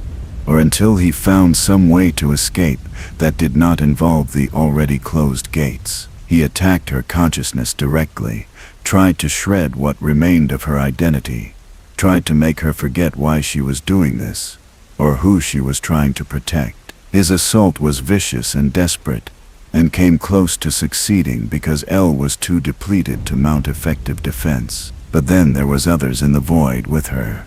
Not physically present, but psychically manifest, consciousnesses that had somehow found their way into the space between dimensions through sheer desperate love. Mike blazing like a star, his need for her survival translating into psychic presence that stood between her and Vecna's attack. Hopper like a wall, solid and immovable, his paternal protection manifesting a shield that absorbed damage meant for her. Will, whose experience being possessed gave him rudimentary ability to project consciousness, adding his quiet strength to her failing power. Even Max, still comatose but present in the void in ways she had never been in the physical world, her trapped consciousness reaching out to help the friend who was trying to save her. They were not psychic, should not have been able to exist in the void at all. But love transcended normal rules about what was possible.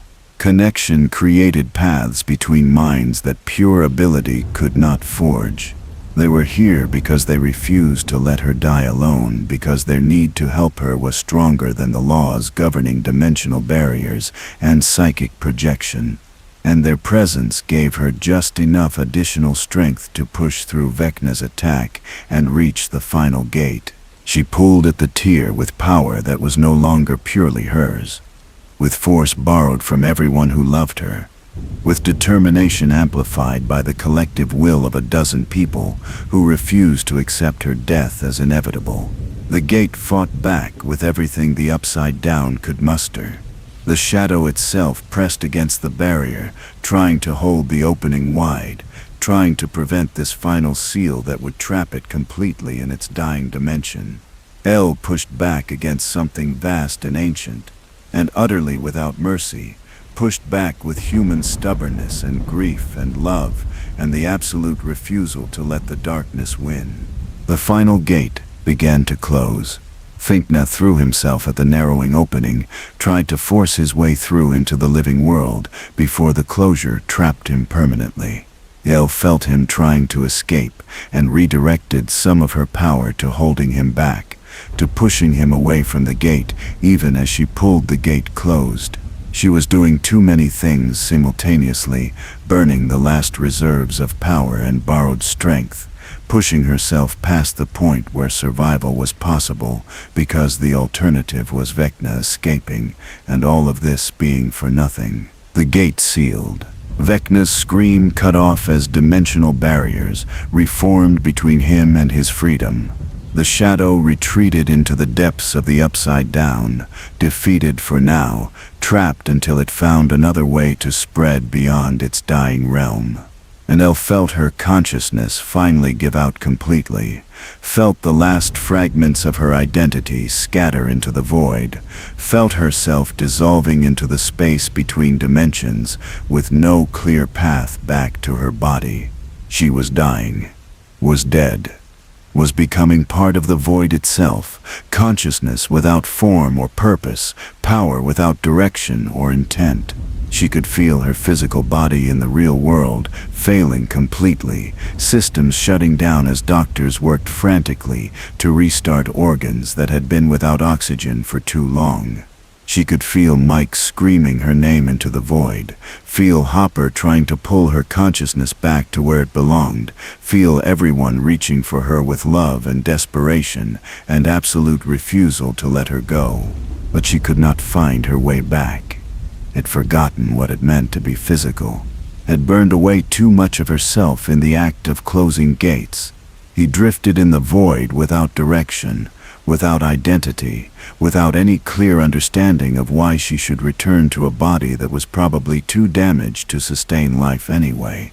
It would be easier to let go completely, to become nothing, to end the fight, and the fear, and the constant weight of responsibility that had defined her existence since the moment Brenner had made her a weapon. But Mike would not let her go. His consciousness in the void grabbed hold of what remained of hers, and held on with grip that transcended physical possibility. He told her to come back. Told her he loved her. Told her about the future they were supposed to have together, about college and careers, and maybe someday a family if they both wanted that. Told her she had closed the gates and won, and now she got to live, got to experience the life she had fought to protect. Told her to remember who she was beneath the power and the duty and the guilt. Told her she was Elledge, Jane Hopper, his person, Hopper's daughter, the party's heart, a girl who mattered beyond what she could do for others. The words called to her across the void, created a path back to identity, gave her reasons to choose existence over dissolution. She followed Mike's voice like a thread through darkness, pulled herself back together piece by piece, remembered her name and her face, and the people waiting for her, and the life that might still be possible if she could just find her way back to her body. The journey seemed to take years, though it was probably only moments. The void did not want to release her, had gotten used to her presence, had started to claim her as part of itself. But she pushed against that claim, insisted on her own separate existence, demanded the right to return to the physical world she had saved. Her consciousness slammed back into her body with force that made her arch off the ground, made doctors jump back in shock, made monitors scream as her vitals spiked from dead to very much alive. Air burned into lungs that had forgotten how to breathe. Her heart stuttered, then caught a rhythm that was fast and irregular, but definitely beating. Blood flowed through vessels that had started to shut down. Every nerve fired simultaneously, pain and sensation and awareness flooding back in overwhelming waves that made her want to retreat into the void where nothing hurt. But Mike was holding her hand. She could feel his grip, could feel him crying and laughing and saying her name over and over. She could feel Hopper's relief like a physical presence, could sense the entire party surrounding her, their joy and shock and disbelief that she had actually survived, creating a warmth that pushed back against the cold that had seeped into her during her time in the void. She opened her eyes behind the blindfold, and the world was too bright, too loud, too much sensation after the nothing of the void. But she was alive, was back, had closed the gates and survived. She tried to speak, but nothing came out except a sound that was more wheeze than word. Her body was damaged, systems strained past reasonable limits, but functioning at levels that would allow recovery if she was careful and lucky. Owens was already shouting instructions to his medical team, calling for scans and tests and treatments that would assess the damage and begin repair. But Elle ignored the medical chaos, focused instead on pulling the blindfold off with shaking hands, on seeing Mike's face clearly rather than sensing him psychically. He looked terrible, face red and swollen from crying, eyes bloodshot, expression caught between joy and residual terror. He was the most beautiful thing she had ever seen. She smiled at him and managed to whisper his name, and that single word made him cry harder, while simultaneously smiling so wide it looked painful. He told her she was an idiot, told her he loved her, told her she was never allowed to die again, because he could not handle going through that experience a second time. She laughed, and the sound hurt her raw throat, but felt good anyway, felt like being alive and human, and connected to someone who cared about her survival more than she sometimes cared about it herself. Hopper appeared in her field of vision, and she saw that he was crying too, this tough police chief who had learned to show emotion through the process of becoming her father. He told her she did it, that the gates were closed, that monitors at every tier were showing sealed barriers and no dimensional bleeding. She had saved Hawkins, had ended the threat, had survived when everyone thought survival was impossible. He told her he was proud of her, and that she was grounded forever for scaring him that badly, and the combination made her laugh again despite the pain. The party crowded around her, all of them talking at once, all of them touching her gently, as if verifying she was solid and real and actually back. Lucas told her that Max's vitals had spiked at the same moment. Elle's heart restarted, told her that Max was still comatose. But something had changed, something that suggested maybe she was closer to waking, now that the gates were sealed. Will showed her his hands, which were bleeding from where he had clenched them so hard during her attempt that his nails had broken skin. Dustin was babbling about the impossible readings they had gotten during the closure, about how she had done things that violated known physics, about how she was officially the most powerful human in recorded history. Nancy hugged her carefully. This older girl who had become something like a sister, who understood what it meant to fight monsters and lose people and keep going anyway. Jonathan thanked her for saving his brother again, for making sure Will would not have to live with the constant fear of being pulled back into the upside down. Steve and Robin stood back slightly, not part of the original group, but clearly relieved that this nightmare was ending. Joyce kissed her forehead and told her to rest, told her she had earned the right to stop fighting for a while, told her that being a hero did not mean she had to sacrifice herself constantly. Azali wanted to stay awake, wanted to soak in this moment of victory and connection and survival. But her body had other ideas, had reached the absolute limit of what it could endure. She felt consciousness slipping away as medical sedation and sheer exhaustion combined to pull her into sleep. She fought it briefly, frightened of letting go after spending so long in the void, afraid that closing her eyes might mean not waking up. But Mike squeezed her hand and told her it was okay, told her to rest, told her he would be there when she woke up. She believed him, let herself drift into darkness that was sleep rather than void, unconsciousness rather than dissolution.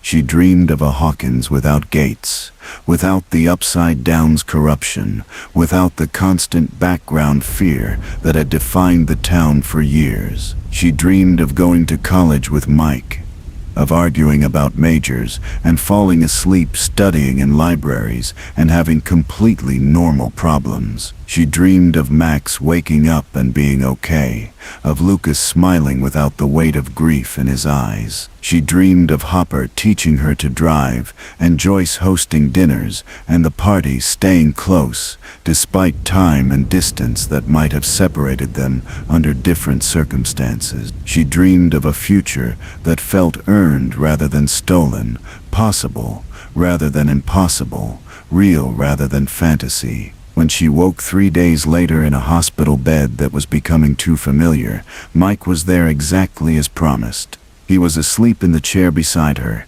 hands still holding hers even in unconsciousness, maintaining contact that reassured them both that separation was temporary rather than permanent. Leo watched him sleep and felt love that was deeper and more complicated than the simple version she had experienced when they first met. This was love that had survived arguments and distance and near-death experiences. Love that existed despite knowing each other's flaws and fears and the ways they could hurt each other. Love that was choice as much as feeling, decision as much as emotion. She squeezed his hand gently, and he woke immediately, alert in the way people get when they have been keeping vigil over someone sick. His face transformed when he saw her awake and aware, exhaustion replaced by joy, so pure it hurt to witness. He told her she had been unconscious for 72 hours, that doctors had been worried about brain damage or coma, that everyone had been taking turns sitting with her and refusing to believe she would not wake up. He told her the gates remained sealed, that monitoring equipment showed no signs of dimensional bleeding or barrier weakening. He told her Vecna was truly trapped, that the upside down was cut off from their world completely, that she had actually done what everyone thought was impossible. Il asked about Max, and Mike's expression turned cautious. Max was still comatose but stable, still trapped wherever her consciousness had retreated. Closing the gates had not magically fixed her the way Lucas had desperately hoped. But there had been subtle changes in her brain activity, patterns that suggested awareness, even if she could not demonstrate it physically. The doctors were calling it progress, though progress toward what remained unclear. Illas felt disappointment settle in her chest alongside the relief of surviving. She had wanted to save Max, wanted her sacrifice to fix everything, wanted the story to end with everyone okay. But life did not work that way. Victory was rarely complete, and even saving the world left some wounds unhealed. She asked if she could see Max, and Mike helped her into a wheelchair, insisted on pushing her despite her weak protests that she could walk. She probably could walk, but it would have been slow and painful, and she was grateful for his help, even if accepting help remained difficult for someone trained from childhood to be self-sufficient. They went down the hall to Max's room, where Lucas sat reading aloud from one of her favorite books, maintaining his vigil with dedication that was beautiful and heartbreaking in equal measure. Elle wheeled herself to Max's bedside and took her friend's hand. Reached out with powers that were still recovering, that responded slowly and with difficulty, that might be permanently diminished from what they had been. She found Max's consciousness in a place that was not quite the void and not quite the physical world, trapped in a space between that kept her separate from her body. Elle tried to pull her back, tried to create a bridge that Max could cross to return to full awareness. But she lacked the strength, had burned too much of herself closing the gates. She could touch Max's consciousness, but could not move it, could not force healing that her depleted abilities were insufficient to provide. She pulled back and looked at Lucas with eyes that held apology and grief. She had tried. She had wanted to fix this. But some damage was beyond even her power to repair. Some wounds would require time and luck, and maybe miracles she could not manufacture. Lucas nodded understanding, told her it was okay, told her that trying was enough, even when trying was not successful. But his eyes said he had hoped for more, had believed that if Elle could close gates between dimensions, she could certainly wake one comatose girl. The fact that she could not felt like failure, even though rationally Elle knew she had already given everything she had to give. She returned to her room, exhausted from the short trip, from using powers that needed months to fully recover, from confronting the limits of what she could do, even when desperation demanded she do more. Mike helped her back into bed, and she cried against his shoulder. Cried for Max and for Lucas, and for the fact that saving the world had not been enough to save everyone. Mike held her and told her she had done enough, had given enough, had sacrificed enough. Told her that she was allowed to be human, to have limits, to sometimes fail, despite trying as hard as she possibly could. The words helped, even if they did not make the guilt disappear. Elle was learning slowly that guilt was not something you solved or removed, but rather something you carried and used to motivate better choices. She could not save Max right now, but she could be present, could keep trying as her powers recovered, could refuse to give up on her friend the way her friend had never given up on her. That was enough for today. Tomorrow she would try again, and the day after that, until either Max woke up or Ellie had to accept that some things stayed broken, no matter how much power you threw at them. The government wanted to debrief her once she recovered enough to hold coherent conversations. Owens conducted the interviews himself, kept them relatively short, and focused on facts rather than emotions. He asked about the void, and the dimensional barriers, and the process of sealing the gates. He asked if she thought the closures were permanent, or if they might deteriorate over time. He asked what would happen if someone tried to force new gates open the way the Russians had attempted. Elle answered as completely as she could, explained that the barriers were sealed but not indestructible, that sufficient force could probably reopen tiers that would be just as catastrophic as the original gates, that creating new access points to the Upside Down would be possible but difficult and incredibly dangerous, likely to result in whoever made the attempt being consumed by what they unleashed. She also made clear that she would not be available to close gates again if someone was foolish enough to open them. She had given everything to seal the current tiers, and she had no intention of spending her life cleaning up after human stupidity. If governments wanted to experiment with dimensional barriers, they would have to accept the consequences without expecting her to fix their mistakes. Owens understood, promised to include her statements in reports that would go to people powerful enough to make those kinds of decisions. Whether those people would listen was another question, but Elle had done what she could to warn them. The rest was beyond her control or concern. She was released from the hospital in May with instructions to rest and avoid using her powers until they recovered fully. Hopper took her back to the cabin, which had never looked so good, so safe, so wonderfully ordinary. He had cleaned while she was hospitalized, had done laundry and dishes, and made the place presentable in ways it rarely was when they were both living there. The gesture touched her deeply because Hopper was not naturally domestic, had to put conscious effort into maintaining a household. He had done that work as preparation for her homecoming, as physical expression of love from a man who still struggled with emotional vocabulary. She settled back into the cabin routine with relief that surprised her. For so long she had chafed against the isolation, had wanted to be out in the world experiencing things. But now, after everything that had happened, the cabin felt like exactly where she wanted to be. Quiet and safe and far enough from town that she could just exist without people looking at her like she was a hero, or a freak, or something to study. She could be Elle here, could be Hopper's daughter, could be a teenage girl, figuring out who she was beyond the psychic powers and the trauma and the weight of responsibility she had carried for so long. The party visited regularly, treating the cabin like a second home. They brought movies and games and conversation that was deliberately light, determinedly normal, focused on anything except dimensional barriers and near-death experiences and friends trapped in comas. They talked about upcoming school finals and summer plans and what colleges they were considering. They argued about movies and music, and whether Dustin's long-distance girlfriend was real or elaborate fiction. They existed as teenagers rather than soldiers, as kids rather than survivors, as people with futures instead of just pasts filled with trauma.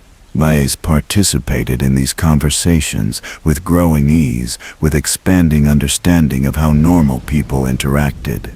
She had spent so much time fighting that she had forgotten how to just be. Now she was learning, was discovering that life included moments that were not crises, that relationships involved more than depending on each other during emergencies. She learned to laugh at stupid jokes and argue about things that did not matter and enjoy silence that was comfortable rather than oppressive. She learned to be Mike's girlfriend in ways that went beyond dramatic gestures and life or death stakes. Learned to be Dustin's friend and Lucas's ally and Will's confidant. Learned to be part of a group that existed for reasons beyond shared trauma. Summer arrived with heat that felt cleansing after the long winter and chaotic spring. The gates remained sealed. The Upside Down remained separate from their world. And Hawkins slowly began to believe that maybe the nightmare was truly over. The contamination zones were gradually cleared and reopened. Families who had fled returned to find their homes. Businesses reopened. Life resumed in a town that had learned hard lessons about forces beyond human control, but it also learned that humans could be surprisingly resilient when they refused to surrender. Elle turned 18 in August, a birthday that felt significant, even though nothing legally changed in her life.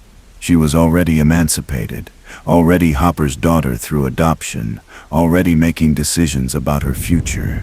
But 18 felt like crossing a threshold from child to adult, from someone who had things done to them to someone who did things by choice. Hopper threw her a party at the cabin with the entire party, invited plus Joyce and Nancy and Jonathan and Steve and Robin. They ate cake and opened presents and celebrated that Elle had survived to reach an age she had never been certain she would see.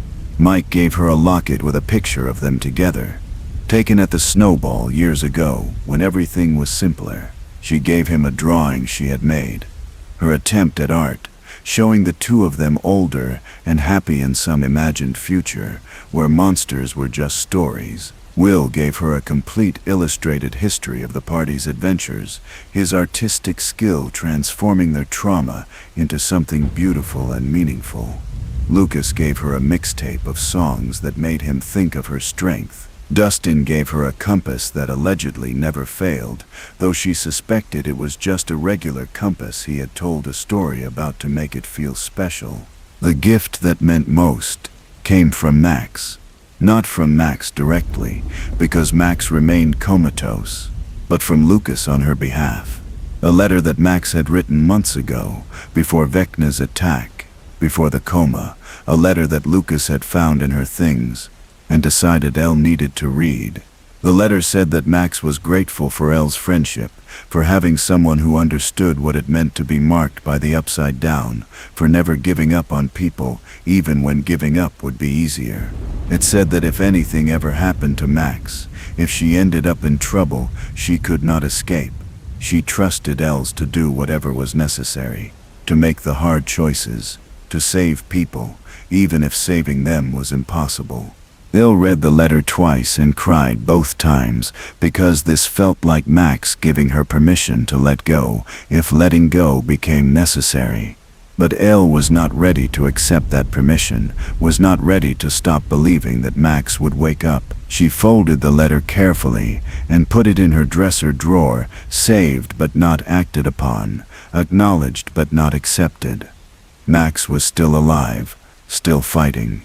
And Elle would keep believing in her friend's strength because the alternative was too painful to consider. The summer wound down toward fall, and with it came decisions about the future. Mike was leaving for college in California, had chosen a school close to where Elle had lived during her brief time away from Hawkins. He asked her to come with him, to start over somewhere that held no memories of monsters or gates or trauma. Elle was tempted, was attracted to the idea of being normal in a place where no one knew her history. But she could not leave Hawkins completely, could not abandon Max while she remained comatose, could not walk away from the gates she had sealed without monitoring them to ensure they stayed closed. She made a compromise. She would attend community college in Hawkins for a year, would stay close to Max and the gates, and the responsibilities she could not fully set down, would see if Mike's long-distance relationship with Susie had any merit to it, if love could survive separation and time zones, and the natural drift that happened when people's lives went in different directions.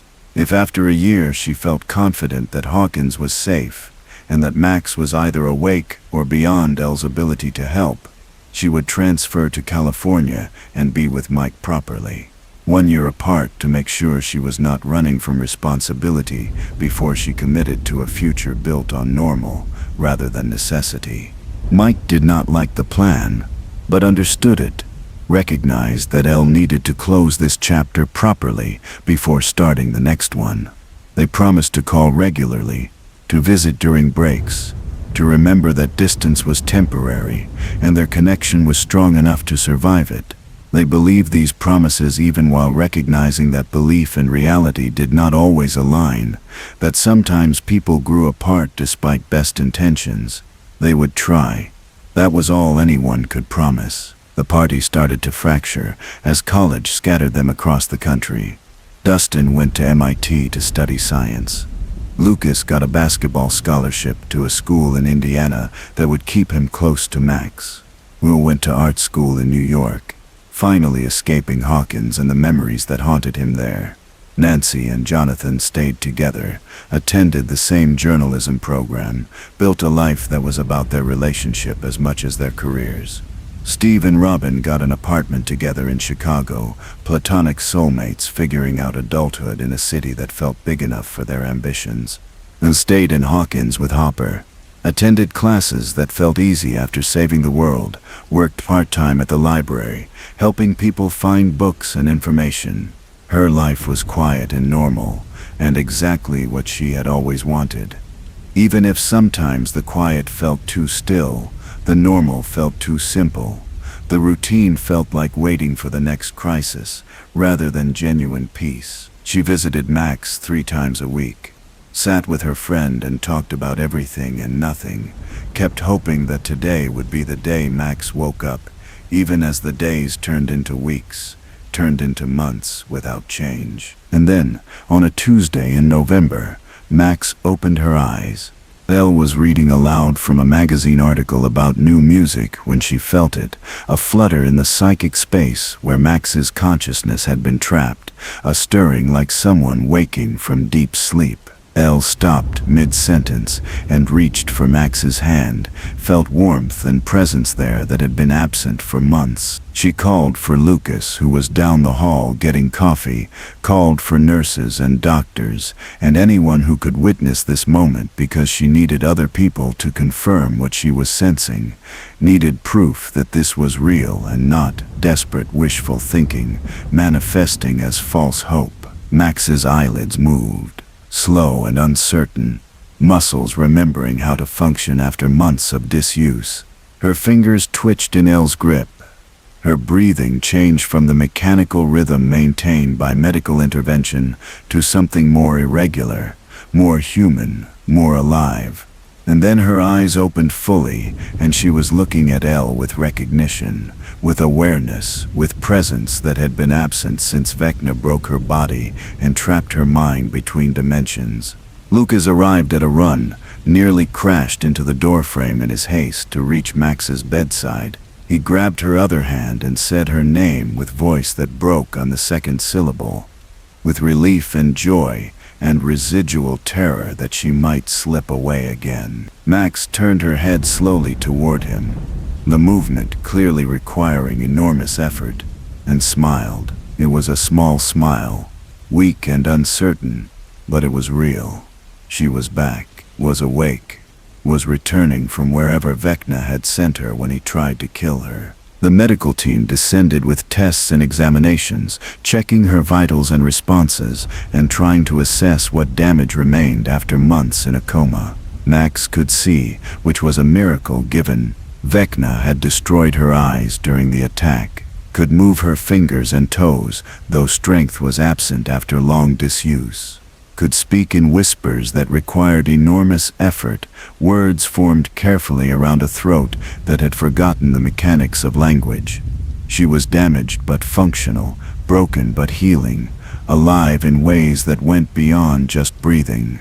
Elle stayed through the examinations, anchoring Max with presence and occasional gentle psychic touches that reassured her friend she was safe, that the nightmare was over, that Vecna could not reach her anymore. Max asked where she was, and Elle explained about the coma, about the months that had passed, about the gates being closed and Hawkins being safe, and everyone waiting for her to wake up. Max processed this information slowly, trying to reconcile lost time with current reality, trying to understand how she had been absent for so long when it felt like she had just closed her eyes. Lucas cried openly while holding Max's hand, not even trying to hide the tears that had been building for months. He told her about sitting vigil, about reading to her comatose body, about refusing to believe she would not wake up even when doctors suggested he should start accepting that outcome. He told her about Elle closing the gates and nearly dying in the process, about how they had all fought to save Hawkins while Max was trapped between consciousness and oblivion. He told her he loved her, Words he had said 100 times to her sleeping form, but that carried different weight, now that she could actually hear and respond. Max whispered that she loved him too, that she had heard him reading to her during the coma, that his voice had been an anchor that kept her from dissolving completely into whatever dark space held her. She said she had tried to wake up, had fought to return but could not find the path back to her body until something changed, until the pressure holding her down suddenly lifted. And understood that the something that changed was the gates closing, was Vecna's influence being severed from the living world, was the Upside Down's hold on Max being broken when the dimensions separated completely. The doctors wanted to keep Max for observation, wanted to run more tests and assess the extent of neurological damage and develop rehabilitation plans, but she was awake and aware, and that was miracle enough for now. The party was called and arrived in a chaotic rush, everyone trying to crowd into Max's hospital room at once, everyone needing to see with their own eyes that she was truly back. Dustin had driven 3 hours from MIT the moment Lucas called. Will took emergency leave from classes and got the first flight from New York. Mike called from California and talked to Max via speakerphone, told her he was proud of her for fighting her way back, told her she was the toughest person he knew besides Elle. The celebration was tearful and joyous and tinged with relief that felt almost painful in its intensity. They had lost so much to the Upside Down, had buried friends and mourned innocence and carried trauma that would mark them for life. But Max was back, was alive and aware, and starting the long process of recovery. It felt like a sign that maybe they could heal, that maybe surviving was not just about enduring, but about actually moving forward into futures that were not defined entirely by past horror. Elle watched the party surround Max's bed and felt something shift in her chest. The guilt she had carried since the moment Vecna targeted Max, since the moment she failed to save her friend from being broken. That guilt finally started to ease. Not disappear. Guilt rarely disappeared completely, but it became manageable, became something she could carry without being crushed by the weight. Max was awake. The gates were closed. Hawkins was safe. She had done what she set out to do, had saved her home and her friends, and earned the right to stop fighting for a while. She stepped back from the crowd around Max's bed, gave the others space to celebrate, let herself observe rather than participate for a moment. Hopper appeared beside her and put a hand on her shoulder, his touch gentle and proud and full of paternal affection. He no longer felt the need to hide behind gruffness. He told her she had done good, that Max waking up was in large part because Elle had closed the gates and freed her from Vecna's influence. Elle shook her head, said Max had fought her way back through her own strength and determination. Hopper agreed, but pointed out that closing the gates had given Max a path to follow, had removed the barriers holding her in that in-between space. Maybe they were both right.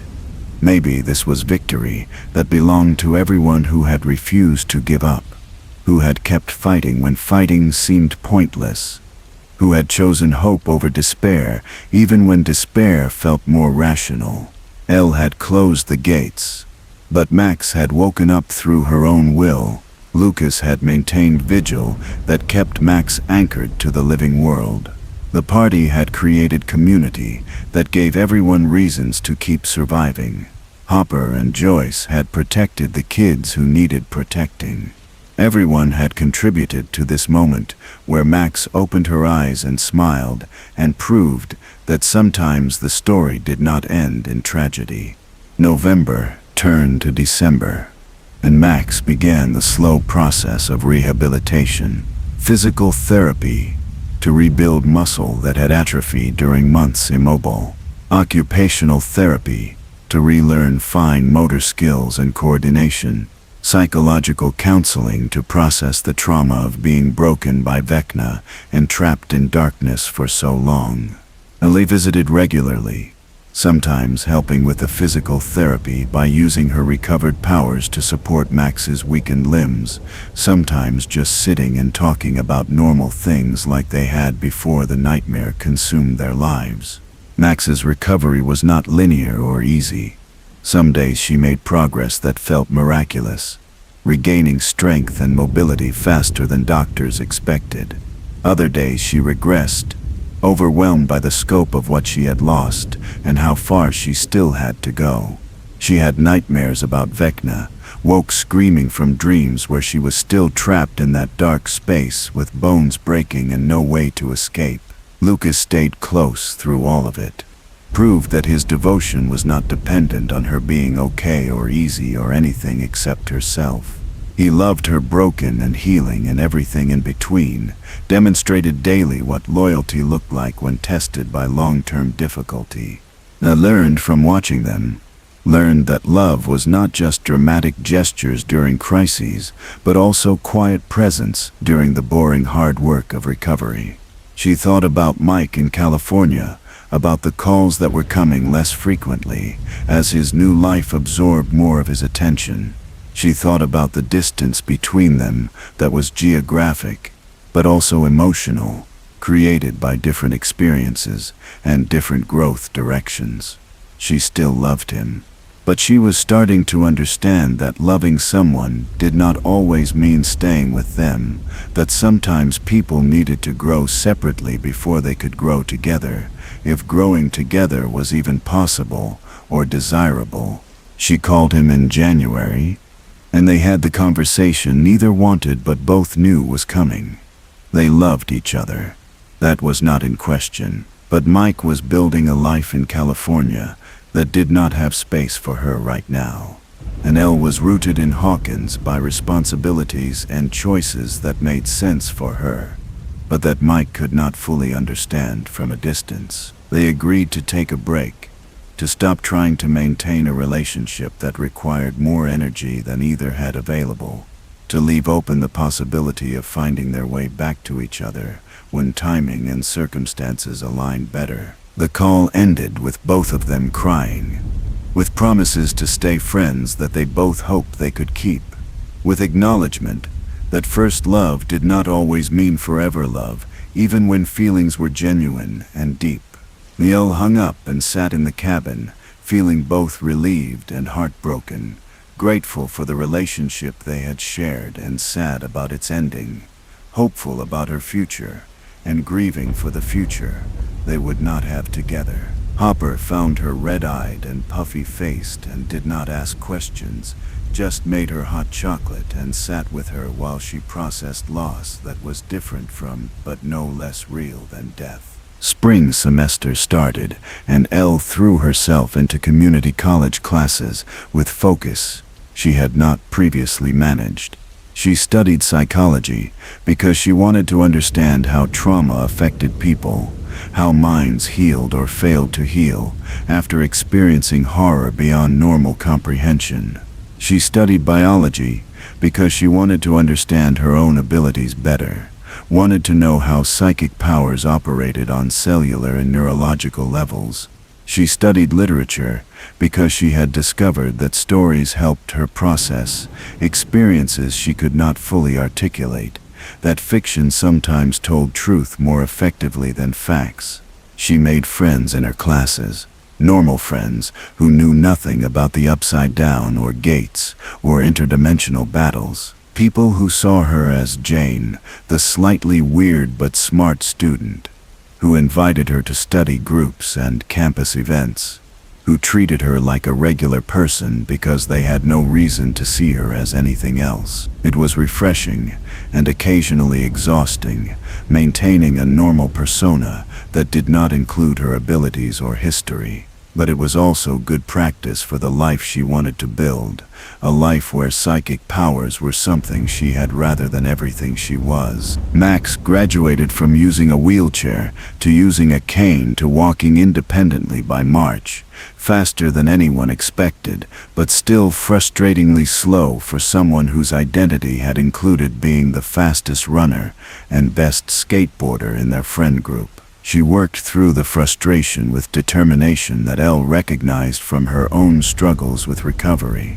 They bonded over rehabilitation and lost abilities, and the process of becoming new versions of themselves after trauma changed them fundamentally. Max would never be exactly who she was before Vecna, just as Elle would never be exactly who she was before opening the first gate. But they could be new people, different people, hopefully better people for having survived the worst and chosen to keep living anyway. The gates remained sealed through winter and spring, with no signs of weakening or corruption. The government research station continued monitoring, but with reduced staff, as the threat appeared genuinely ended. Owens retired from active duty and moved to Hawkins permanently, saying someone needed to keep an eye on the place, and he had grown fond of the town despite its history of attracting interdimensional catastrophe. He and Hopper became friends in the way middle-aged men become friends, through shared concern for Elle and Joyce and mutual understanding of what it meant to carry responsibility for things beyond your control. Summer brought changes. Lucas got accepted to a physical therapy program closer to Hawkins so he could stay near Max. Dustin announced he was transferring to a less prestigious but more practical engineering school because he had decided building things mattered more than theoretical research. Will stayed in New York but came home for the summer, arrived looking happier and more confident than he had ever been in Hawkins. The town had too many ghosts for him, but distance had given him space to heal in ways staying would not have allowed. Mike came back for a week in July, and he and Elle met for coffee at the diner, where she used to steal Eggos. It was awkward initially, both of them navigating the space between former lovers and current friends, trying to figure out how to interact without the relationship framework that had defined them for so long. But eventually they found a rhythm, talked about their separate lives with genuine interest and no resentment. Discovered they could still make each other laugh and could still finish each other's sentences. The love had not disappeared, but it had transformed into something different, affection and history, without the intensity that had made their relationship feel all-consuming when they were younger. They walked through Hawkins and observed how the town had recovered, how new businesses had opened in spaces where upside-down corruption had once spread, how children played in parks that had been contamination zones. Life persisted, adapted, overcame. The gates had nearly destroyed Hawkins, but in the end the town had proven more resilient than the forces trying to consume it.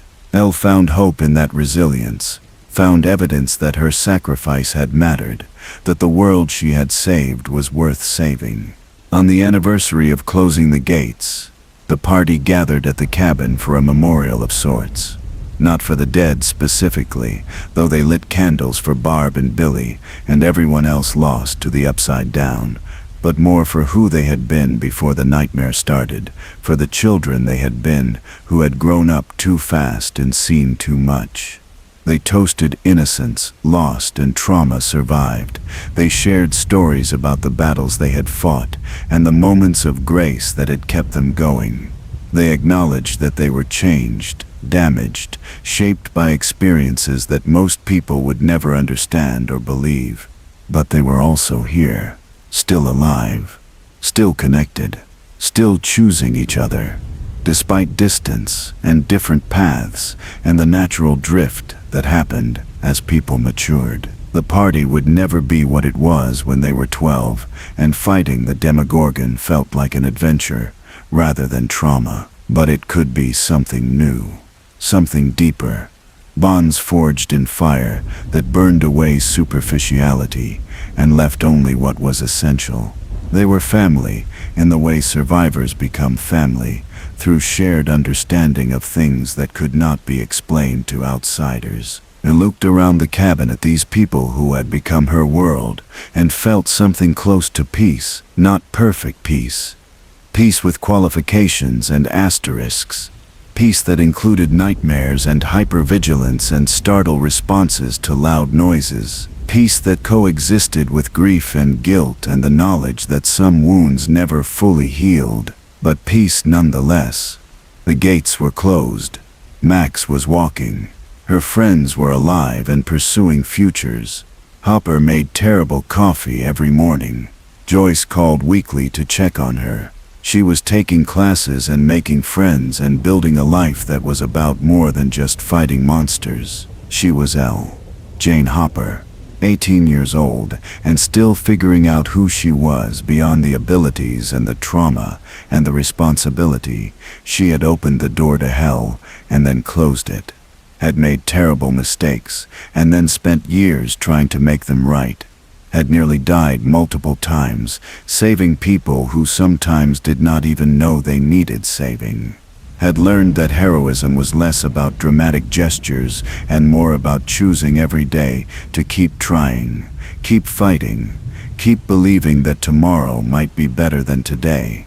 The girl who opened the door to hell had become the woman who guarded the threshold. And that transformation from weapon to child to hero to simply human was the real victory. Not defeating Vecna or closing gates or saving Hawkins, though she had done all those things. The real victory was surviving with her humanity intact, with her capacity for love and connection and hope undamaged by everything that had tried to destroy it. She was powerful, and she was damaged, and she was human, and those three things coexisted in ways that made her exactly what she needed to be. The door to hell was closed. Hawkins was safe, and Elle finally was free. Free to be something other than a guardian or a weapon or a mistake that needed correcting. Free to be a student and a friend and a daughter, and eventually, perhaps more than those things. Free to build a future that was not defined by her past. Free to choose who she became, rather than having that choice made for her by forces beyond her control. She stood on Hopper's porch watching the sunset paint the sky in colors that existed nowhere in the Upside Down. Red and orange and pink and gold, the palette of life rather than decay. The town below was quiet, peaceful, rebuilding itself into something that acknowledged its scars without being defined by them. Tomorrow she had class. Tomorrow Max had physical therapy. Tomorrow was Wednesday, and Wednesdays were normal, were routine, were exactly what she had fought so hard to make possible. The story of 11, the girl who opened the door to hell, was not over. Would probably never be completely over, because some experiences marked you too deeply to ever fully move past. But the apocalyptic chapter was finished. The battles were won. The threats were ended. What came next was life, ordinary and complicated and full of challenges that did not involve saving the world but mattered just as much to the people living them. E.L. went inside the cabin where Hopper was making dinner, and the television played shows that held no hidden messages or ominous portents, where the phone might ring with normal calls about normal things, where she could sit at the table and do homework and complain about professors and be a teenager rather than a soldier, where she was safe and loved and allowed to just exist without justifying that existence through usefulness or powers or sacrifice. The girl who opened the door to hell had earned the right to rest, and finally, after years of fighting, she was going to take it. This is the story of 11. Knowing, Novelle. The girl who was born in darkness and spent her life fighting toward light, who made mistakes and corrected them, who loved and lost and loved again, who learned that power without humanity was just destruction, but humanity without power was just watching people die, who found the balance between those extremes and became something no one expected. Not a weapon, not a victim, not a monster or a saint or anything except complicated and human, and trying her best with what she had. The door to hell is closed. The girl who closed it is alive and healing and building a future that honors the past without being imprisoned by it. And that is enough. that is everything. That is the victory that mattered more than any battle, the triumph that proved that sometimes the person everyone writes off as broken or wrong or too damaged to save is exactly the person who saves everyone else. Elle is home. Elle is safe. Elle is free. And her story, the real story beneath the powers and the battles and the supernatural horror, is one of hope. Hope that trauma does not define you. Hope that mistakes can be corrected. Hope that love is stronger than cosmic indifference. Hope that even when you open the door to hell, you can still close it and walk away and build something beautiful from the ashes. The end. But also, in the way that really matters, the beginning.